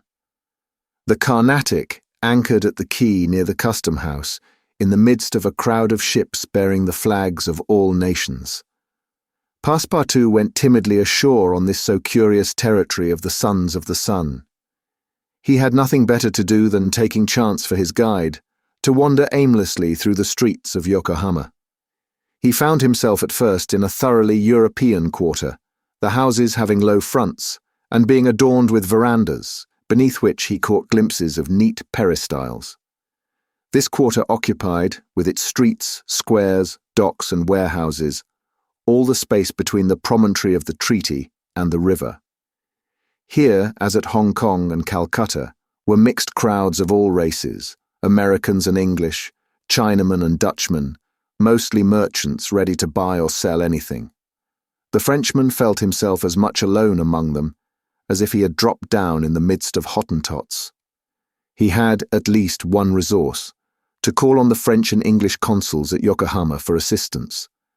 But he shrank from telling the story of his adventures, intimately connected as it was with that of his master, and before doing so, he determined to exhaust all other means of aid. As chance did not favor him in the European quarter, he penetrated that inhabited by the native Japanese, determined, if necessary, to push on to Yedo. The Japanese quarter of Yokohama is called Benten, after the goddess of the sea, who is worshipped on the islands round about. There Passepartout beheld beautiful fir and cedar groves, sacred gates of a singular architecture, bridges half hid in the midst of bamboos and reeds, temples shaded by immense cedar trees, holy retreats where were sheltered Buddhist priests and sectaries of Confucius, and interminable streets where a perfect harvest of rose-tinted and red-cheeked children, who looked as if they had been cut out of Japanese screens, and who were playing in the midst of short-legged poodles and yellowish cats, might have been gathered. The streets were crowded with people. Priests were passing in processions, beating their dreary tambourines. Police and custom house officers with pointed hats, encrusted with lac and carrying 2 sabres, hung to their waists. Soldiers, clad in blue cotton with white stripes and bearing guns. The Mikado's guards, enveloped in silken doubles, hauberks and coats of mail, and numbers of military folk of all ranks, for the military profession is as much respected in Japan as it is despised in China, went hither and thither in groups and pairs. Passepartout saw too begging friars, long-robed pilgrims and simple civilians, with their warped and jet-black hair, big heads, long busts, slender legs, short stature, and complexions varying from copper color to a dead white, but never yellow like the Chinese, from whom the Japanese widely differ. He did not fail to observe the curious equipages, carriages and palanquins, barrows supplied with sails, and litters made of bamboo, nor the women, whom he thought not especially handsome, who took little steps with their little feet, whereon they wore canvas shoes, straw sandals, and clogs of worked wood, and who displayed tight-looking eyes, flat chests, teeth fashionably blackened, and gowns crossed with silken scarves, tied in an enormous knot behind an ornament which the modern Parisian ladies seem to have borrowed from the dames of Japan. Passepartout wandered for several hours in the midst of this motley crowd, looking in at the windows of the rich and curious shops, the jewellery establishments glittering with quaint Japanese ornaments, the restaurants decked with streamers and banners, the tea-houses where the odorous beverage was being drunk with sake, a liquor concocted from the fermentation of rice, and the comfortable smoking houses where they were puffing, not opium, which is almost unknown in Japan, but a very fine, stringy tobacco. He went on till he found himself in the fields, in the midst of vast rice plantations. There he saw dazzling camellias expanding themselves, with flowers which were giving forth their last colours and perfumes, not on bushes, but on trees, and within bamboo enclosures, cherry, plum, and apple trees, which the Japanese cultivate rather for their blossoms than their fruit, and which queerly fashioned, grinning scarecrows, protected from the sparrows, pigeons, ravens, and other voracious birds. On the branches of the cedars were perched large eagles. Amid the foliage of the weeping willows were herons, solemnly standing on one leg. And on every hand were crows, ducks, hawks, wild birds, and a multitude of cranes, which the Japanese consider sacred, and which to their minds symbolize long life and prosperity. As he was strolling along, Passepartout espied some violets among the shrubs. "Good," said he, "I'll have some supper." But on smelling them, he found that they were odorless. No chance there, thought he. The worthy fellow had certainly taken good care to eat as hearty a breakfast as possible before leaving the Carnatic. But as he had been walking about all day, the demands of hunger were becoming importunate. He observed that the butcher's stalls contain neither mutton, goat, nor pork, and, knowing also that it is a sacrilege to kill cattle, which are preserved solely for farming, he made up his mind that meat was far from plentiful in Yokohama, nor was he mistaken, and in default of butcher's meat, he could have wished for a quarter of wild boar or deer, a partridge or some quails, some game or fish, which, with rice, the Japanese eat almost exclusively. But he found it necessary to keep up a stout heart, and to postpone the meal he craved till the following morning. Night came, and Passepartout re-entered the native quarter, where he wandered through the streets, lit by vari-coloured lanterns, looking on at the dancers, who were executing skilful steps and boundings, and the astrologers who stood in the open air with their telescopes. Then he came to the harbour, which was lit up by the resin torches of the fishermen, who were fishing from their boats. The streets at last became quiet, and the patrol, the officers of which, in their splendid costumes, and surrounded by their suites, Passepartout thought seemed like ambassadors, succeeded the bustling crowd. Each time a company passed, Passepartout chuckled and said to himself, "Good, another Japanese embassy departing for Europe." Chapter 23, in which Passepartout's nose becomes outrageously long. The next morning, poor, jaded, famished Passepartout said to himself that he must get something to eat at all hazards, and the sooner he did so, the better. He might indeed sell his watch, but he would have starved first. Now or never he must use the strong, if not melodious voice which nature had bestowed upon him. He knew several French and English songs, and resolved to try them upon the Japanese, who must be lovers of music, since they were forever pounding on their cymbals, tam-tams and tambourines, and could not but appreciate European talent. It was perhaps rather early in the morning to get up a concert, and the audience prematurely aroused from their slumbers might not possibly pay their entertainer with coin bearing the Mikado's features. Passepartout therefore decided to wait several hours, and, as he was sauntering along, it occurred to him that he would seem rather too well dressed for a wandering artist. The idea struck him to change his garments for clothes more in harmony with his project, by which he might also get a little money to satisfy the immediate cravings of hunger. The resolution taken, it remained to carry it out. It was only after a long search that Passepartout discovered a native dealer in old clothes, to whom he applied for an exchange.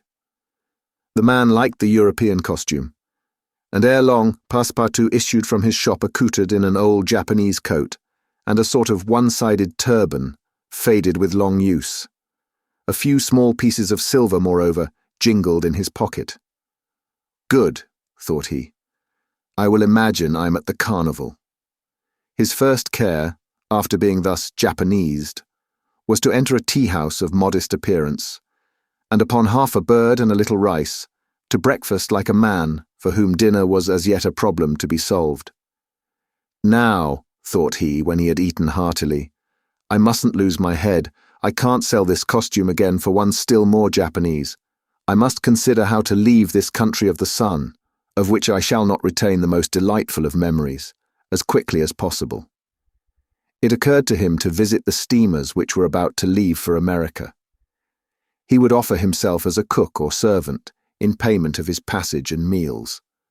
Once at San Francisco, he would find some means of going on. The difficulty was how to traverse the 4,700 miles of the Pacific which lay between Japan and the New World. Passepartout was not the man to let an idea go begging, and directed his steps towards the docks. But as he approached them, his project, which at first had seemed so simple, began to grow more and more formidable to his mind. What need would they have of a cook or servant on an American steamer, and what confidence would they put in him, dressed as he was? What references could he give? As he was reflecting in this wise, his eyes fell upon an immense placard, which a sort of clown was carrying through the streets. This placard, which was in English, read as follows: Acrobatic Japanese Troupe, Honorable William Battlecar, Proprietor, Last Representations, prior to their departure to the United States, of the Long Noses. Long Noses, under the direct patronage of the god Tingu. Great attraction. The United States, said Passepartout. That's just what I want. He followed the clown and soon found himself once more in the Japanese quarter. A quarter of an hour later he stopped before a large cabin, adorned with several clusters of streamers, the exterior walls of which were designed to represent, in violent colours and without perspective, a company of jugglers. This was the Honourable William Batulcar's establishment.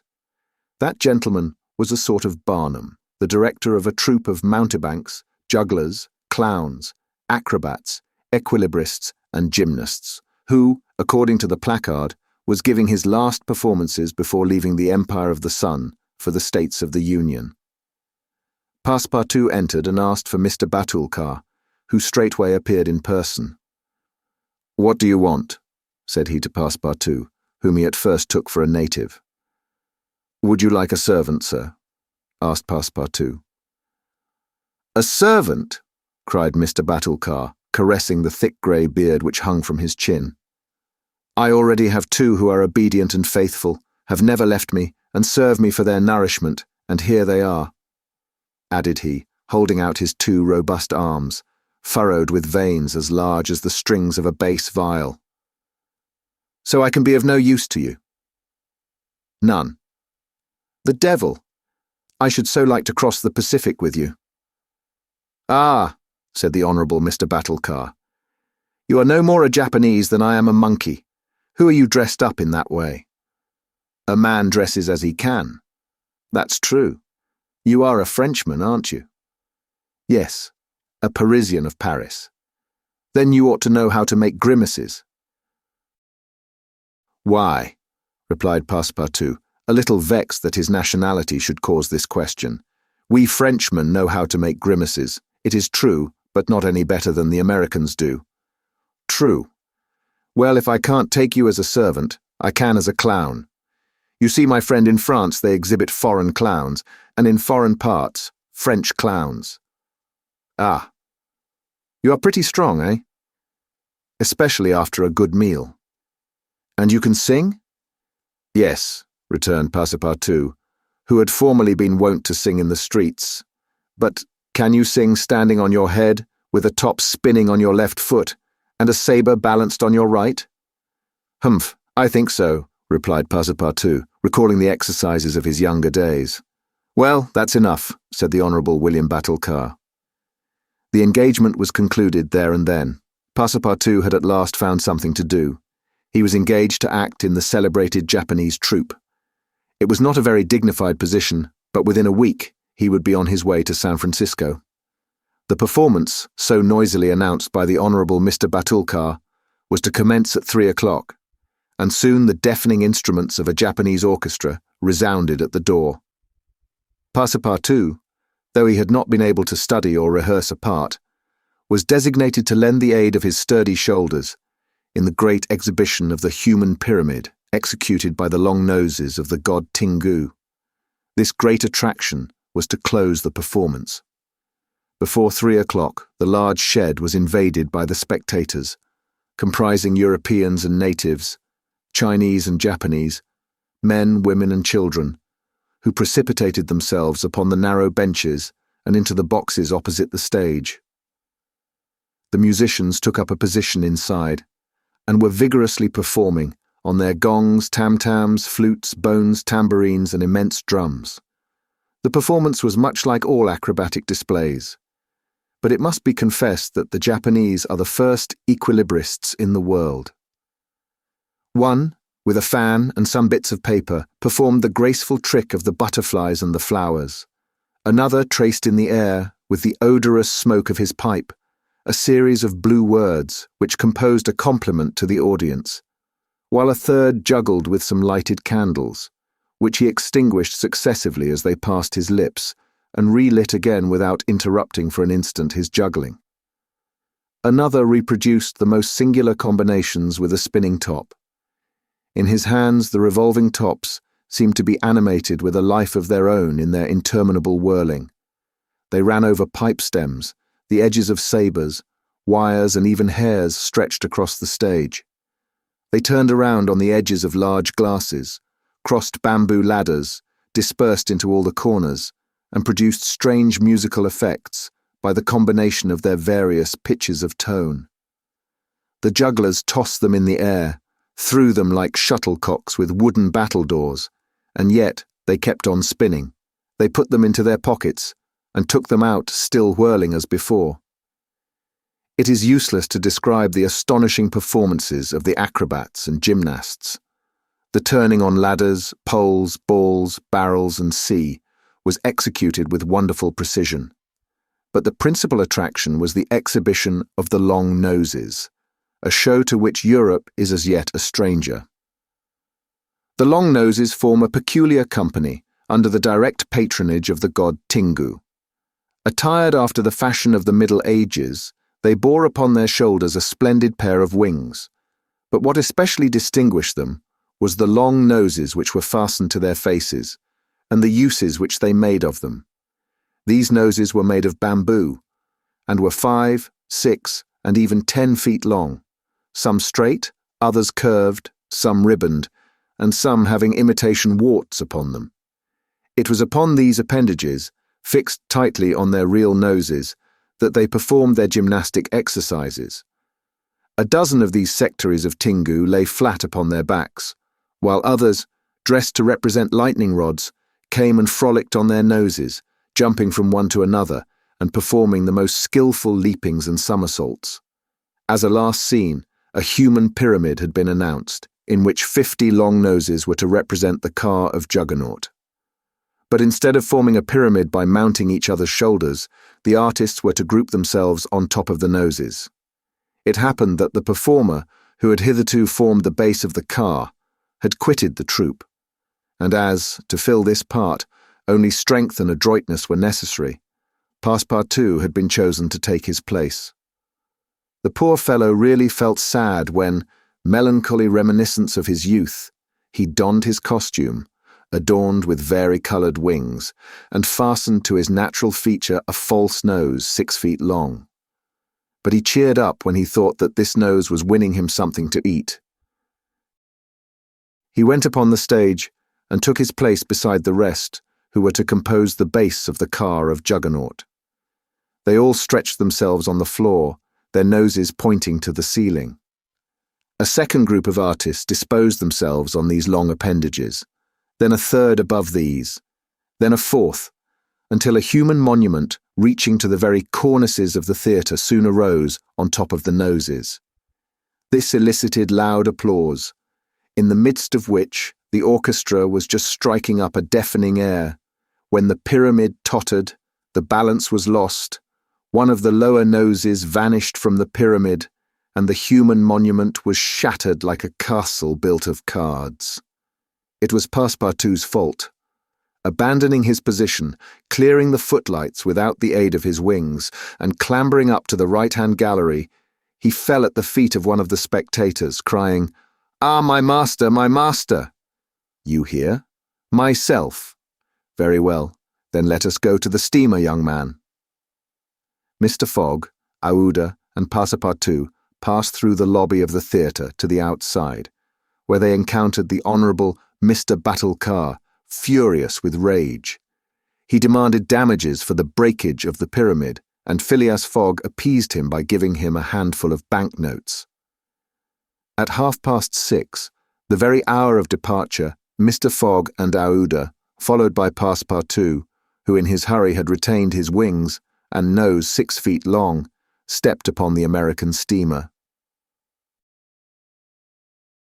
Chapter 24, during which Mr. Fogg and party crossed the Pacific Ocean. What happened when the pilot boat came in sight of Shanghai will be easily guessed. The signals made by the Tankadere had been seen by the captain of the Yokohama steamer, who, espying the flag at half-mast, had directed his course towards the little craft. Phileas Fogg, after paying the stipulated price of his passage to John Busby, and rewarding that worthy with the additional sum of £550, ascended the steamer with Aouda and Fix, and they started at once for Nagasaki and Yokohama. They reached their destination on the morning of the 14th of November. Phileas Fogg lost no time in going on board the Carnatic, where he learned to Aouda's great delight, and perhaps to his own, though he betrayed no emotion, that Passepartout, a Frenchman, had really arrived on her the day before. The San Francisco steamer was announced to leave that very evening, and it became necessary to find Passepartout, if possible, without delay. Mr. Fogg applied in vain to the French and English consuls, and after wandering through the streets a long time, began to despair of finding his missing servant. Chance, or perhaps a kind of presentiment, at last led him into the Honourable Mr. Battlecar's theatre.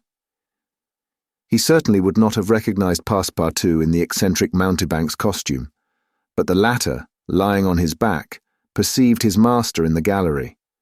He could not help starting, which so changed the position of his nose as to bring the pyramid pell-mell upon the stage.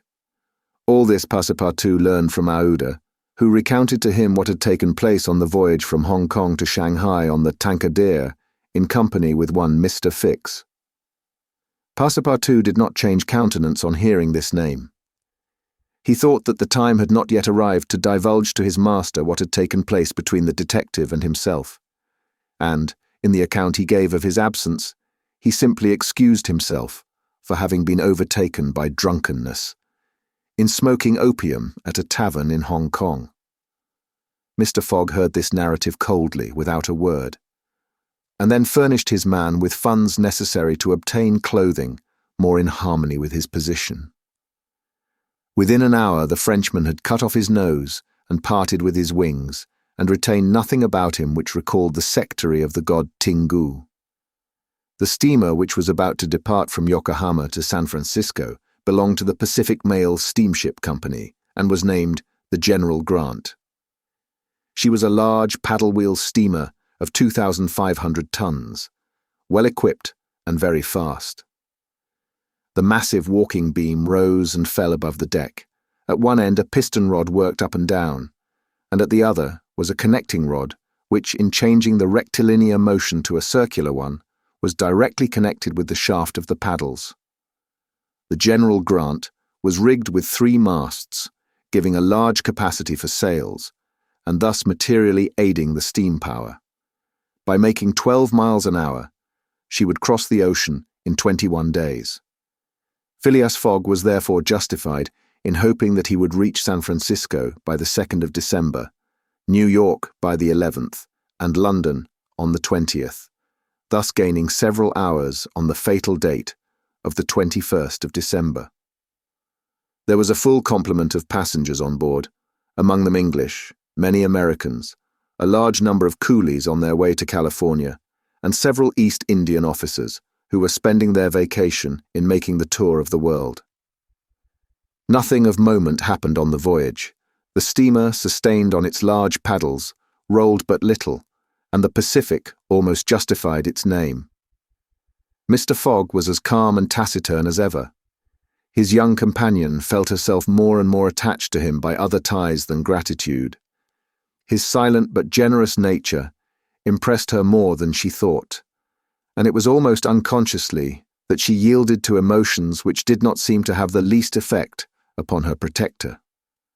Aouda took the keenest interest in his plans, and became impatient at any incident which seemed likely to retard his journey. She often chatted with Passepartout, who did not fail to perceive the state of the lady's heart, and being the most faithful of domestics, he never exhausted his eulogies of Phileas Fogg's honesty, generosity, and devotion. He took pains to calm Aouda's doubts of a successful termination of the journey, telling her that the most difficult part of it had passed, that now they were beyond the fantastic countries of Japan and China, and were fairly on their way to civilized places again. A railway train from San Francisco to New York, and a transatlantic steamer from New York to Liverpool would doubtless bring them to the end of this impossible journey round the world within the period agreed upon. On the 9th day after leaving Yokohama, Phileas Fogg had traversed exactly 1/2 of the terrestrial globe. The General Grant passed, on the 23rd of November, the 180th meridian, and was at the very antipodes of London. Mr. Fogg had, it is true, exhausted 52 of the 80 days in which he was to complete the tour, and there were only 28 left. But, though he was only halfway by the difference of meridians, he had really gone over 2/3 of the whole journey, for he had been obliged to make long circuits from London to Aden, from Aden to Bombay, from Calcutta to Singapore, and from Singapore to Yokohama. Could he have followed without deviation the 50th parallel, which is that of London, the whole distance would only have been about 12,000 miles, whereas he would be forced, by the irregular methods of locomotion, to traverse 26,000, of which he had, on the 23rd of November, accomplished 17,500, and now the course was a straight one, and Fix was no longer there to put obstacles in their way. It happened also, on the 23rd of November, that Passepartout made a joyful discovery. It will be remembered that the obstinate fellow had insisted on keeping his famous family watch at London time, and on regarding that of the countries he had passed through as quite false and unreliable.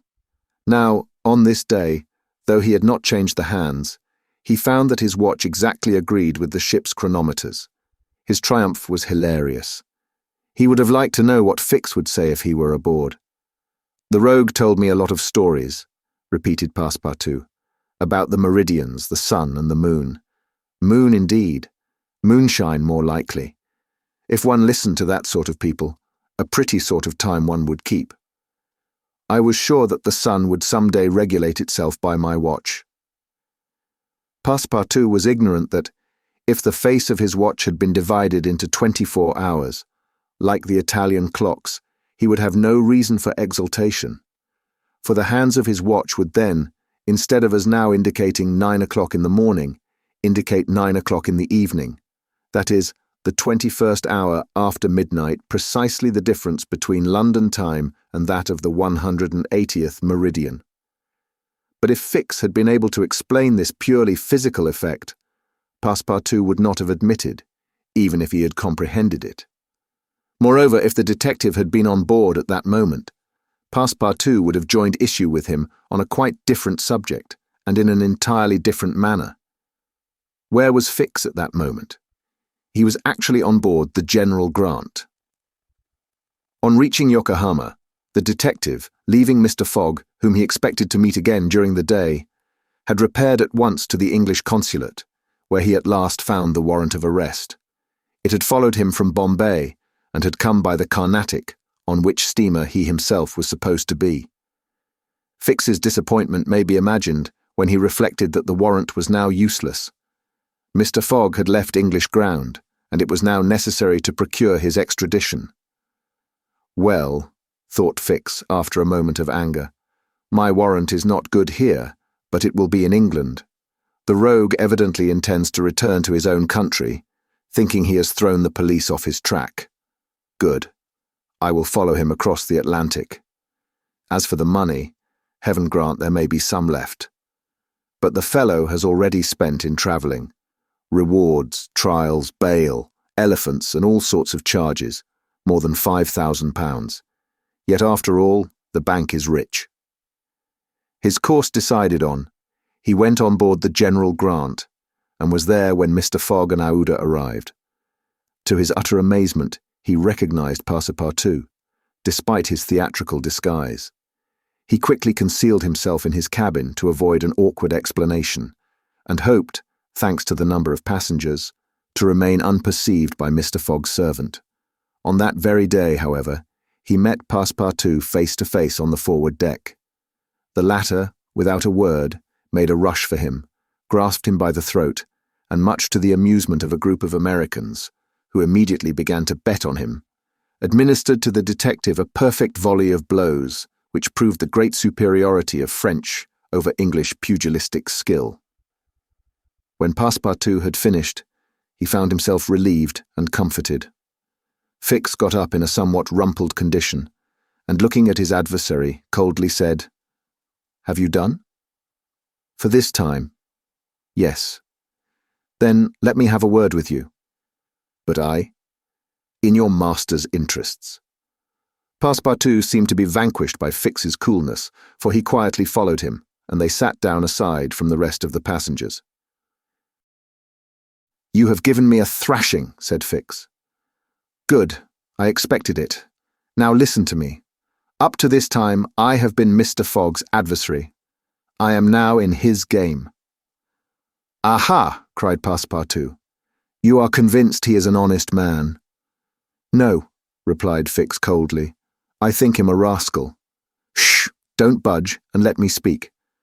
As long as Mr. Fogg was on English ground, it was for my interest to detain him there until my warrant of arrest arrived. I did everything I could to keep him back. I sent the Bombay priests after him.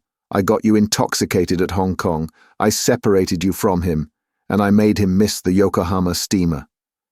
Passepartout listened, with closed fists.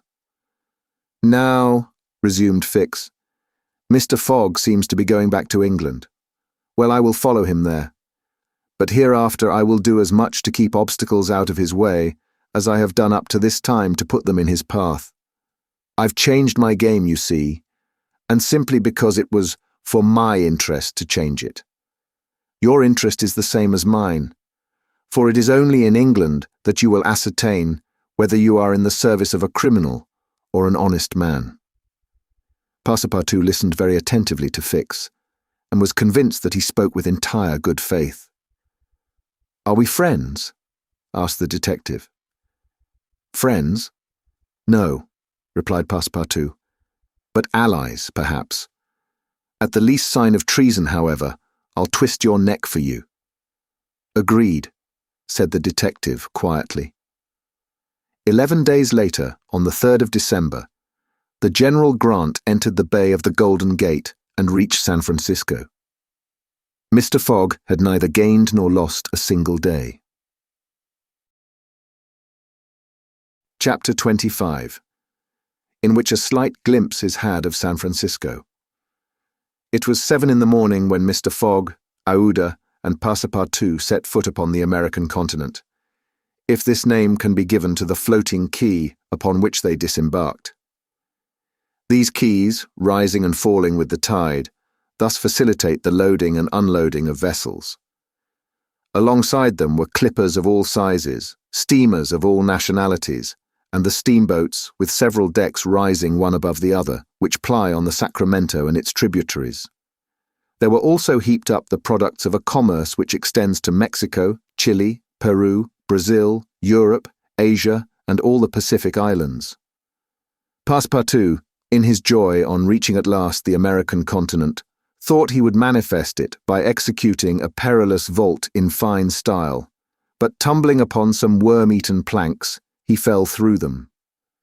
Put out of countenance by the manner in which he thus set foot upon the new world, he uttered a loud cry, which so frightened the innumerable cormorants and pelicans that are always perched upon these movable quays, that they flew noisily away. Mr. Fogg, on reaching shore, proceeded to find out at what hour the first train left for New York, and learned that this was at 6:00 p.m. He had therefore an entire day to spend in the Californian capital. Taking a carriage at a charge of $3, he and Aouda entered it, while Passepartout mounted the box beside the driver, and they set out for the International Hotel. From his exalted position, Passepartout observed with much curiosity the wide streets, the low, evenly ranged houses, the Anglo-Saxon Gothic churches, the great docks, the palatial wooden and brick warehouses, the numerous conveyances, omnibuses, horse cars, and upon the sidewalks, not only Americans and Europeans, but Chinese and Indians. Passepartout was surprised at all he saw. San Francisco was no longer the legendary city of 1849, a city of banditti, assassins and incendiaries, who had flocked hither in crowds in pursuit of plunder, a paradise of outlaws, where they gambled with gold dust, a revolver in one hand and a bowie knife in the other. It was now a great commercial emporium. The lofty tower of its city hall overlooked the whole panorama of the streets and avenues, which cut each other at right angles, and in the midst of which appeared pleasant, verdant squares, while beyond appeared the Chinese quarter, seemingly imported from the Celestial Empire in a toy box. Sombreros and red shirts and plumed Indians were rarely to be seen, but there were silk hats and black coats everywhere, worn by a multitude of nervously active, gentlemanly-looking men. Some of the streets, especially Montgomery Street, which is to San Francisco what Regent Street is to London, the Boulevard des Italiens to Paris, and Broadway to New York, were lined with splendid and spacious stores, which exposed in their windows the products of the entire world. When Passepartout reached the International Hotel, it did not seem to him as if he had left England at all. The ground floor of the hotel was occupied by a large bar, a sort of restaurant freely open to all passers-by, who might partake of dried beef, oyster soup, biscuits and cheese, without taking out their purses. Payment was made only for the ale, porter or sherry which was drunk. This seemed very American to Passepartout. The hotel refreshment rooms were comfortable, and Mr. Fogg and Aouda, installing themselves at a table, were abundantly served on diminutive plates by attendants of darkest hue. After breakfast, Mr. Fogg, accompanied by Aouda, started for the English consulate to have his passport visaed. As he was going out, he met Passepartout, who asked him if it would not be well, before taking the train, to purchase some dozens of Enfield rifles and Colt's revolvers. He had been listening to stories of attacks upon the trains by the Sioux and Pawnees. Mr. Fogg thought it a useless precaution, but told him to do as he thought best, and went on to the consulate. He had not proceeded 200 steps, however, when, by the greatest chance in the world, he met Fix. The detective seemed wholly taken by surprise. What? Had Mr. Fogg and himself crossed the Pacific together and not met on the steamer? At least Fix felt honoured to behold once more the gentleman to whom he owed so much, and as his business recalled him to Europe, he should be delighted to continue the journey in such pleasant company. Mr. Fogg replied that the honour would be his, and the detective, who was determined not to lose sight of him, begged permission to accompany them in their walk about San Francisco, a request which Mr. Fogg readily granted. They soon found themselves in Montgomery Street, where a great crowd was collected. The sidewalks, street, horse-car rails, the shop doors, the windows of the houses, and even the roofs were full of people. Men were going about carrying large posters, and flags and streamers were floating in the wind, while loud cries were heard on every hand. Hurrah for Cammerfield! Hurrah for Mandyboy! It was a political meeting, at least so Fix conjectured, who said to Mr. Fogg, "Perhaps we had better not mingle with the crowd. There may be danger in it." "Yes," returned Mr. Fogg, "and blows, even if they are political, are still blows." Fix smiled at this remark, and in order to be able to see without being jostled about, the party took up a position on the top of a flight of steps, situated at the upper end of Montgomery Street. Opposite them, on the other side of the street, between a coal wharf and a petroleum warehouse, a large platform had been erected in the open air, towards which the current of the crowd seemed to be directed. For what purpose was this meeting? What was the occasion of this excited assemblage? Phileas Fogg could not imagine. Was it to nominate some high official, a governor or member of Congress? It was not improbable, so agitated was the multitude before them. Just at this moment there was an unusual stir in the human mass. All the hands were raised in the air.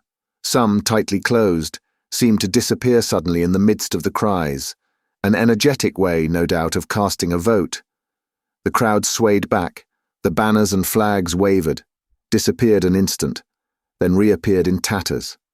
The undulations of the human surge reached the steps, while all the heads floundered on the surface like a sea agitated by a squall. Many of the black hats disappeared, and the greater part of the crowd seemed to have diminished in height. "It is evidently a meeting," said Fix, "and its object must be an exciting one. I should not wonder if it were about the Alabama, despite the fact that that question is settled." "Perhaps," replied Mr. Fogg simply. "At least there are two champions in presence of each other, the Honourable Mr. Camerfield and the Honourable Mr. Mandyboy." Aouda, leaning upon Mr. Fogg's arm, observed the tumultuous scene with surprise, while Fix asked a man near him what the cause of it all was. Before the man could reply, a fresh agitation arose. Hurrahs and excited shouts were heard. The staffs of the banners began to be used as offensive weapons, and fists flew about in every direction. Thumps were exchanged from the tops of the carriages and omnibuses which had been blocked up in the crowd. Boots and shoes went whirling through the air, and Mr. Fogg thought he even heard the crack of revolvers mingling in the din. The rout approached the stairway and flowed over the lower step.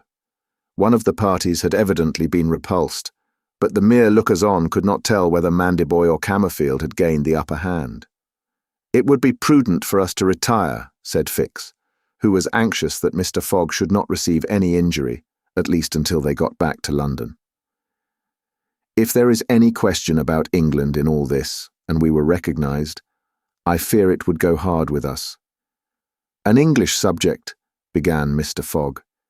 He did not finish his sentence, for a terrific hubbub now arose on the terrace behind the flight of steps where they stood, and there were frantic shouts of "Hurrah for Mandyboy! Hip, hip, hurrah!"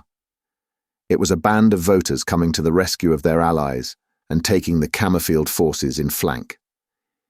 Mr. Fogg, Aouda, and Fix found themselves between two fires. It was too late to escape. The torrent of men, armed with loaded canes and sticks, was irresistible. Phileas Fogg and Fix were roughly hustled in their attempts to protect their fair companion. The former, as cool as ever, tried to defend himself with the weapons which nature has placed at the end of every Englishman's arm, but in vain. A big brawny fellow with a red beard, flushed face and broad shoulders, who seemed to be the chief of the band, raised his clenched fist to strike Mr. Fogg, whom he would have given a crushing blow, had not Fix rushed in and received it in his stead. An enormous bruise immediately made its appearance under the detective's silk hat, which was completely smashed in. "Yankee!" exclaimed Mr. Fogg, darting a contemptuous look at the ruffian. "Englishman," returned the other. "We will meet again." "When you please." "What is your name?" "Phileas Fogg. And yours?" "Colonel Stamp Proctor." The human tide now swept by, after overturning Fix, who speedily got upon his feet again, though with tattered clothes. Happily he was not seriously hurt. His travelling overcoat was divided into two unequal parts, and his trousers resembled those of certain Indians, which fit less compactly than they are easy to put on. Aouda had escaped unharmed, and Fix alone bore marks of the fray in his black and blue bruise. "Thanks," said Mr. Fogg to the detective as soon as they were out of the crowd. "No thanks are necessary," replied Fix, "but let us go." "Where?" "To a tailor's." Such a visit was indeed opportune. The clothing of both Mr. Fogg and Fix was in rags, as if they had themselves been actively engaged in the contest between Camerfield and Mandyboy. An hour after, they were once more suitably attired, and with Aouda returned to the International Hotel. Passepartout was waiting for his master, armed with half a dozen six-barreled revolvers. When he perceived Fix, he knit his brows. But Aouda having, in a few words, told him of their adventure, his countenance resumed its placid expression. Fix evidently was no longer an enemy, but an ally. He was faithfully keeping his word. Dinner over, the coach which was to convey the passengers and their luggage to the station drew up to the door. As he was getting in, Mr. Fogg said to Fix, "You have not seen this Colonel Proctor again?" "No."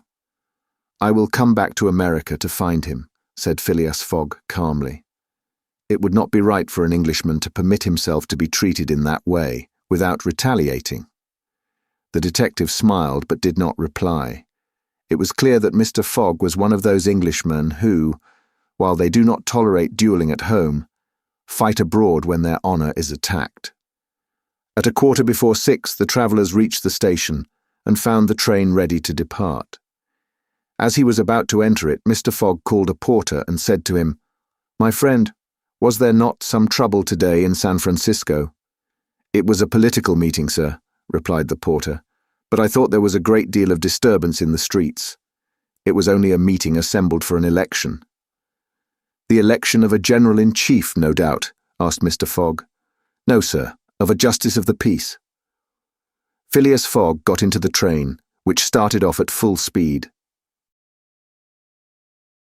Chapter 26, in which Phileas Fogg and party travel by the Pacific Railroad. From ocean to ocean, so say the Americans, and these four words compose the general designation of the great trunk line which crosses the entire width of the United States.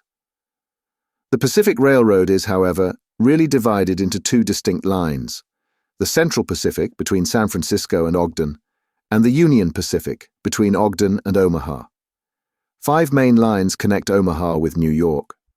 New York and San Francisco are thus united by an uninterrupted metal ribbon, which measures no less than 3,786 miles. Between Omaha and the Pacific, the railway crosses a territory which is still infested by Indians and wild beasts, and a large tract which the Mormons, after they were driven from Illinois in 1845, began to colonize. The journey from New York to San Francisco consumed, formerly, under the most favorable conditions, at least 6 months. It is now accomplished in 7 days. It was in 1862 that, in spite of the Southern members of Congress, who wished a more southerly route, it was decided to lay the road between the 41st and 42nd parallels. President Lincoln himself fixed the end of the line at Omaha in Nebraska. The work was at once commenced and pursued with true American energy. Nor did the rapidity with which it went on injuriously affect its good execution. The road grew, on the prairies, 1.5 miles a day. A locomotive, running on the rails laid down the evening before, brought the rails to be laid on the morrow, and advanced upon them as fast as they were put in position. The Pacific Railroad is joined by several branches in Iowa, Kansas, Colorado, and Oregon. On leaving Omaha, it passes along the left bank of the Platte River as far as the junction of its northern branch, follows its southern branch, crosses the Laramie Territory and the Wasatch Mountains, turns the Great Salt Lake, and reaches Salt Lake City, the Mormon capital, plunges into the Tooele Valley, across the American desert, Cedar and Humboldt Mountains, the Sierra Nevada, and descends via Sacramento to the Pacific, its grade, even on the Rocky Mountains, never exceeding 112 feet to the mile. Such was the road to be traversed in 7 days, which would enable Phileas Fogg, at least so he hoped, to take the Atlantic steamer at New York on the 11th for Liverpool. The car which he occupied was a sort of long omnibus on 8 wheels, and with no compartments in the interior. It was supplied with 2 rows of seats, perpendicular to the direction of the train on either side of an aisle which conducted to the front and rear platforms. These platforms were found throughout the train, and the passengers were able to pass from one end of the train to the other. It was supplied with saloon cars, balcony cars, restaurants, and smoking cars. Theatre cars alone were wanting, and they will have these someday. Book and news dealers, sellers of edibles, drinkables and cigars, who seemed to have plenty of customers, were continually circulating in the aisles. The train left Oakland Station at 6 o'clock. It was already night, cold and cheerless, the heavens being overcast with clouds which seemed to threaten snow. The train did not proceed rapidly. Counting the stoppages, it did not run more than 20 miles an hour, which was a sufficient speed, however, to enable it to reach Omaha within its designated time. There was but little conversation in the car, and soon many of the passengers were overcome with sleep. Passepartout found himself beside the detective, but he did not talk to him. After recent events, their relations with each other had grown somewhat cold. There could no longer be mutual sympathy or intimacy between them. Fix's manner had not changed, but Passepartout was very reserved and ready to strangle his former friend on the slightest provocation. Snow began to fall an hour after they started. A fine snow, however, which happily could not obstruct the train. Nothing could be seen from the windows but a vast, white sheet, against which the smoke of the locomotive had a greyish aspect. At 8 o'clock, a steward entered the car and announced that the time for going to bed had arrived, and in a few minutes the car was transformed into a dormitory. The backs of the seats were thrown back, bedsteads carefully packed were rolled out by an ingenious system, berths were suddenly improvised, and each traveller had soon at his disposition a comfortable bed, protected from curious eyes by thick curtains. The sheets were clean and the pillows soft.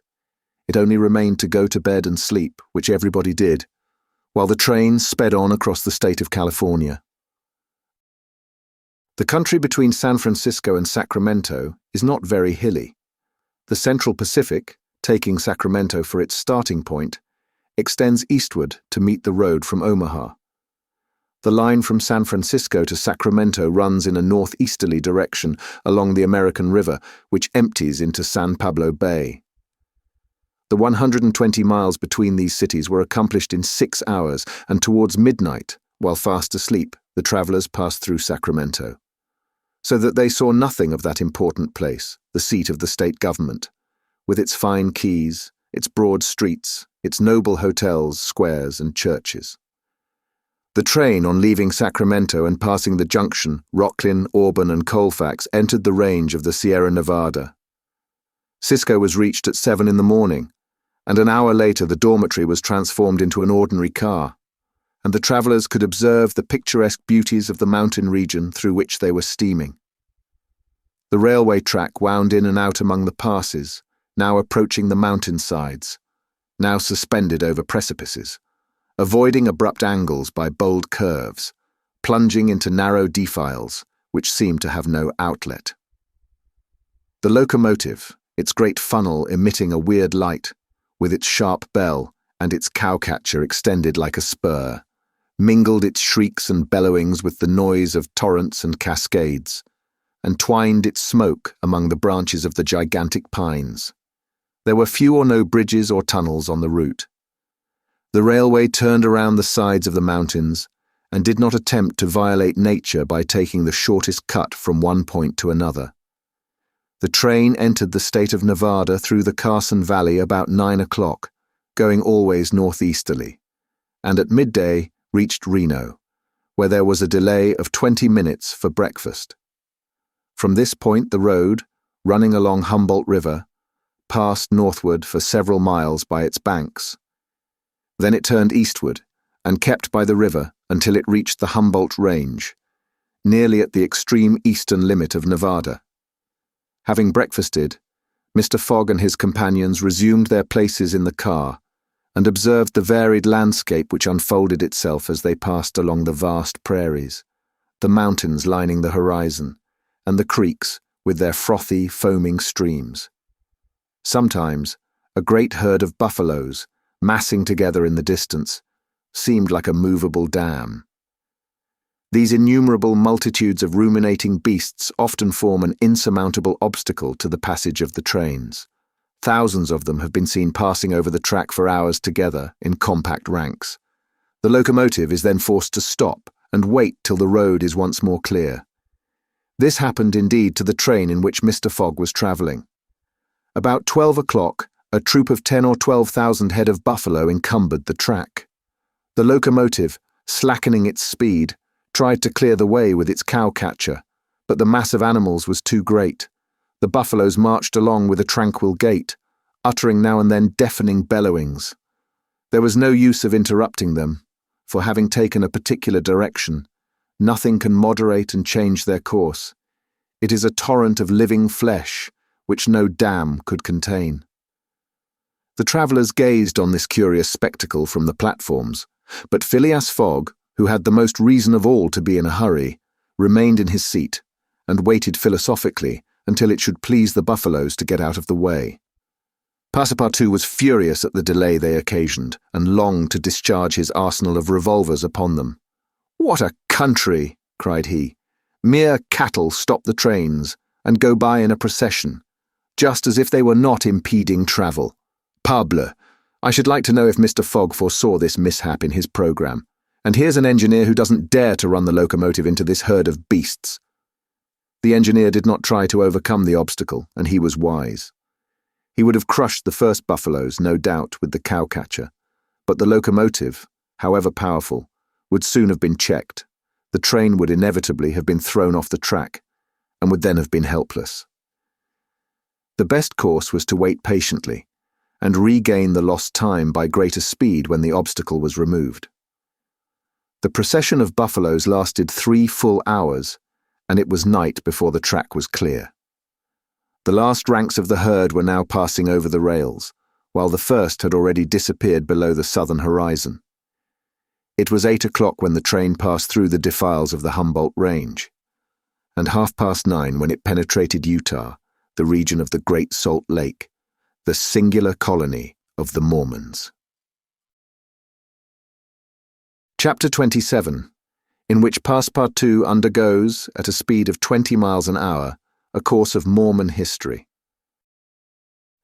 During the night of the 5th of December, the train ran southeasterly for about 50 miles, then rose an equal distance in a northeasterly direction towards the Great Salt Lake. Passepartout, about 9 o'clock, went out upon the platform to take the air.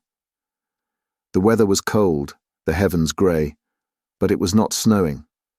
The sun's disk, enlarged by the mist, seemed an enormous ring of gold, and Passepartout was amusing himself by calculating its value in pounds sterling, when he was diverted from this interesting study by a strange-looking personage who made his appearance on the platform. This personage, who had taken the train at Elko, was tall and dark, with black moustache, black stockings, a black silk hat, a black waistcoat, black trousers, a white cravat, and dogskin gloves. He might have been taken for a clergyman. He went from one end of the train to the other, and affixed to the door of each car a notice written in manuscript. Passepartout approached and read one of these notices, which stated that Elder William Hitch, Mormon missionary, taking advantage of his presence on train number 48, would deliver a lecture on Mormonism in car number 117 from 11 to 12 o'clock, and that he invited all who were desirous of being instructed concerning the mysteries of the religion of the Latter-day Saints to attend. "I'll go," said Passepartout to himself. He knew nothing of Mormonism except the custom of polygamy, which is its foundation.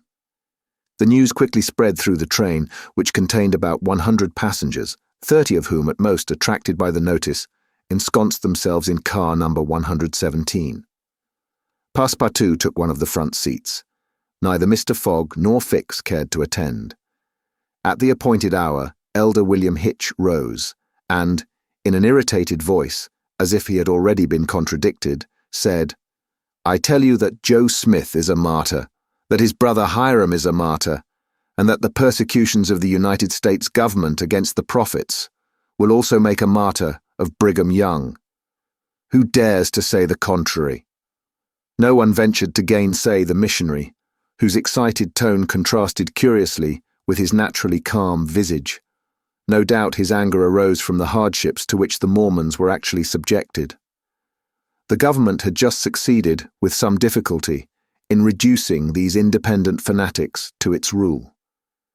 It had made itself master of Utah, and subjected that territory to the laws of the Union, after imprisoning Brigham Young on a charge of rebellion and polygamy. The disciples of the prophet had since redoubled their efforts, and resisted, by words at least, the authority of Congress. Elder Hitch, as is seen, was trying to make proselytes on the very railway trains. Then, emphasizing his words with his loud voice and frequent gestures, he related the history of the Mormons from biblical times. How that, in Israel, a Mormon prophet of the tribe of Joseph published the annals of the new religion and bequeathed them to his son Mormon.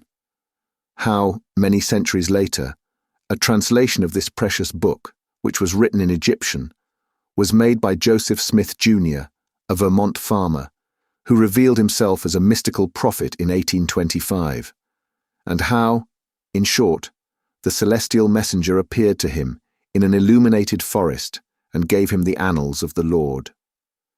Several of the audience, not being much interested in the missionary's narrative, here left the car. But Elder Hitch, continuing his lecture, related how Smith, Jr., with his father, 2 brothers and a few disciples, founded the Church of the Latter-day Saints, which, adopted not only in America but in England, Norway and Sweden and Germany, counts many artisans, as well as men engaged in the liberal professions among its members. How a colony was established in Ohio, a temple erected there at a cost of $200,000, and a town built at Kirkland. How Smith became an enterprising banker, and received from a simple mummy showman a papyrus scroll written by Abraham and several famous Egyptians. The elder's story became somewhat wearisome, and his audience grew gradually less, until it was reduced to 20 passengers. But this did not disconcert the enthusiast, who proceeded with the story of Joseph Smith's bankruptcy in 1837, and how his ruined creditors gave him a coat of tar and feathers. His reappearance some years afterwards, more honorable and honored than ever, at Independence, Missouri, the chief of a flourishing colony of 3,000 disciples, and his pursuit thence by outraged Gentiles, and retirement into the far west. 10 hearers only were now left, among them honest Passepartout, who was listening with all his ears. Thus he learned that after long persecutions, Smith reappeared in Illinois, and in 1839 founded a community at Nauvoo on the Mississippi, numbering 25,000 souls, of which he became mayor, chief justice, and general-in-chief. That he announced himself, in 1843, as a candidate for the presidency of the United States, and that finally, being drawn into ambuscade at Carthage, he was thrown into prison and assassinated by a band of men disguised in masks. Passepartout was now the only person left in the car, and the elder, looking him full in the face, reminded him that, 2 years after the assassination of Joseph Smith, the inspired prophet, Brigham Young, his successor, left Nauvoo for the banks of the Great Salt Lake, where, in the midst of that fertile region, directly on the route of the emigrants who crossed Utah on their way to California, the new colony, thanks to the polygamy practiced by the Mormons, had flourished beyond expectations. And this, added Elder William Hitch, this is why the jealousy of Congress has been aroused against us. Why have the soldiers of the Union invaded the soil of Utah? Why has Brigham Young, our chief, been imprisoned in contempt of all justice? Shall we yield to force? Never. Driven from Vermont, driven from Illinois, driven from Ohio, driven from Missouri, driven from Utah, we shall yet find some independent territory on which to plant our tents. And you, my brother, continued the elder, fixing his angry eyes upon his single auditor, will you not plant yours there too, under the shadow of our flag? No, replied Passepartout courageously, in his turn retiring from the car and leaving the elder to preach to vacancy. During the lecture the train had been making good progress, and towards 12:30 it reached the northwest border of the Great Salt Lake. Thence the passengers could observe the vast extent of this interior sea, which is also called the Dead Sea, and into which flows an American Jordan. It is a picturesque expanse, framed in lofty crags in large strata, encrusted with white salt, a superb sheet of water, which was formerly of larger extent than now, its shores having encroached with the lapse of time, and thus at once reduced its breadth and increased its depth. The Salt Lake, 70 miles long and 35 wide, is situated 3 miles, 800 feet above the sea. Quite different from Lake Asphaltite, whose depression is 1,200 feet below the sea, it contains considerable salt, and 1/4 of the weight of its water is solid matter, its specific weight being 1,170, and, after being distilled, 1,000. Fishes are, of course, unable to live in it, and those which descend through the Jordan, the Weber, and other streams soon perish. The country around the lake was well cultivated, for the Mormons are mostly farmers, while ranches and pens for domesticated animals, fields of wheat, corn, and other cereals, luxuriant prairies, hedges of wild rose, clumps of acacias, and milkwort would have been seen 6 months later. Now, the ground was covered with a thin powdering of snow. The train reached Ogden at 2 o'clock, where it rested for 6 hours. Mr. Fogg and his party had time to pay a visit to Salt Lake City, connected with Ogden by a branch road, and they spent 2 hours in this strikingly American town, built on the pattern of other cities of the Union, like a checkerboard, with the somber sadness of right angles, as Victor Hugo expresses it. The founder of the City of the Saints could not escape from the taste for symmetry which distinguishes the Anglo-Saxons. In this strange country, where the people are certainly not up to the level of their institutions, everything is done squarely: cities, houses, and follies. The travellers then were promenading, at 3 o'clock, about the streets of the town built between the banks of the Jordan and the spurs of the Wasatch Range. They saw few or no churches, but the prophet's mansion, the courthouse, and the arsenal, blue brick houses with verandas and porches, surrounded by gardens bordered with acacias, palms, and locusts. A clay and pebble wall, built in 1853, surrounded the town, and in the principal street were the market and several hotels adorned with pavilions. The place did not seem thickly populated. The streets were almost deserted, except in the vicinity of the temple, which they only reached after having traversed several quarters surrounded by palisades. There were many women, which was easily accounted for by the peculiar institution of the Mormons, but it must not be supposed that all the Mormons are polygamists. They are free to marry or not as they please. But it is worth noting that it is mainly the female citizens of Utah who are anxious to marry, as according to the Mormon religion, maiden ladies are not admitted to the possession of its highest joys. These poor creatures seem to be neither well off nor happy. Some, the more well-to-do no doubt, wore short, open black silk dresses under a hood or modest shawl. Others were habited in Indian fashion.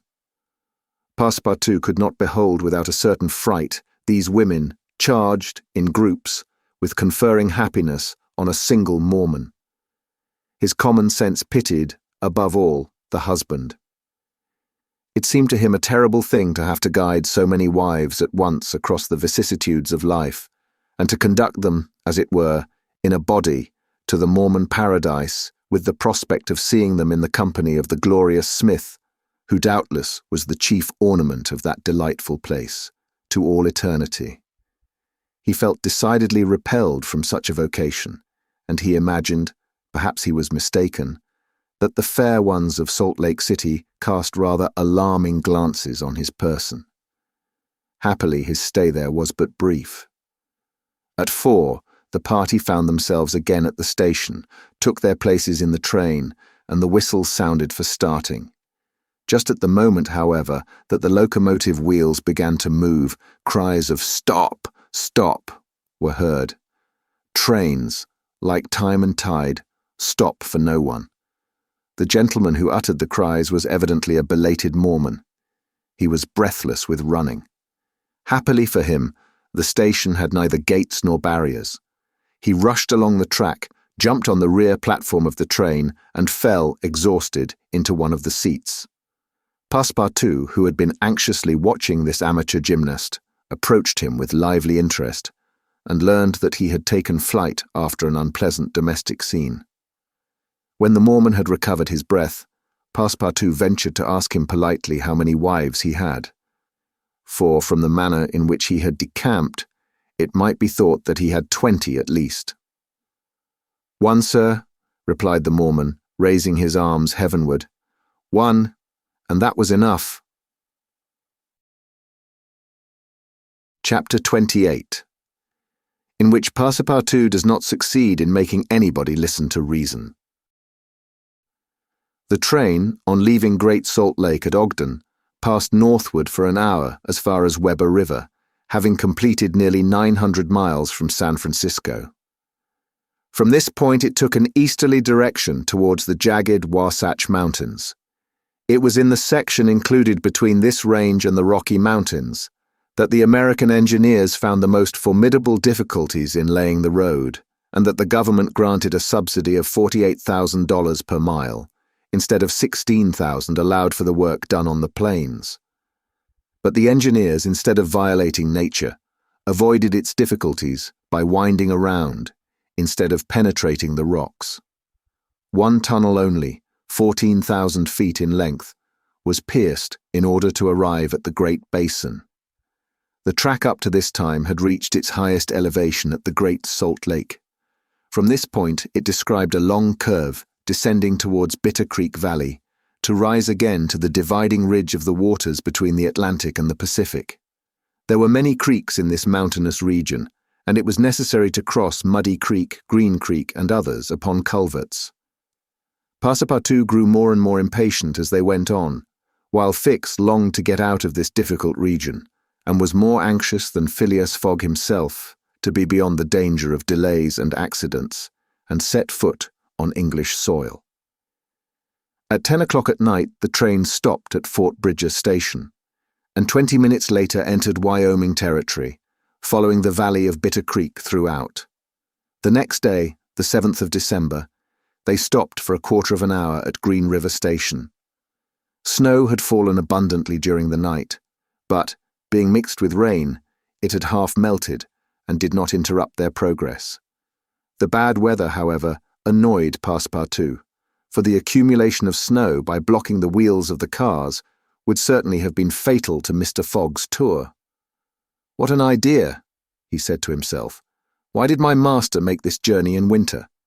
Couldn't he have waited for the good season to increase his chances?" While the worthy Frenchman was absorbed in the state of the sky and the depression of the temperature, Aouda was experiencing fears from a totally different cause. Several passengers had got off at Green River and were walking up and down the platforms, and among these Aouda recognized Colonel Stamp Proctor, the same who had so grossly insulted Phileas Fogg at the San Francisco meeting. Not wishing to be recognized, the young woman drew back from the window, feeling much alarm at her discovery. She was attached to the man who, however coldly, gave her daily evidences of the most absolute devotion.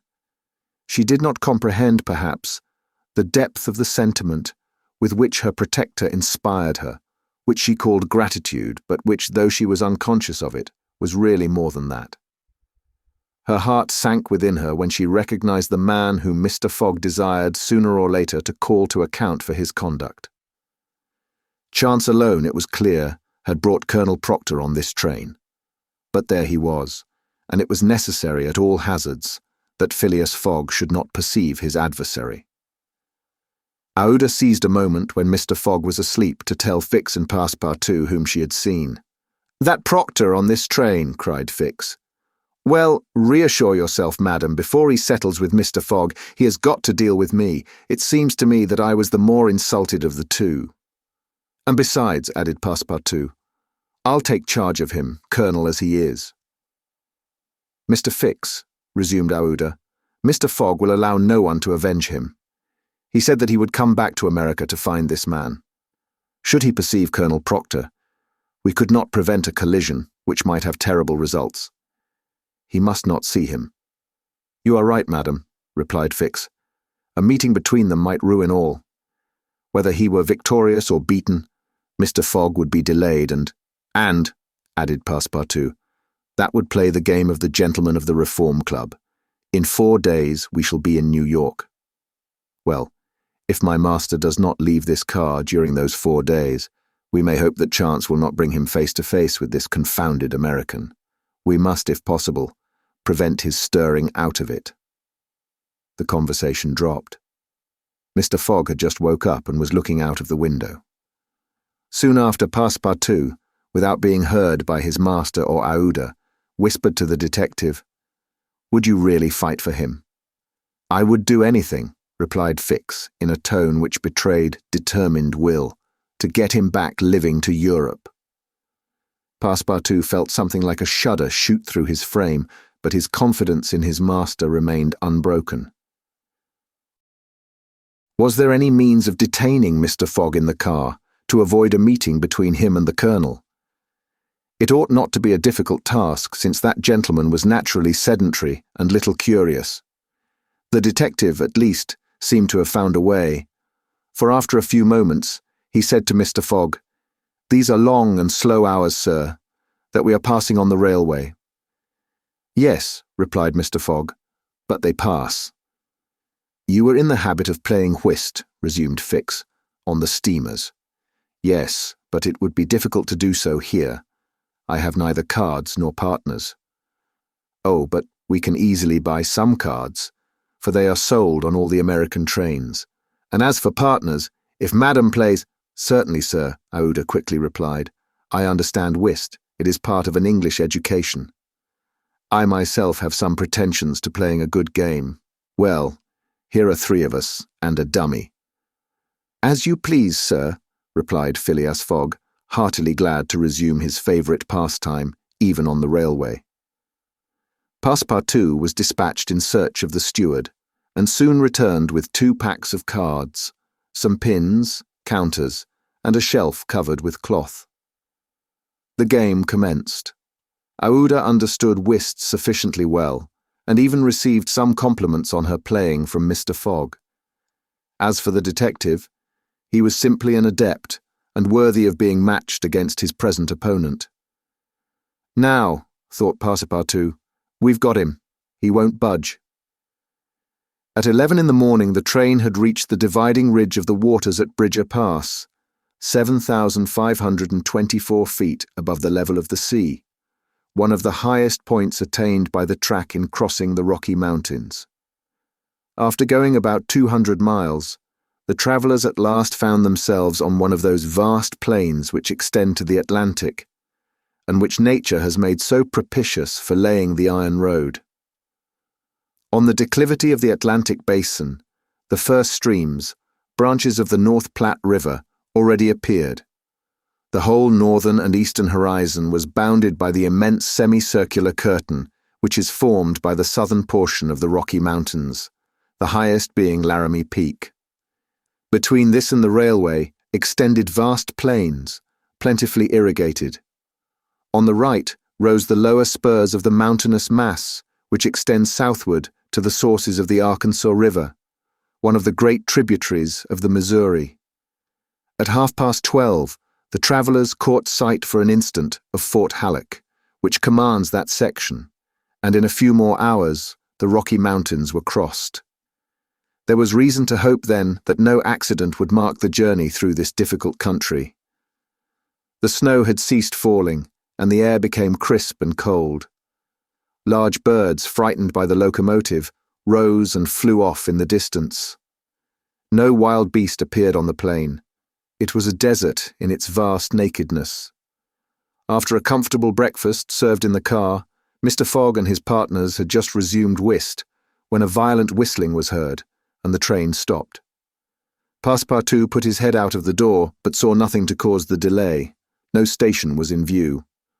Aouda and Fix feared that Mr. Fogg might take it into his head to get out, but that gentleman contented himself with saying to his servant, "See what is the matter." Passepartout rushed out of the car. 30 or 40 passengers had already descended, amongst them Colonel Stamp Proctor. The train had stopped before a red signal which blocked the way. The engineer and conductor were talking excitedly with a signalman whom the station master at Medicine Bow, the next stopping place, had sent on before. The passengers drew around and took part in the discussion, in which Colonel Proctor, with his insolent manner, was conspicuous. Passepartout, joining the group, heard the signalman say, "No, you can't pass. The bridge at Medicine Bow is shaky and would not bear the weight of the train." This was a suspension bridge thrown over some rapids, about a mile from the place where they now were. According to the signalman, it was in a ruinous condition, several of the iron wires being broken, and it was impossible to risk the passage. He did not in any way exaggerate the condition of the bridge. It may be taken for granted that, rash as the Americans usually are, when they are prudent, there is good reason for it. Passepartout, not daring to apprise his master of what he heard, listened with set teeth, immovable as a statue. "Hum," cried Colonel Proctor. "But we are not going to stay here, I imagine, and take root in the snow." "Colonel," replied the conductor, "we have telegraphed to Omaha for a train, but it is not likely that it will reach Medicine Bow in less than 6 hours." "6 hours?" cried Passepartout. "Certainly," returned the conductor. "Besides, it will take us as long as that to reach Medicine Bow on foot." "But it is only a mile from here," said one of the passengers. "Yes, but it's on the other side of the river." "And can't we cross that in a boat?" asked the colonel. "That's impossible. The creek is swelled by the rains. It is a rapid, and we shall have to make a circuit of 10 miles to the north to find a ford." The colonel launched a volley of oaths, denouncing the railway company and the conductor, and Passepartout, who was furious, was not disinclined to make common cause with him. Here was an obstacle indeed, which all his master's banknotes could not remove. There was a general disappointment among the passengers, who, without reckoning the delay, saw themselves compelled to trudge 15 miles over a plain covered with snow. They grumbled and protested, and would certainly have thus attracted Phileas Fogg's attention if he had not been completely absorbed in his game. Passepartout found that he could not avoid telling his master what had occurred, and with hanging head he was turning towards the car when the engineer, a true Yankee, named Forster, called out, "Gentlemen, perhaps there is a way after all to get over." "On the bridge?" asked a passenger. "On the bridge." "With our train?" "With our train." Passepartout stopped short and eagerly listened to the engineer. "But the bridge is unsafe," urged the conductor. "No matter," replied Forster. "I think that by putting on the very highest speed we might have a chance of getting over." "The devil," muttered Passepartout. But a number of the passengers were at once attracted by the engineer's proposal, and Colonel Proctor was especially delighted, and found the plan a very feasible one. He told stories about engineers leaping their trains over rivers without bridges, by putting on full steam, and many of those present avowed themselves of the engineer's mind. "We have 50 chances out of 100 of getting over," said one. 80, 90. Passepartout was astounded, and though ready to attempt anything to get over Medicine Creek, thought the experiment proposed a little too American. "Besides," thought he, "there's a still more simple way, and it does not even occur to any of these people. Sir," said he aloud to one of the passengers, "the engineer's plan seems to me a little dangerous, but—" 80 chances, replied the passenger, turning his back on him.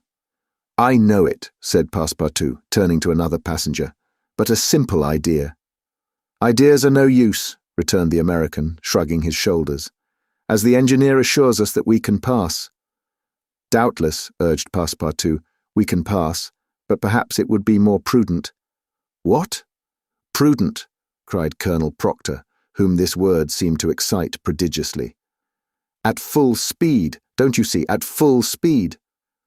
"I know, I see," repeated Passepartout, "but it would be, if not more prudent, since that word displeases you, at least more natural—" "Who? What? What's the matter with this fellow?" cried several. The poor fellow did not know to whom to address himself. "Are you afraid?" asked Colonel Proctor. "I afraid? Very well.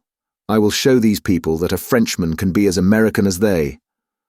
"All aboard!" cried the conductor. "Yes, all aboard," repeated Passepartout, and immediately. "But they can't prevent me from thinking that it would be more natural for us to cross the bridge on foot and let the train come after." But no one heard this sage reflection, nor would anyone have acknowledged its justice. The passengers resumed their places in the cars. Passepartout took his seat without telling what had passed. The whist players were quite absorbed in their game. The locomotive whistled vigorously.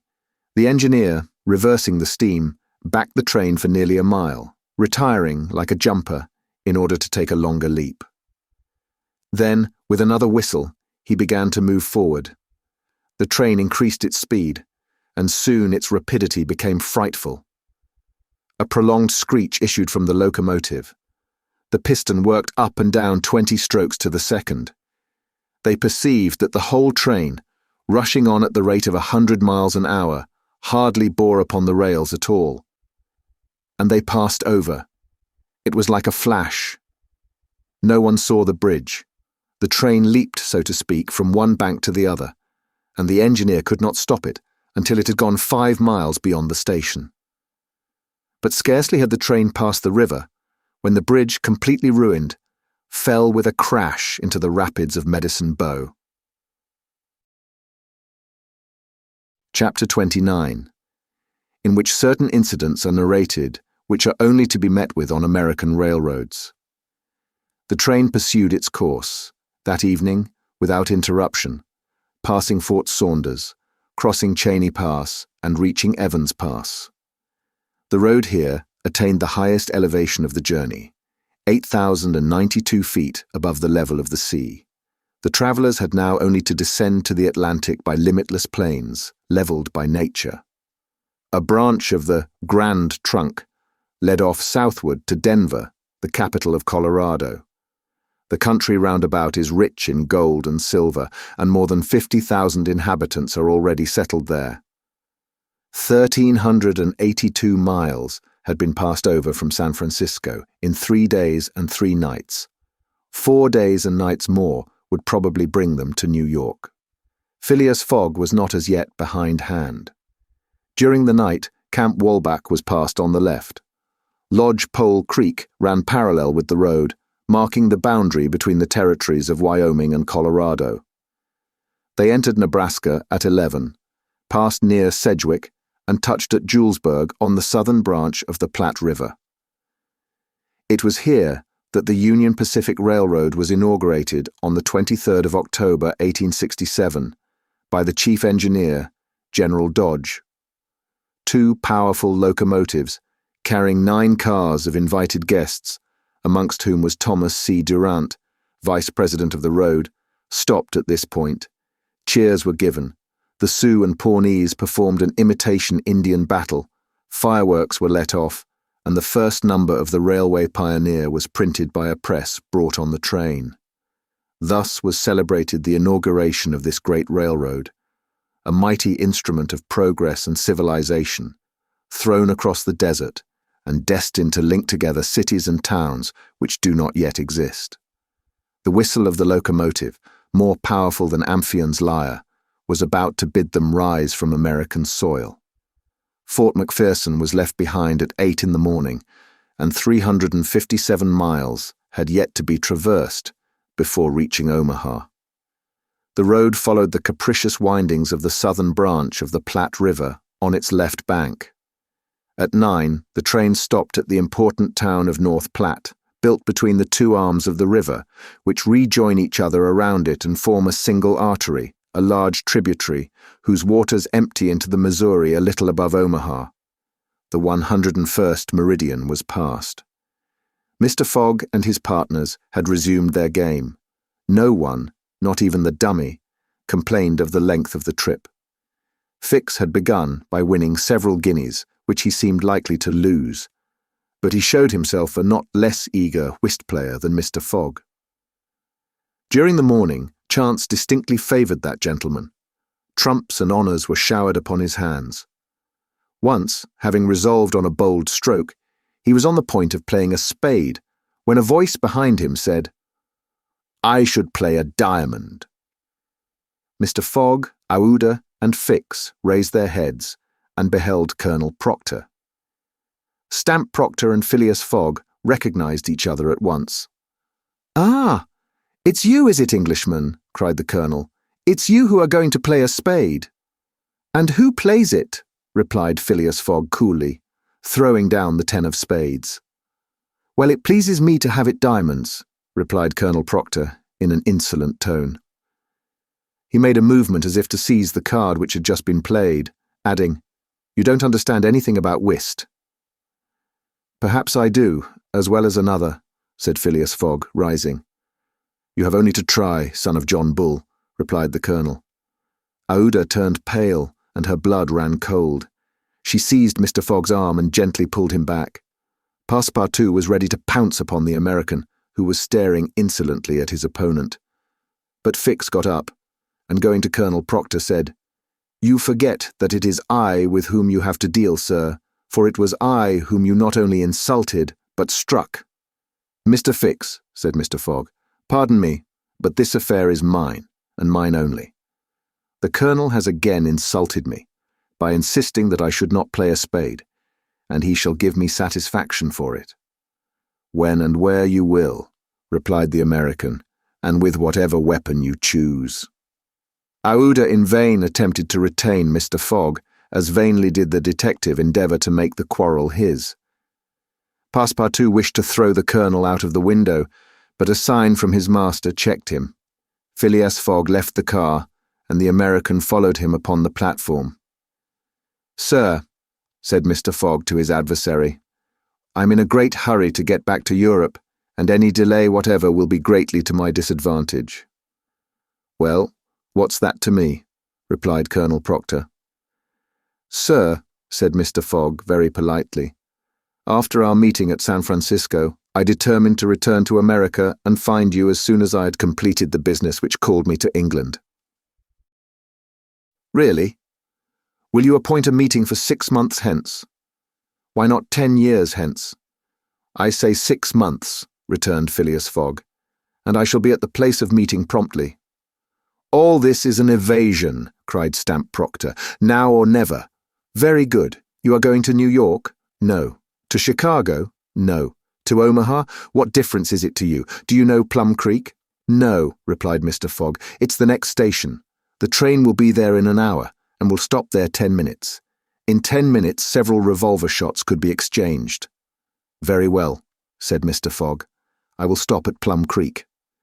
"And I guess you'll stay there too," added the American insolently. "Who knows?" replied Mr. Fogg, returning to the car as coolly as usual. He began to reassure Aouda, telling her that blusterers were never to be feared, and begged Fix to be his second at the approaching duel, a request which the detective could not refuse. Mr. Fogg resumed the interrupted game with perfect calmness. At 11 o'clock, the locomotive's whistle announced that they were approaching Plum Creek Station. Mr. Fogg rose, and followed by Fix, went out upon the platform. Passepartout accompanied him, carrying a pair of revolvers. Aouda remained in the car, as pale as death. The door of the next car opened, and Colonel Proctor appeared on the platform, attended by a Yankee of his own stamp as his second. But just as the combatants were about to step from the train, the conductor hurried up and shouted, "You can't get off, gentlemen." "Why not?" asked the Colonel. "We are 20 minutes late, and we shall not stop. But I am going to fight a duel with this gentleman." "I'm sorry," said the conductor, "but we shall be off at once. There's the bell ringing now." The train started. "I'm really very sorry, gentlemen," said the conductor. "Under any other circumstances, I should have been happy to oblige you. But after all, as you have not had time to fight here, why not fight as we go along?" "That wouldn't be convenient perhaps for this gentleman," said the Colonel in a jeering tone. "It would be perfectly so," replied Phileas Fogg. "Well, we are really in America," thought Passepartout, and the conductor is a gentleman of the first order." So muttering, he followed his master. The two combatants, their seconds, and the conductor passed through the cars to the rear of the train. The last car was only occupied by a dozen passengers, whom the conductor politely asked if they would not be so kind as to leave it vacant for a few moments, as two gentlemen had an affair of honour to settle. The passengers granted the request with alacrity, and straightway disappeared on the platform. The car, which was some 50 feet long, was very convenient for their purpose. The adversaries might march on each other in the aisle and fire at their ease. Never was duel more easily arranged. Mr. Fogg and Colonel Proctor, each provided with 2 six-barreled revolvers, entered the car. The seconds, remaining outside, shut them in. They were to begin firing at the first whistle of the locomotive. After an interval of 2 minutes, what remained of the two gentlemen would be taken from the car. Nothing could be more simple. Indeed, it was all so simple that Fix and Passepartout felt their hearts beating as if they would crack. They were listening for the whistle agreed upon, when suddenly savage cries resounded in the air, accompanied by reports which certainly did not issue from the car where the duellists were. The reports continued in front and the whole length of the train. Cries of terror proceeded from the interior of the cars. Colonel Proctor and Mr. Fogg, revolvers in hand, hastily quitted their prison and rushed forward where the noise was most clamorous. They then perceived that the train was attacked by a band of Sioux. This was not the first attempt of these daring Indians, for more than once they had waylaid trains on the road. 100 of them had, according to their habit, jumped upon the steps without stopping the train, with the ease of a clown mounting a horse at full gallop. The Sioux were armed with guns, from which came the reports, to which the passengers, who were almost all armed, responded by revolver shots. The Indians had first mounted the engine, and half-stunned the engineer and stoker with blows from their muskets. A Sioux chief, wishing to stop the train, but not knowing how to work the regulator, had opened wide instead of closing the steam valve, and the locomotive was plunging forward with terrific velocity. The Sioux had at the same time invaded the cars, skipping like enraged monkeys over the roofs, thrusting open the doors, and fighting hand-to-hand with the passengers. Penetrating the baggage car, they pillaged it, throwing the trunks out of the train. The cries and shots were constant. The travellers defended themselves bravely. Some of the cars were barricaded and sustained a siege like moving forts, carried along at a speed of 100 miles an hour. Aouda behaved courageously from the first. She defended herself like a true heroine with a revolver, which she shot through the broken windows whenever a savage made his appearance. 20 Sioux had fallen mortally wounded to the ground, and the wheels crushed those who fell upon the rails as if they had been worms. Several passengers, shot or stunned, lay on the seats. It was necessary to put an end to the struggle, which had lasted for 10 minutes, and which would result in the triumph of the Sioux if the train was not stopped.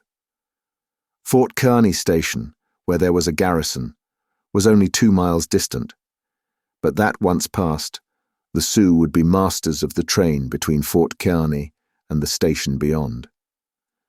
The conductor was fighting beside Mr. Fogg when he was shot and fell. At the same moment he cried, "Unless the train is stopped in 5 minutes, we are lost." "It shall be stopped," said Phileas Fogg, preparing to rush from the car. "Stay, monsieur," cried Passepartout. "I will go." Mr. Fogg had not time to stop the brave fellow, who, opening a door unperceived by the Indians, succeeded in slipping under the car, and while the struggle continued and the balls whizzed across each other over his head, he made use of his old acrobatic experience, and with amazing agility worked his way under the cars, holding on to the chains, aiding himself by the brakes and edges of the sashes, creeping from one car to another with marvellous skill, and thus gaining the forward end of the train. There, suspended by one hand between the baggage car and the tender, with the other he loosened the safety chains, but owing to the traction, he would never have succeeded in unscrewing the yoking bar, had not a violent concussion jolted this bar out. The train, now detached from the engine, remained a little behind, whilst the locomotive rushed forward with increased speed. Carried on by the force already acquired, the train still moved for several minutes. But the brakes were worked, and at last they stopped, less than 100 feet from XVIII station. The soldiers of the fort, attracted by the shots, hurried up. The Sioux had not expected them, and decamped in a body before the train entirely stopped. But when the passengers counted each other on the station platform, several were found missing, among others the courageous Frenchman, whose devotion had just saved them. Chapter 30, in which Phileas Fogg simply does his duty. 3 passengers, including Passepartout, had disappeared. Had they been killed in the struggle? Were they taken prisoners by the Sioux? It was impossible to tell. There were many wounded, but none mortally. Colonel Proctor was one of the most seriously hurt. He had fought bravely, and a ball had entered his groin. He was carried into the station with the other wounded passengers to receive such attention as could be of avail. Aouda was safe, and Phileas Fogg, who had been in the thickest of the fight, had not received a scratch. Fix was slightly wounded in the arm, but Passepartout was not to be found, and tears coursed down Aouda's cheeks. All the passengers had got out of the train, the wheels of which were stained with blood. From the tires and spokes hung ragged pieces of flesh. As far as the eye could reach on the white plain behind, red trails were visible. The last Sioux were disappearing in the south, along the banks of Republican River. Mr. Fogg, with folded arms, remained motionless. He had a serious decision to make. Aouda, standing near him, looked at him without speaking, and he understood her look. If his servant was a prisoner, ought he not to risk everything to rescue him from the Indians? "I will find him, living or dead," said he quietly to Aouda. "Ah, Mr. Fogg," cried she, clasping his hands and covering them with tears. "Living," added Mr. Fogg, "if we do not lose a moment." Phileas Fogg, by this resolution, inevitably sacrificed himself. He pronounced his own doom. The delay of a single day would make him lose the steamer at New York, and his bet would be certainly lost. But as he thought, "It is my duty," he did not hesitate. The commanding officer of Fort Kearny was there. 100 of his soldiers had placed themselves in a position to defend the station, should the Sioux attack it. "Sir," said Mr. Fogg to the captain, 3 passengers have disappeared." "Dead?" asked the captain. "Dead or prisoners? That is the uncertainty which must be solved. Do you propose to pursue the Sioux?" "That's a serious thing to do, sir," returned the captain. "These Indians may retreat beyond the Arkansas, and I cannot leave the fort unprotected." "The lives of 3 men are in question, sir," said Phileas Fogg. "Doubtless. But can I risk the lives of 50 men to save 3? "I don't know whether you can, sir, but you ought to do so." "Nobody here," returned the other, "has a right to teach me my duty." "Very well," said Mr. Fogg coldly. "I will go alone." "You, sir," cried Fix, coming up, "you go alone in pursuit of the Indians? Would you have me leave this poor fellow to perish, him to whom everyone present owes his life? I shall go." "No, sir, you shall not go alone," cried the captain, touched in spite of himself. "No, you are a brave man. 30 volunteers," he added, turning to the soldiers. The whole company started forward at once. The captain had only to pick his men. 30 were chosen, and an old sergeant placed at their head. "Thanks, Captain," said Mr. Fogg. "Will you let me go with you?" asked Fix. "Do as you please, sir. But if you wish to do me a favour, you will remain with Aouda, in case anything should happen to me." A sudden pallor overspread the detective's face. Separate himself from the man whom he had so persistently followed step by step. Leave him to wander about in this desert. Fix gazed attentively at Mr. Fogg, and despite his suspicions and of the struggle which was going on within him, he lowered his eyes before that calm and frank look. "I will stay," said he. A few moments after, Mr. Fogg pressed the young woman's hand, and having confided to her his precious carpet-bag, went off with the sergeant and his little squad. But before going, he had said to the soldiers, "My friends, I will divide $5,000 among you, if we save the prisoners." It was then, a little past noon. Aouda retired to a waiting room, and there she waited alone, thinking of the simple and noble generosity, the tranquil courage of Phileas Fogg. He had sacrificed his fortune, and was now risking his life, all without hesitation, from duty, in silence. Fix did not have the same thoughts, and could scarcely conceal his agitation. He walked feverishly up and down the platform, but soon resumed his outward composure. He now saw the folly of which he had been guilty in letting Fogg go alone. What?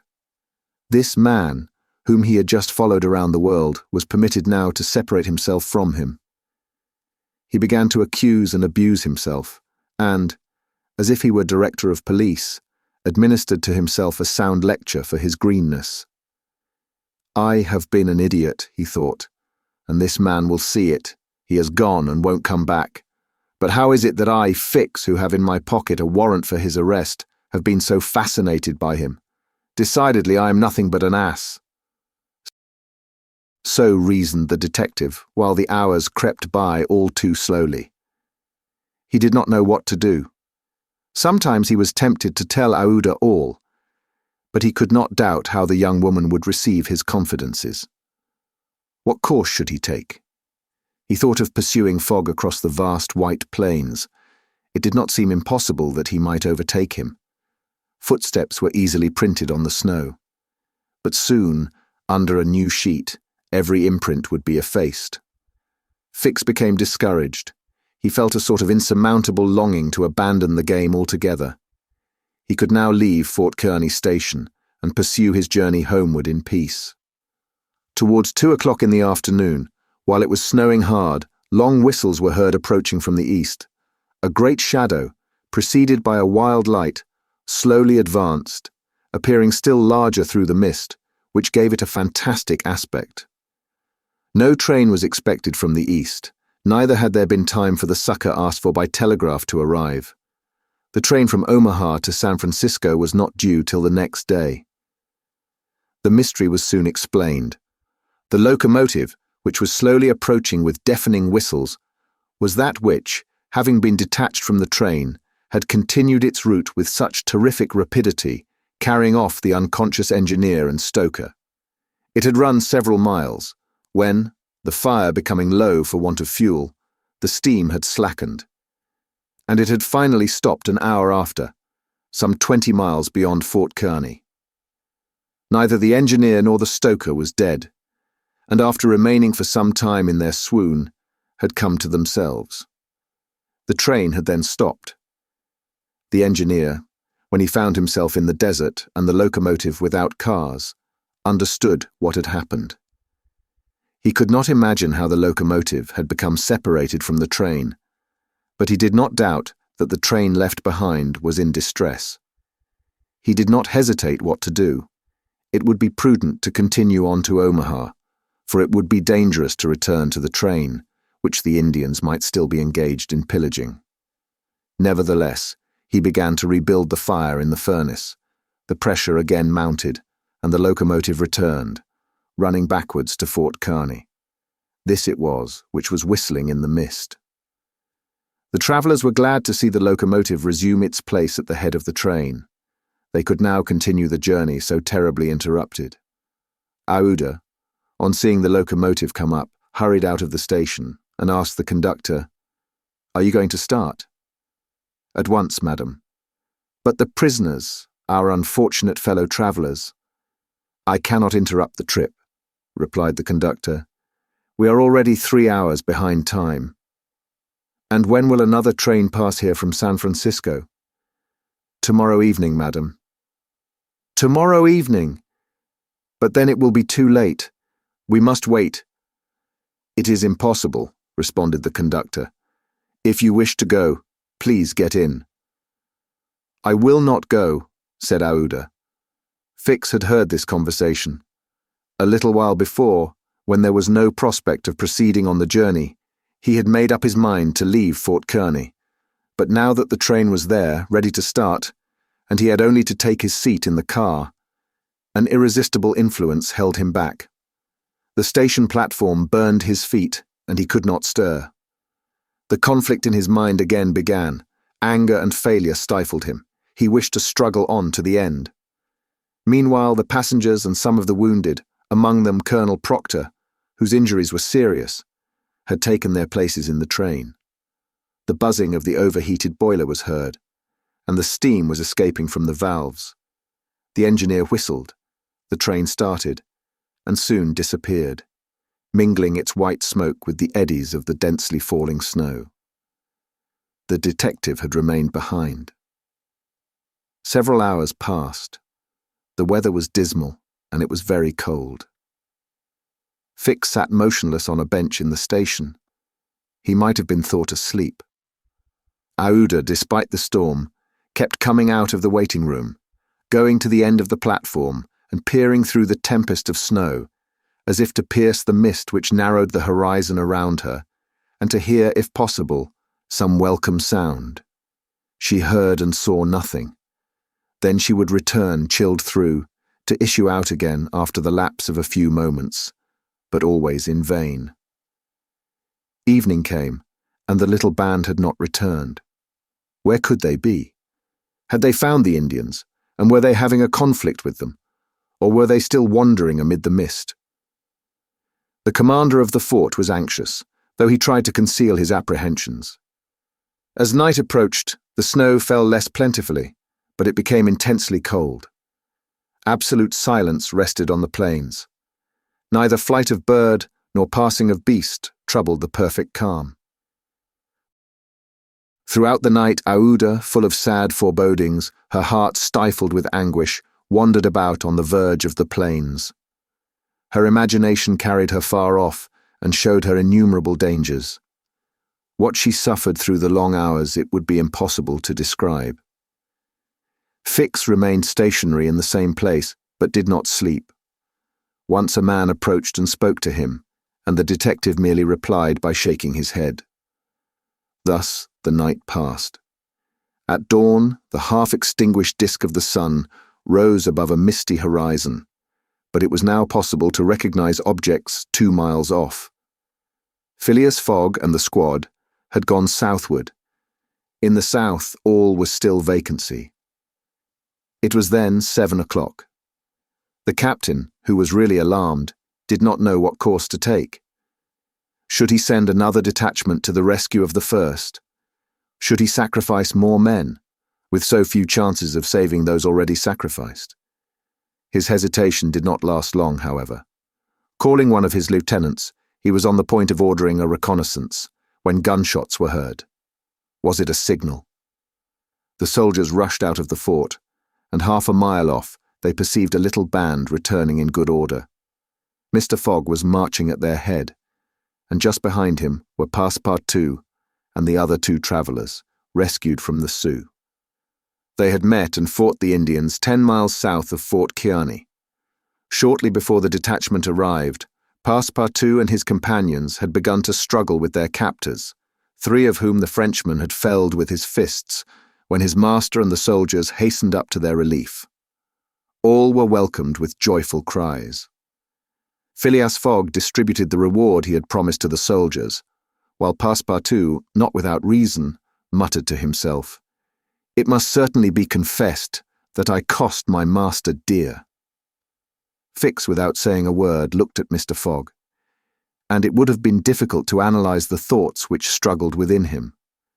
As for Aouda, she took her protector's hand and pressed it in her own, too much moved to speak. Meanwhile, Passepartout was looking about for the train. He thought he should find it there, ready to start for Omaha, and he hoped that the time lost might be regained. The train!" cried he. "Gone," replied Fix. "And when does the next train pass here?" said Phileas Fogg. "Not till this evening." "Ah," returned the impassible gentleman quietly. Chapter 31. in which Fix the detective considerably furthers the interests of Phileas Fogg. Phileas Fogg found himself 20 hours behind time. Passepartout, the involuntary cause of this delay, was desperate. He had ruined his master. At this moment the detective approached Mr. Fogg, and looking him intently in the face, said, "Seriously, sir, are you in great haste?" "Quite seriously." "I have a purpose in asking," resumed Fix. "Is it absolutely necessary that you should be in New York on the 11th, before 9 o'clock in the evening, the time that the steamer leaves for Liverpool?" "It is absolutely necessary." "And, if your journey had not been interrupted by these Indians, you would have reached New York on the morning of the 11th? "Yes, with 11 hours to spare before the steamer left." "Good. You are therefore 20 hours behind. 12 from 20 leaves 8. You must regain 8 hours. Do you wish to try to do so?" "On foot?" asked Mr. Fogg.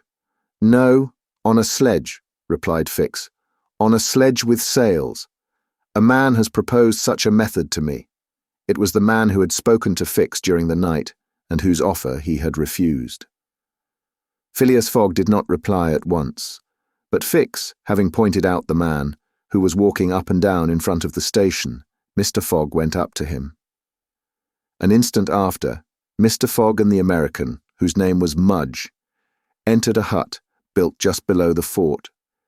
There, Mr. Fogg examined a curious vehicle, a kind of frame on 2 long beams, a little raised in front like the runners of a sledge, and upon which there was room for 5 or 6 persons. A high mast was fixed on the frame, held firmly by metallic lashings, to which was attached a large brigantine sail. This mast held an iron stay upon which to hoist a jibsail. Behind, a sort of rudder served to guide the vehicle. It was, in short, a sledge rigged like a sloop.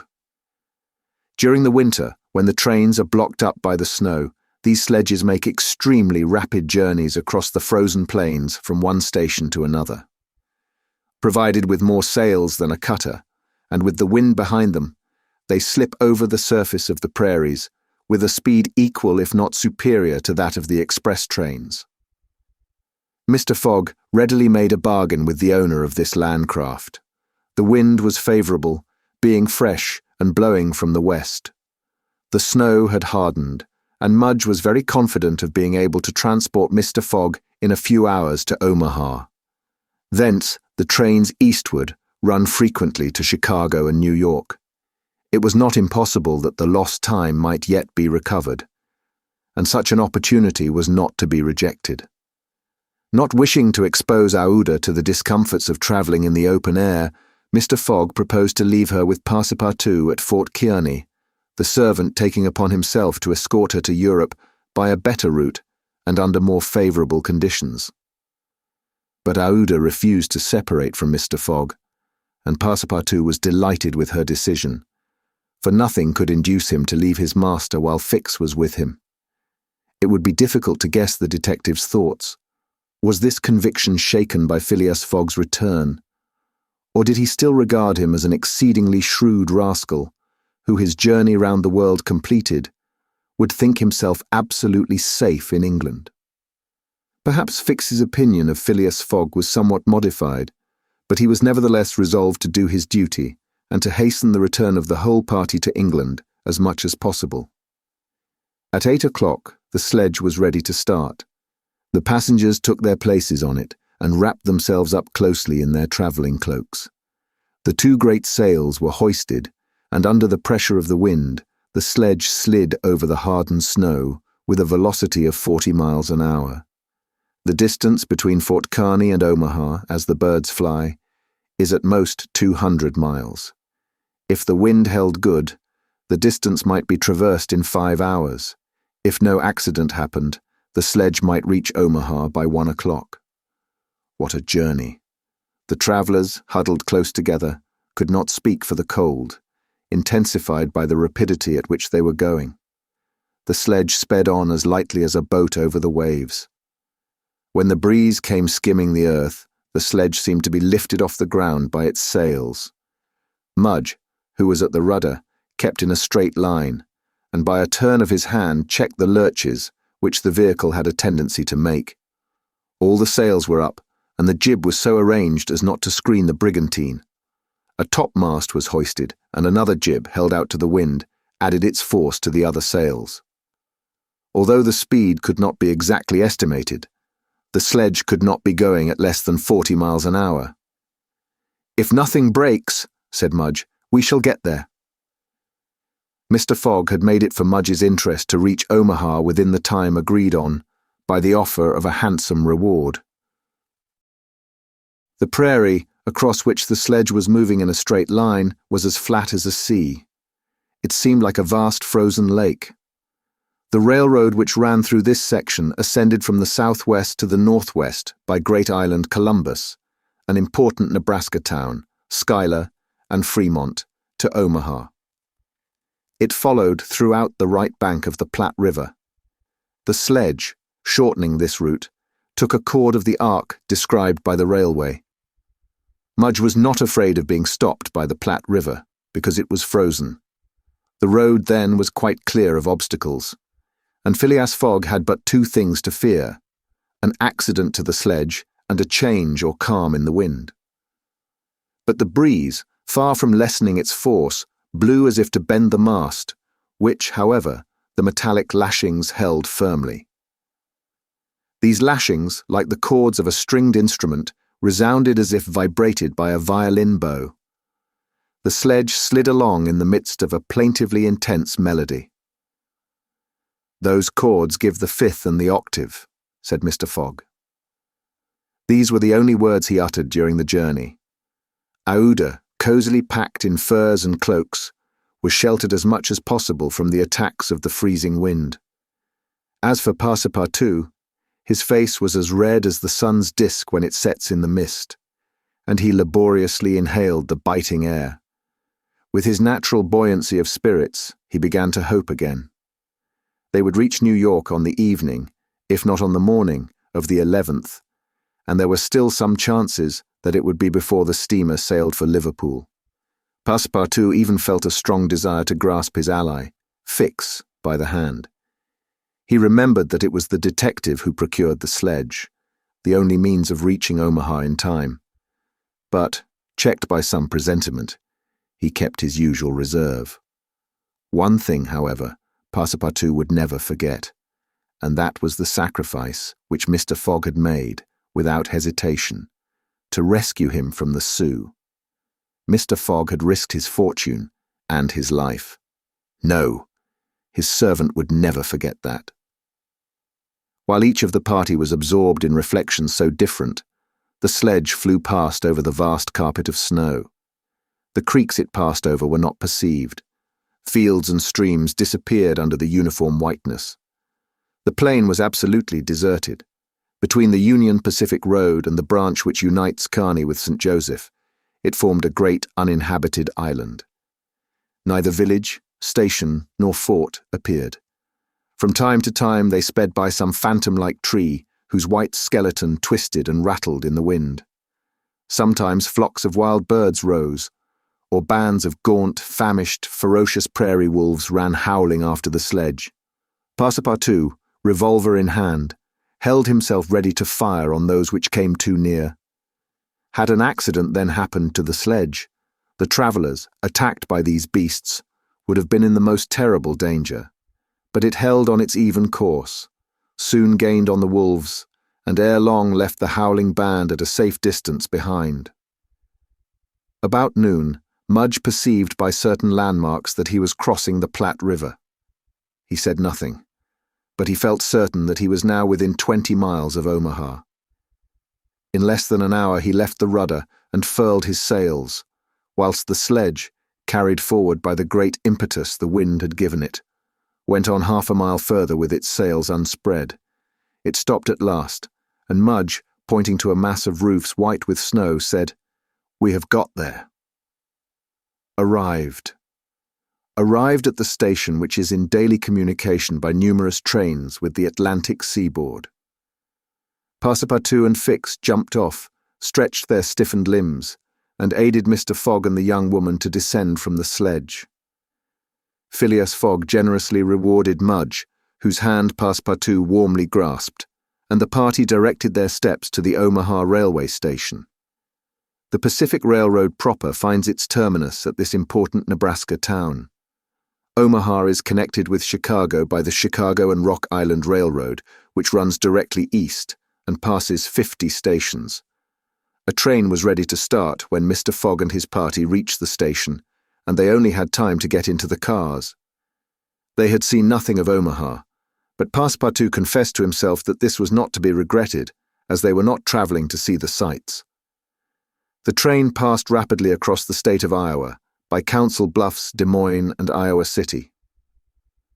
During the night, it crossed the Mississippi at Davenport, and by Rock Island entered Illinois. The next day, which was the 10th, at 4 o'clock in the evening, it reached Chicago, already risen from its ruins, and more proudly seated than ever on the borders of its beautiful Lake Michigan. 900 miles separated Chicago from New York, but trains are not wanting at Chicago.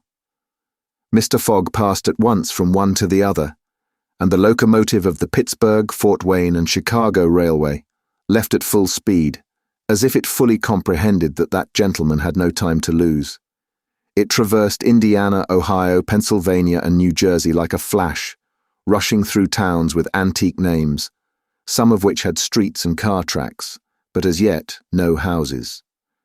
At last, the Hudson came into view, and at 11:15 in the evening of the 11th, the train stopped in the station on the right bank of the river before the very pier of the Cunard line.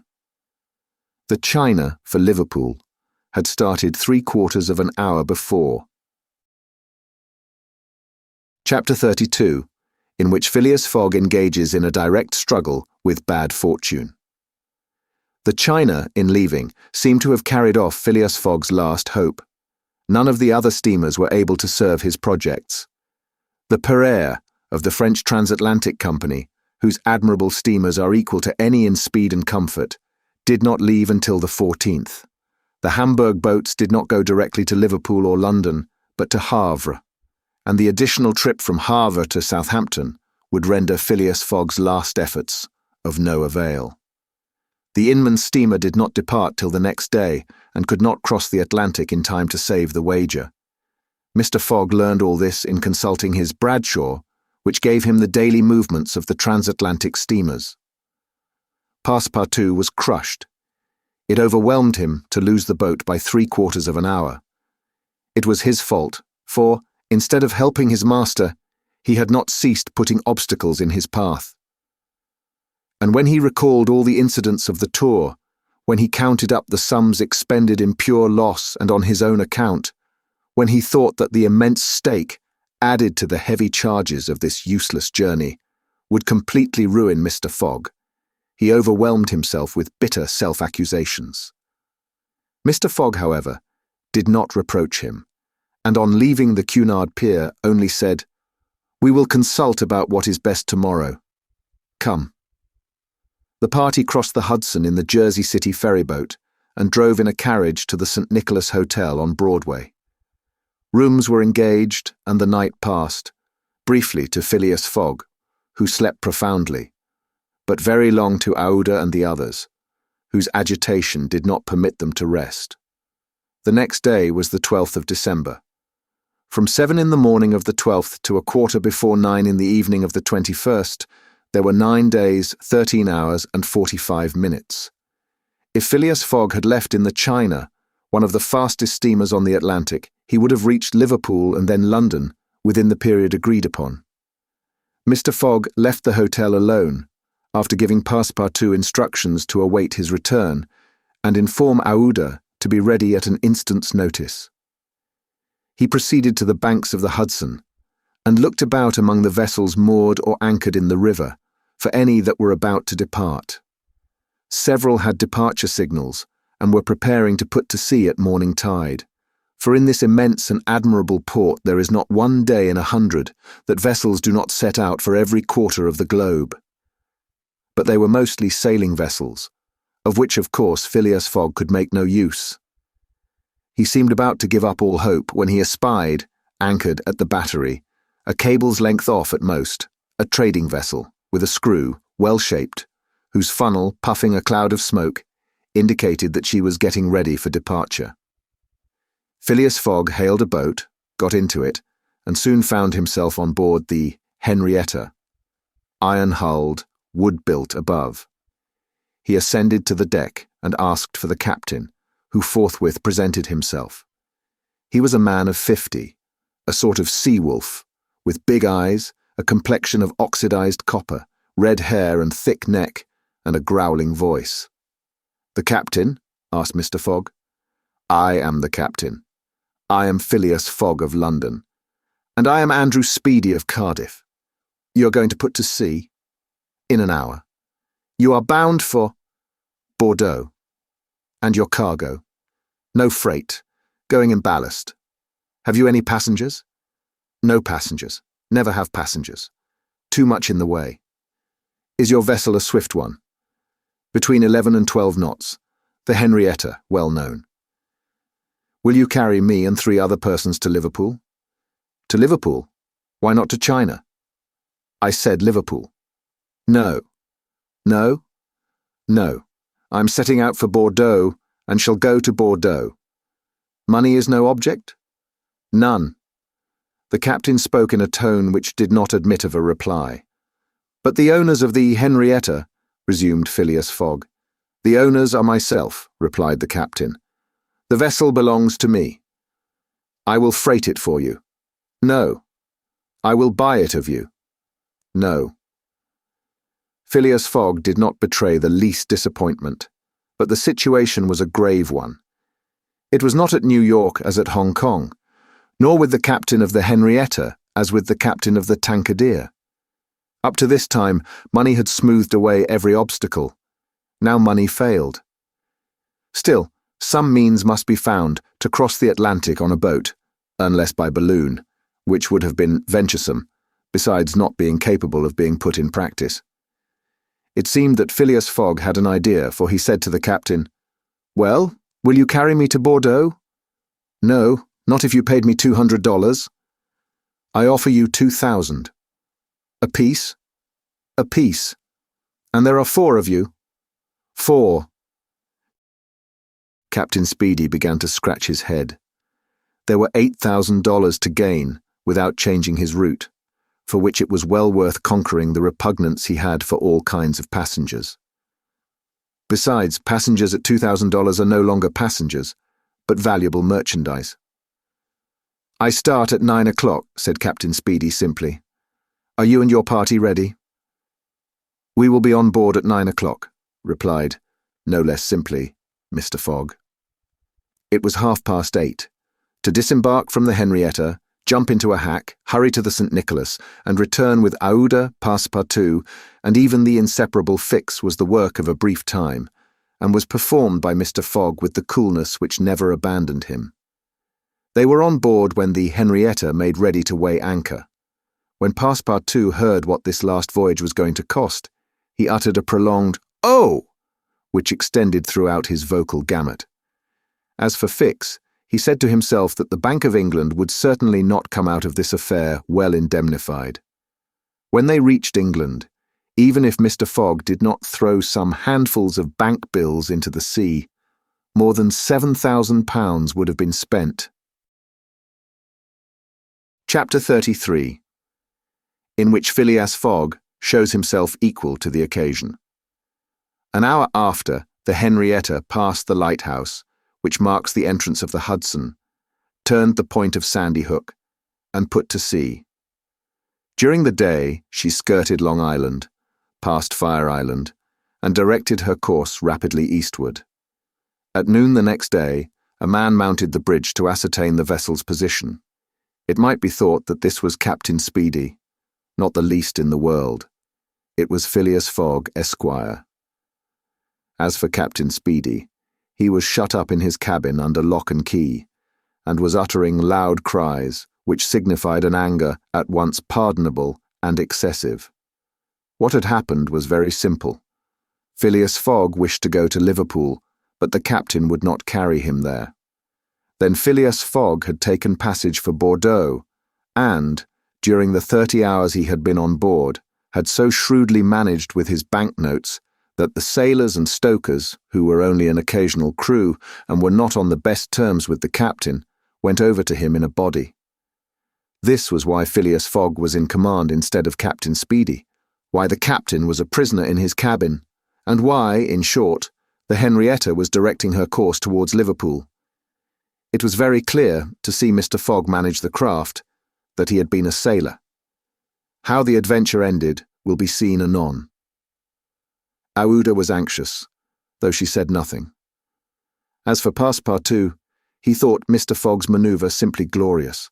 The captain had said, between 11 and 12 knots, and the Henrietta confirmed his prediction. If then, for there were ifs still, the sea did not become too boisterous, if the wind did not veer round to the east, if no accident happened to the boat or its machinery, the Henrietta might cross the 3,000 miles from New York to Liverpool in the 9 days, between the 12th and the 21st of December. It is true that, once arrived, the affair on board the Henrietta, added to that of the Bank of England, might create more difficulties for Mr. Fogg than he imagined or could desire. During the first days, they went along smoothly enough. The sea was not very unpropitious. The wind seemed stationary in the northeast. The sails were hoisted, and the Henrietta ploughed across the waves like a real transatlantic steamer. Passepartout was delighted. His master's last exploit, the consequences of which he ignored, enchanted him. Never had the crew seen so jolly and dexterous a fellow. He formed warm friendships with the sailors and amazed them with his acrobatic feats. He thought they managed the vessel like gentlemen, and that the stokers fired up like heroes. His loquacious good humour infected everyone. He had forgotten the past, its vexations and delays. He only thought of the end, so nearly accomplished, and sometimes he boiled over with impatience, as if heated by the furnaces of the Henrietta. Often also, the worthy fellow revolved around Fix, looking at him with a keen, distrustful eye, but he did not speak to him, for their old intimacy no longer existed. Fix, it must be confessed, understood nothing of what was going on. The conquest of the Henrietta, the bribery of the crew, Fogg managing the boat like a skilled seaman, amazed and confused him. He did not know what to think, for after all, a man who began by stealing £55,000 might end by stealing a vessel, and Fix was not unnaturally inclined to conclude that the Henrietta, under Fogg's command, was not going to Liverpool at all, but to some part of the world where the robber, turned into a pirate, would quietly put himself in safety. The conjecture was at least a plausible one, and the detective began to seriously regret that he had embarked on the affair. As for Captain Speedy, he continued to howl and growl in his cabin. And Passepartout, whose duty it was to carry him his meals, courageous as he was, took the greatest precautions. Mr. Fogg did not seem even to know that there was a captain on board.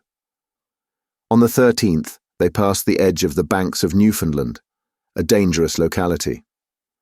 During the winter especially, there are frequent fogs and heavy gales of wind. Ever since the evening before, the barometer, suddenly falling, had indicated an approaching change in the atmosphere, and during the night the temperature varied, the cold became sharper, and the wind veered to the southeast. This was a misfortune.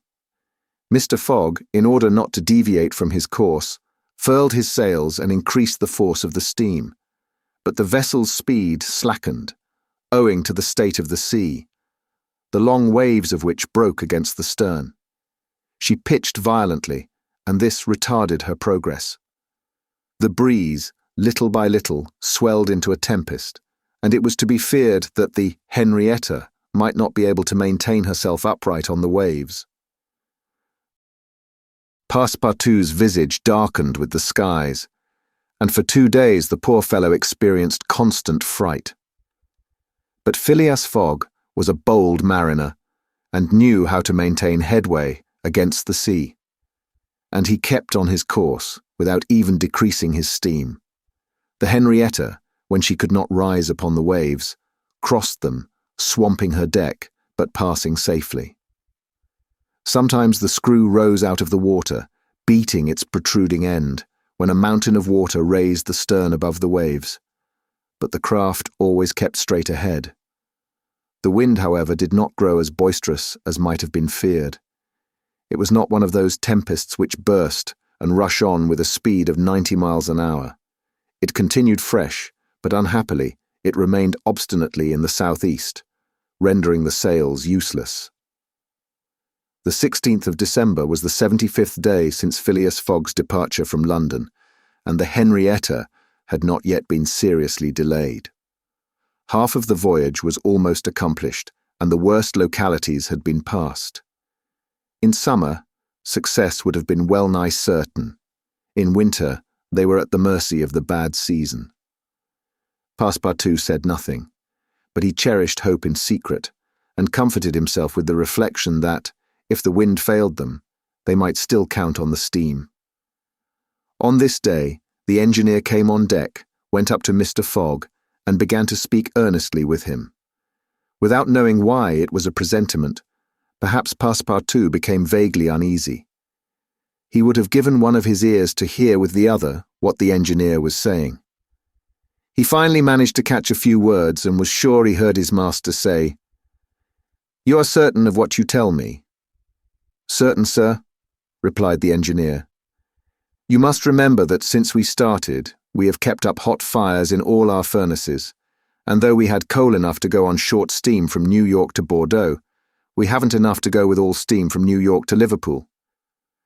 "I will consider," replied Mr. Fogg.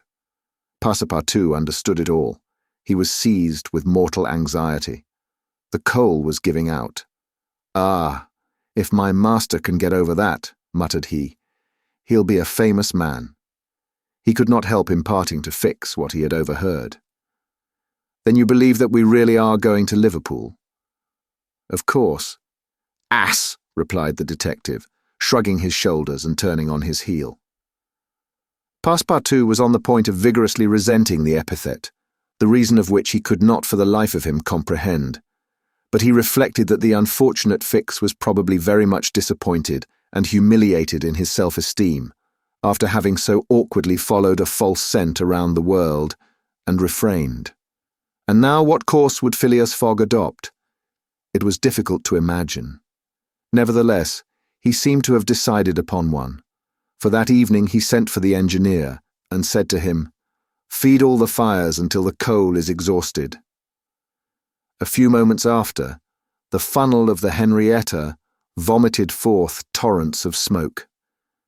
The vessel continued to proceed with all steam on. But on the 18th, the engineer, as he had predicted, announced that the coal would give out in the course of the day. "Do not let the fires go down," replied Mr. Fogg. "Keep them up to the last. Let the valves be filled." Towards noon, Phileas Fogg, having ascertained their position, called Passepartout and ordered him to go for Captain Speedy. It was as if the honest fellow had been commanded to unchain a tiger. He went to the poop, saying to himself, "He will be like a madman." In a few moments, with cries and oaths, a bomb appeared on the poop deck.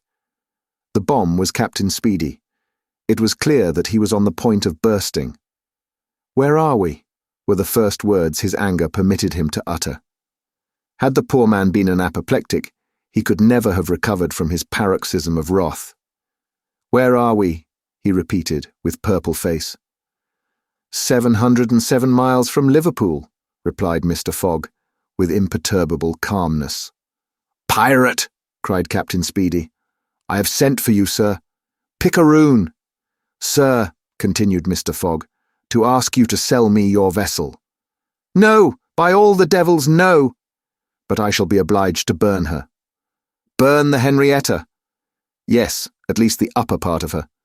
The coal has given out." "Burn my vessel!"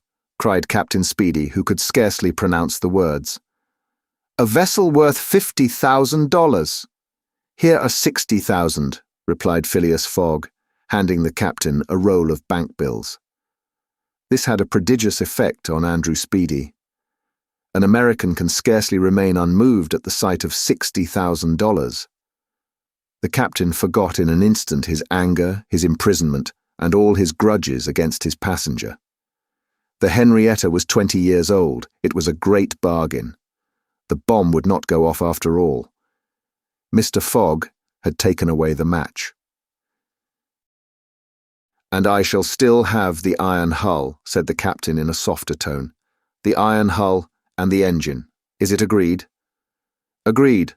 And Andrew Speedy, seizing the banknotes, counted them and consigned them to his pocket.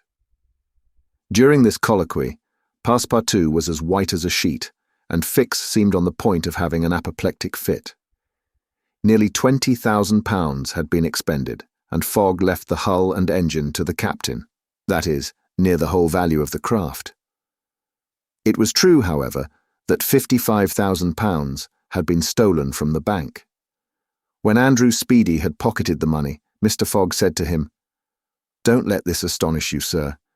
You must know that I shall lose £20,000 unless I arrive in London by 9:15 on the evening of the 21st of December. I missed the steamer at New York, and as you refused to take me to Liverpool—" "And I did well," cried Andrew Speedy, "for I have gained at least $40,000 by it." He added more sedately, "Do you know one thing, Captain?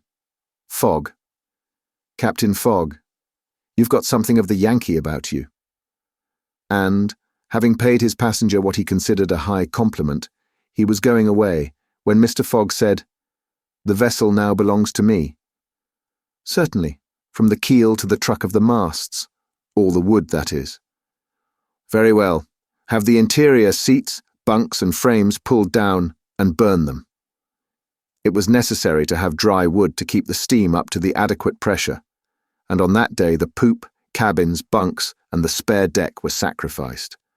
On the next day, the 19th of December, the masts, rafts, and spars were burned.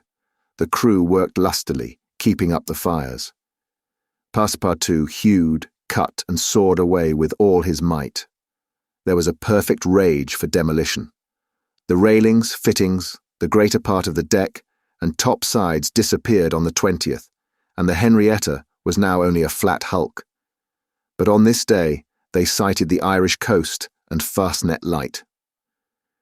By 10 in the evening they were passing Queenstown. Phileas Fogg had only 24 hours more in which to get to London. That length of time was necessary to reach Liverpool, with all steam on. And the steam was about to give out altogether. "Sir," said Captain Speedy, who was now deeply interested in Mr. Fogg's project, "I really commiserate you. Everything is against you. We are only opposite Queenstown." "Ah," said Mr. Fogg. "Is that place where we see the lights Queenstown?" "Yes." "Can we enter the harbour?" "Not under 3 hours, only at high tide." "Stay," replied Mr. Fogg calmly, without betraying in his features that by a supreme inspiration he was about to attempt once more to conquer ill fortune. Queenstown is the Irish port at which the transatlantic steamers stop to put off the mails. These mails are carried to Dublin by express trains always held in readiness to start. From Dublin, they are sent on to Liverpool by the most rapid boats, and thus gain 12 hours on the Atlantic steamers. Phileas Fogg counted on gaining 12 hours in the same way. Instead of arriving at Liverpool the next evening by the Henrietta, he would be there by noon, and would therefore have time to reach London before 9:15 in the evening. The Henrietta entered Queenstown Harbour at 1 o'clock in the morning, it then being high tide, and Phileas Fogg, after being grasped heartily by the hand by Captain Speedy, left that gentleman on the levelled hulk of his craft, which was still worth half what he had sold it for. The party went on shore at once.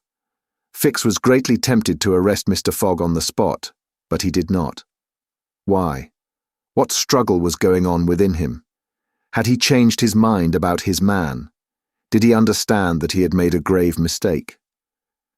He did not, however, abandon Mr. Fogg. They all got upon the train, which was just ready to start at 1:30. At dawn of day they were in Dublin, and they lost no time in embarking on a steamer which, disdaining to rise upon the waves, invariably cut through them. Phileas Fogg at last disembarked on the Liverpool quay at 20 minutes before 12, the 21st of December. He was only 6 hours distant from London. But at this moment Fix came up, put his hand upon Mr. Fogg's shoulder, and showing his warrant, said, "You are really Phileas Fogg?" "I am. I arrest you in the Queen's name." Chapter 34, in which Phileas Fogg at last reaches London. Phileas Fogg was in prison. He had been shut up in the custom house, and he was to be transferred to London the next day. Passepartout, when he saw his master arrested, would have fallen upon Fix had he not been held back by some policemen. Aouda was thunderstruck at the suddenness of an event which she could not understand. Passepartout explained to her how it was that the honest and courageous Fogg was arrested as a robber. The young woman's heart revolted against so heinous a charge, and when she saw that she could attempt to do nothing to save her protector, she wept bitterly. As for Fix, he had arrested Mr. Fogg because it was his duty, whether Mr. Fogg were guilty or not. The thought then struck Passepartout that he was the cause of this new misfortune. Had he not concealed Fix's errand from his master? When Fix revealed his true character and purpose, why had he not told Mr. Fogg? If the latter had been warned, he would no doubt have given Fix proof of his innocence and satisfied him of his mistake. At least, Fix would not have continued his journey at the expense and on the heels of his master, only to arrest him the moment he set foot on English soil. Passepartout wept till he was blind, and felt like blowing his brains out. Aouda and he had remained, despite the cold, under the portico of the custom house. Neither wished to leave the place. Both were anxious to see Mr. Fogg again. That gentleman was really ruined, and that at the moment when he was about to attain his end. This arrest was fatal. Having arrived at Liverpool at 20 minutes before 12 on the 21st of December, he had till 9:15 that evening to reach the Reform Club, that is, 9 hours and a quarter. The journey from Liverpool to London was 6 hours. If anyone at this moment had entered the custom house, he would have found Mr. Fogg seated, motionless, calm, and without apparent anger, upon a wooden bench. He was not, it is true, resigned, but this last blow failed to force him into an outward betrayal of any emotion. Was he being devoured by one of those secret rages, all the more terrible because contained, and which only burst forth, with an irresistible force, at the last moment? No one could tell. There he sat, calmly waiting. For what? Did he still cherish hope? Did he still believe, now that the door of this prison was closed upon him, that he would succeed? However that may have been, Mr. Fogg carefully put his watch upon the table and observed its advancing hands. Not a word escaped his lips, but his look was singularly set and stern. The situation, in any event, was a terrible one, and might be thus stated. If Phileas Fogg was honest, he was ruined. If he was a knave, he was caught. Did escape occur to him? Did he examine to see if there were any practicable outlet from his prison? Did he think of escaping from it? Possibly. For once he walked slowly around the room, but the door was locked, and the window heavily barred with iron rods. He sat down again and drew his journal from his pocket. On the line where these words were written, 21st December, Saturday, Liverpool, he added, 80th day, 11:40 a.m., and waited. The custom house clock struck 1. Mr. Fogg observed that his watch was 2 hours too fast. 2 hours. Admitting that he was at this moment taking an express train, he could reach London and the Reform Club by 9:15 p.m. His forehead slightly wrinkled. At 33 minutes past 2, he heard a singular noise outside, then a hasty opening of doors. Passepartout's voice was audible, and immediately after that of Fix. Phileas Fogg's eyes brightened for an instant. The door swung open, and he saw Passepartout, Aouda, and Fix, who hurried towards him. Fix was out of breath, and his hair was in disorder. He could not speak. "Sir," he stammered. "Sir, forgive me, most unfortunate resemblance. Robber arrested 3 days ago. You are free." Phileas Fogg was free. He walked to the detective, looked him steadily in the face, and with the only rapid motion he had ever made in his life, or which he ever would make, drew back his arms, and with the precision of a machine, knocked Fix down. "Well hit," cried Passepartout. "Parbleu! That's what you might call a good application of English fists." Fix, who found himself on the floor, did not utter a word. He had only received his deserts. Mr. Fogg, Aouda, and Passepartout left the custom-house without delay, got into a cab, and in a few moments descended at the station. Phileas Fogg asked if there was an express train about to leave for London. It was 40 minutes past 2. The express train had left 35 minutes before. Phileas Fogg then ordered a special train.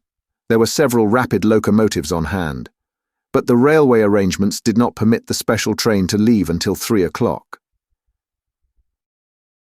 At that hour, Phileas Fogg, having stimulated the engineer by the offer of a generous reward, at last set out towards London with Aouda and his faithful servant. It was necessary to make the journey in 5 hours and a half, and this would have been easy on a clear road throughout. But there were forced delays, and when Mr. Fogg stepped from the train at the terminus, all the clocks in London were striking 10 minutes before 9. Having made the tour of the world, he was behindhand 5 minutes. He had lost the wager. Chapter 35, in which Phileas Fogg does not have to repeat his orders to Passepartout twice.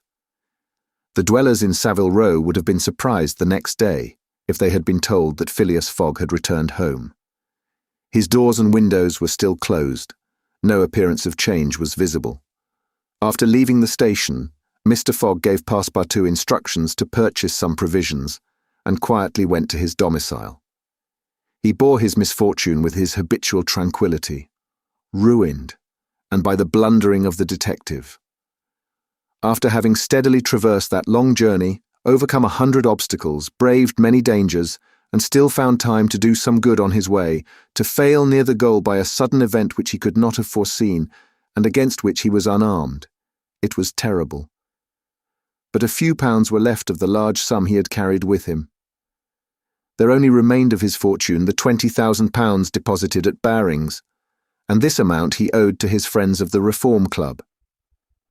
So great had been the expense of his tour that, even had he won, it would not have enriched him, and it is probable that he had not sought to enrich himself, being a man who rather laid wagers for honour's sake than for the stake proposed.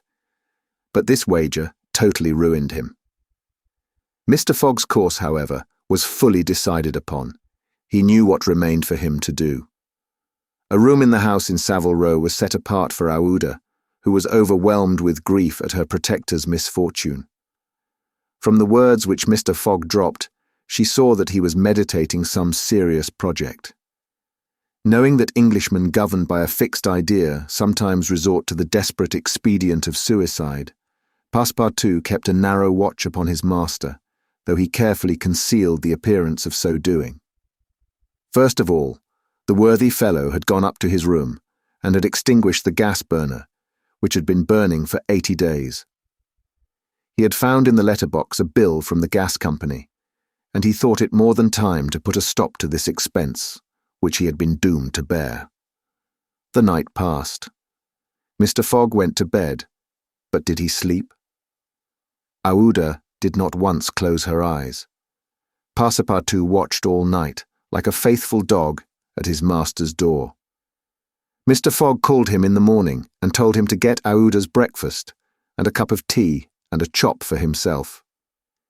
He desired Aouda to excuse him from breakfast and dinner, as his time would be absorbed all day in putting his affairs to rights. In the evening he would ask permission to have a few moments' conversation with the young lady. Passepartout, having received his orders, had nothing to do but obey them. He looked at his imperturbable master, and could scarcely bring his mind to leave him, His heart was full, and his conscience tortured by remorse. For he accused himself more bitterly than ever of being the cause of the irretrievable disaster. Yes, if he had warned Mr. Fogg and had betrayed Fix's projects to him, his master would certainly not have given the detective passage to Liverpool, and then— Passepartout could hold in no longer. "My master, Mr. Fogg," he cried, "why do you not curse me? It was my fault that—" "I blame no one," returned Phileas Fogg, with perfect calmness. "Go." Passepartout left the room and went to find Aouda, to whom he delivered his master's message. "Madam," he added, "I can do nothing myself. Nothing. I have no influence over my master.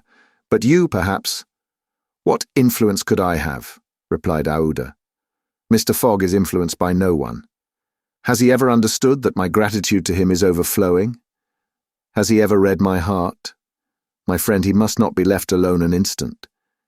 You say he is going to speak with me this evening?" "Yes, madam, probably to arrange for your protection and comfort in England." "We shall see," replied Aouda, becoming suddenly pensive.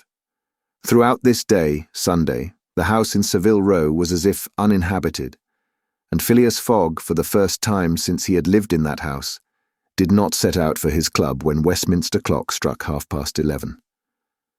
Why should he present himself at the Reform? His friends no longer expected him there.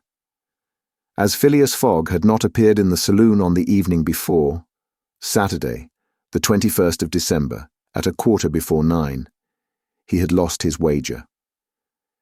It was not even necessary that he should go to his bankers for the £20,000, for his antagonists already had his cheque in their hands, and they had only to fill it out and send it to the Barings to have the amount transferred to their credit.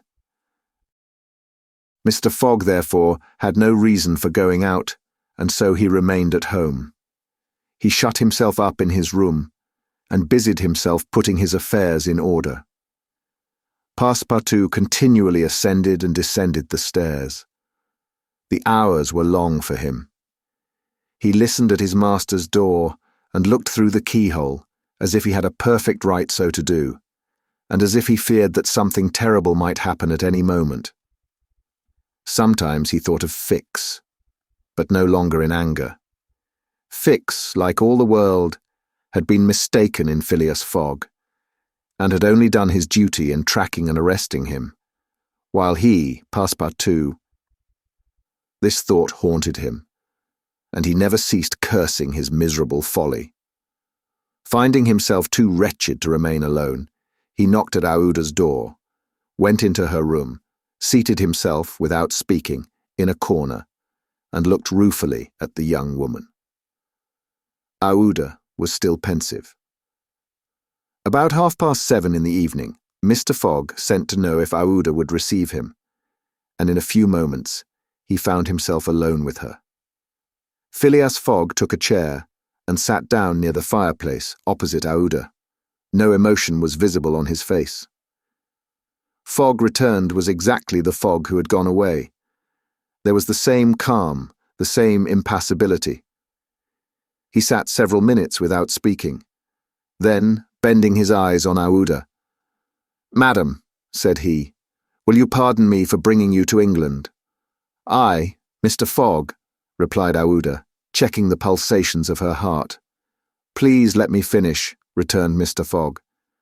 "When I decided to bring you far away from the country which was so unsafe for you, I was rich, and counted on putting a portion of my fortune at your disposal. Then your existence would have been free and happy. But now I am ruined." "I know it, Mr. Fogg," replied Aouda. "And I ask you in my turn, will you forgive me for having followed you, and, who knows, for having, perhaps, delayed you, and thus contributed to your ruin? Madam, you could not remain in India, and your safety could only be assured by bringing you to such a distance that your persecutors could not take you." "So, Mr. Fogg," resumed Aouda, "not content with rescuing me from a terrible death, you thought yourself bound to secure my comfort in a foreign land." "Yes, madam, but circumstances have been against me. Still I beg to place the little I have left at your service." "But what will become of you, Mr. Fogg?" "As for me, madam," replied the gentleman coldly, "I have need of nothing." "But how do you look upon the fate, sir, which awaits you?" "As I am in the habit of doing." "At least," said Aouda, "want should not overtake a man like you. Your friends—" "I have no friends, madam." "Your relatives—" "I have no longer any relatives." "I pity you then, Mr. Fogg, for solitude is a sad thing, with no heart to which to confide your griefs. They say, though, that misery itself, shared by two sympathetic souls, may be borne with patience." "They say so, madam." "Mr. Fogg," said Aouda, rising and seizing his hand, "do you wish at once a kinswoman and friend? Will you have me for your wife?" Mr. Fogg, at this, rose in his turn. There was an unwonted light in his eyes, and a slight trembling of his lips. Aouda looked into his face. The sincerity, rectitude, firmness, and sweetness of this soft glance of a noble woman, who could dare all to save him to whom she owed all, at first astonished, then penetrated him. He shut his eyes for an instant, as if to avoid her look. When he opened them again, "I love you," he said simply. "Yes, by all that is holiest, I love you, and I am entirely yours." "Ah!" cried Aouda, pressing his hand to her heart. Passepartout was summoned and appeared immediately. Mr. Fogg still held Aouda's hand in his own. Passepartout understood, and his big round face became as radiant as the tropical sun at its zenith. Mr. Fogg asked him if it was not too late to notify the Reverend Samuel Wilson of Marylebone Parish that evening. Passepartout smiled his most genial smile and said, "Never too late." It was 5 minutes past 8. "Will it be for tomorrow, Monday?" "For tomorrow, Monday," said Mr. Fogg, turning to Aouda. "Yes, for tomorrow, Monday," she replied. Passepartout hurried off as fast as his legs could carry him. Chapter 36, in which Phileas Fogg's name is once more at a premium on exchange.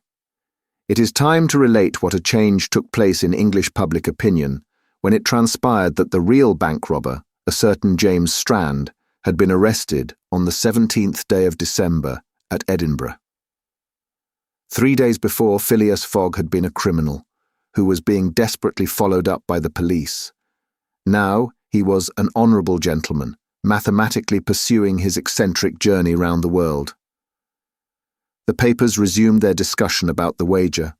All those who had laid bets, for or against him, revived their interest as if by magic. The Phileas Fogg bonds again became negotiable, and many new wagers were made. Phileas Fogg's name was once more at a premium on exchange. His 5 friends of the Reform Club passed these 3 days in a state of feverish suspense. Would Phileas Fogg, whom they had forgotten, reappear before their eyes? Where was he at this moment? The 17th of December, the day of James Strand's arrest, was the 76th since Phileas Fogg's departure, and no news of him had been received. Was he dead?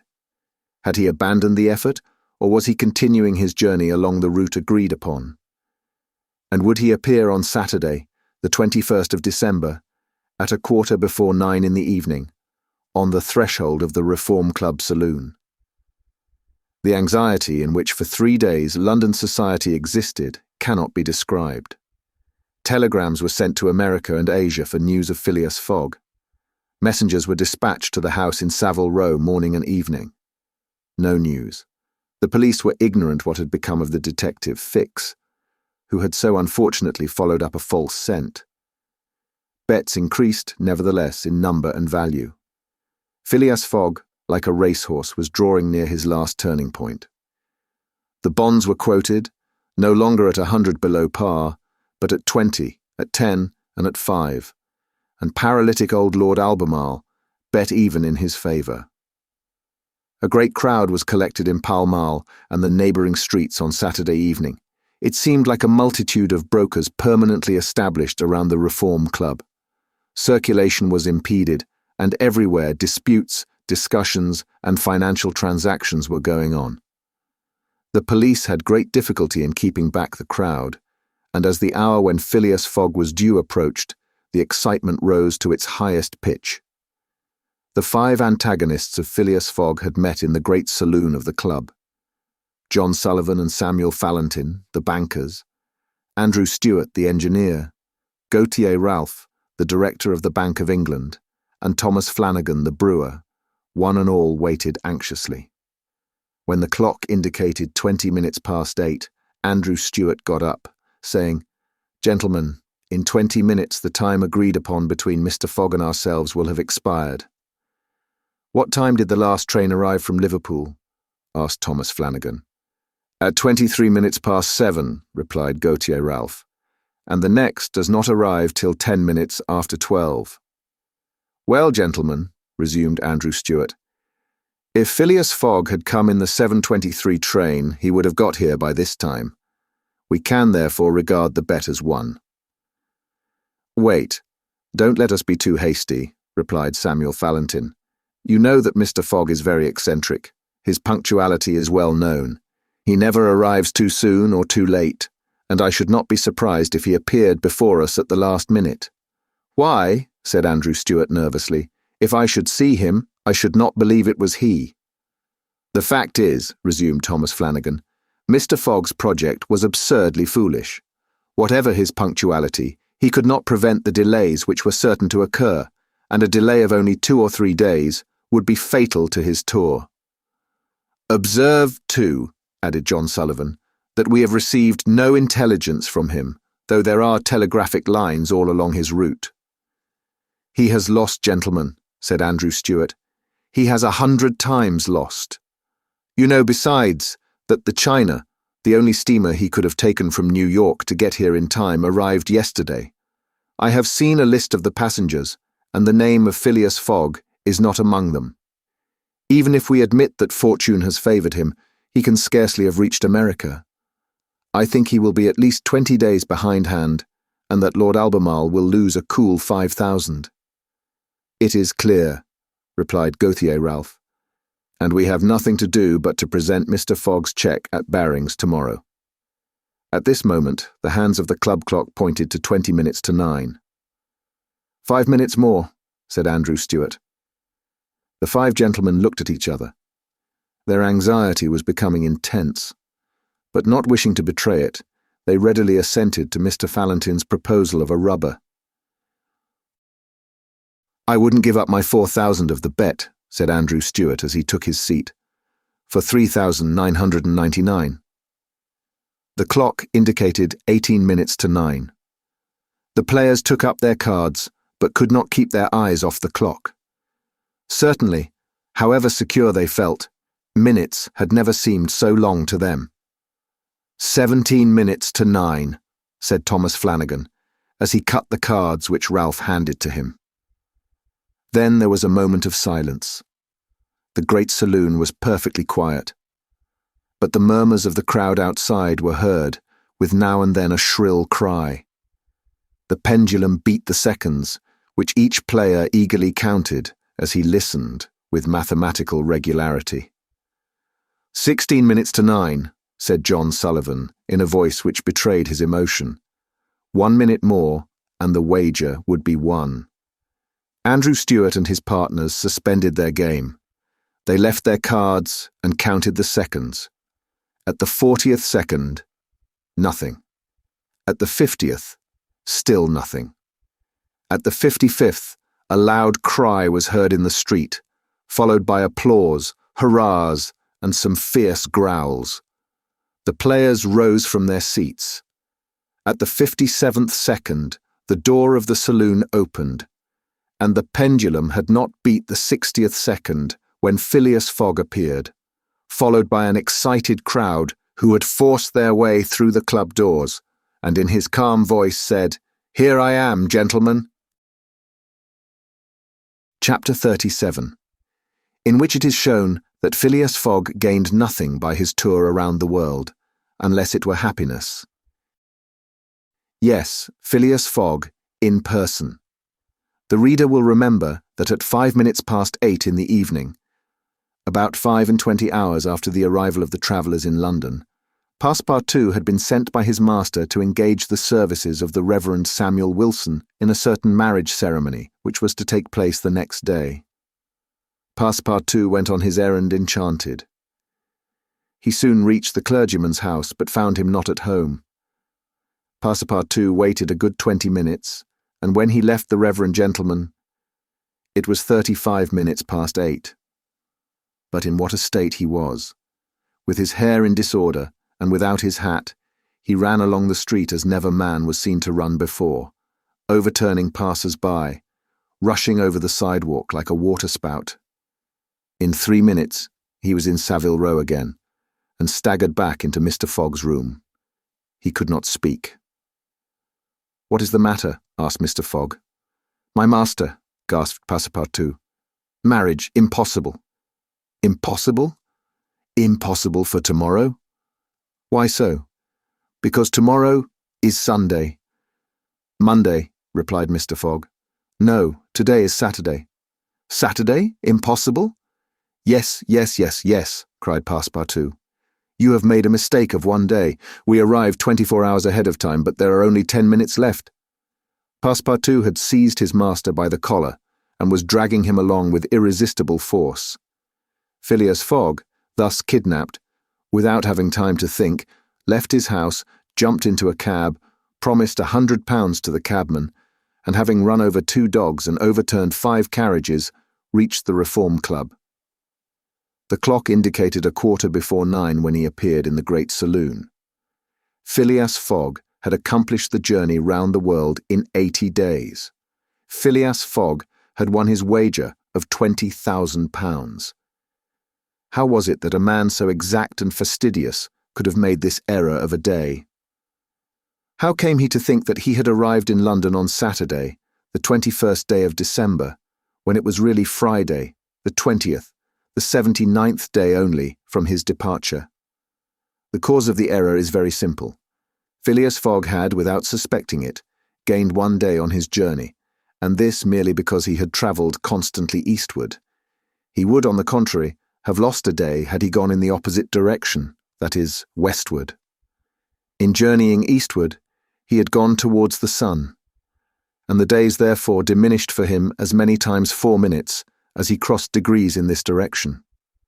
There are 360 degrees on the circumference of the earth, and these 360 degrees, multiplied by 4 minutes, gives precisely 24 hours, that is, the day unconsciously gained. In other words, while Phileas Fogg, going eastward, saw the sun pass the meridian 80 times, his friends in London only saw it pass the meridian 79 times. This is why they awaited him at the Reform Club on Saturday, and not Sunday, as Mr. Fogg thought. And Passepartout's famous family watch, which had always kept London time, would have betrayed this fact if it had marked the days as well as the hours and the minutes. Phileas Fogg then had won the £20,000, but as he had spent nearly 19,000 on the way, the pecuniary gain was small. His object was, however, to be victorious and not to win money. He divided the £1,000 that remained between Passepartout and the unfortunate Fix, against whom he cherished no grudge. He deducted, however, from Passepartout's share the cost of the gas which had burned in his room for 1920 hours, for the sake of regularity. That evening, Mr. Fogg, as tranquil and phlegmatic as ever, said to Aouda, "Is our marriage still agreeable to you?" "Mr. Fogg," replied she, "it is for me to ask that question. You were ruined, but now you are rich again." "Pardon me, madam. My fortune belongs to you. If you had not suggested our marriage, my servant would not have gone to the Reverend Samuel Wilson's. I should not have been apprised of my error, and—" "Dear Mr. Fogg," said the young woman. "Dear Aouda," replied Phileas Fogg. It need not be said that the marriage took place 48 hours after, and that Passepartout, glowing and dazzling, gave the bride away. Had he not saved her? And was he not entitled to this honour? The next day, as soon as it was light, Passepartout rapped vigorously at his master's door. Mr. Fogg opened it and asked, "What's the matter, Passepartout?" "What is it, sir?" "Why, I've just this instant found out—" "What?" "That we might have made the tour of the world in only 78 days. "No doubt," returned Mr. Fogg, "by not crossing India. But if I had not crossed India, I should not have saved Aouda. She would not have been my wife, and—" Mr. Fogg quietly shut the door. Phileas Fogg had won his wager, and had made his journey around the world in 80 days. To do this, he had employed every means of conveyance: steamers, railways, carriages, yachts, trading vessels, sledges, elephants. The eccentric gentleman had throughout displayed all his marvellous qualities of coolness and exactitude. But what then? What had he really gained by all this trouble? What had he brought back from this long and weary journey? Nothing, say you. Perhaps so. Nothing but a charming woman who, strange as it may appear, made him the happiest of men. Truly, would you not for less than that make the tour around the world? Thank you for listening. If you like our recordings, consider liking this video and subscribing to our channel so you don't miss any more audiobooks.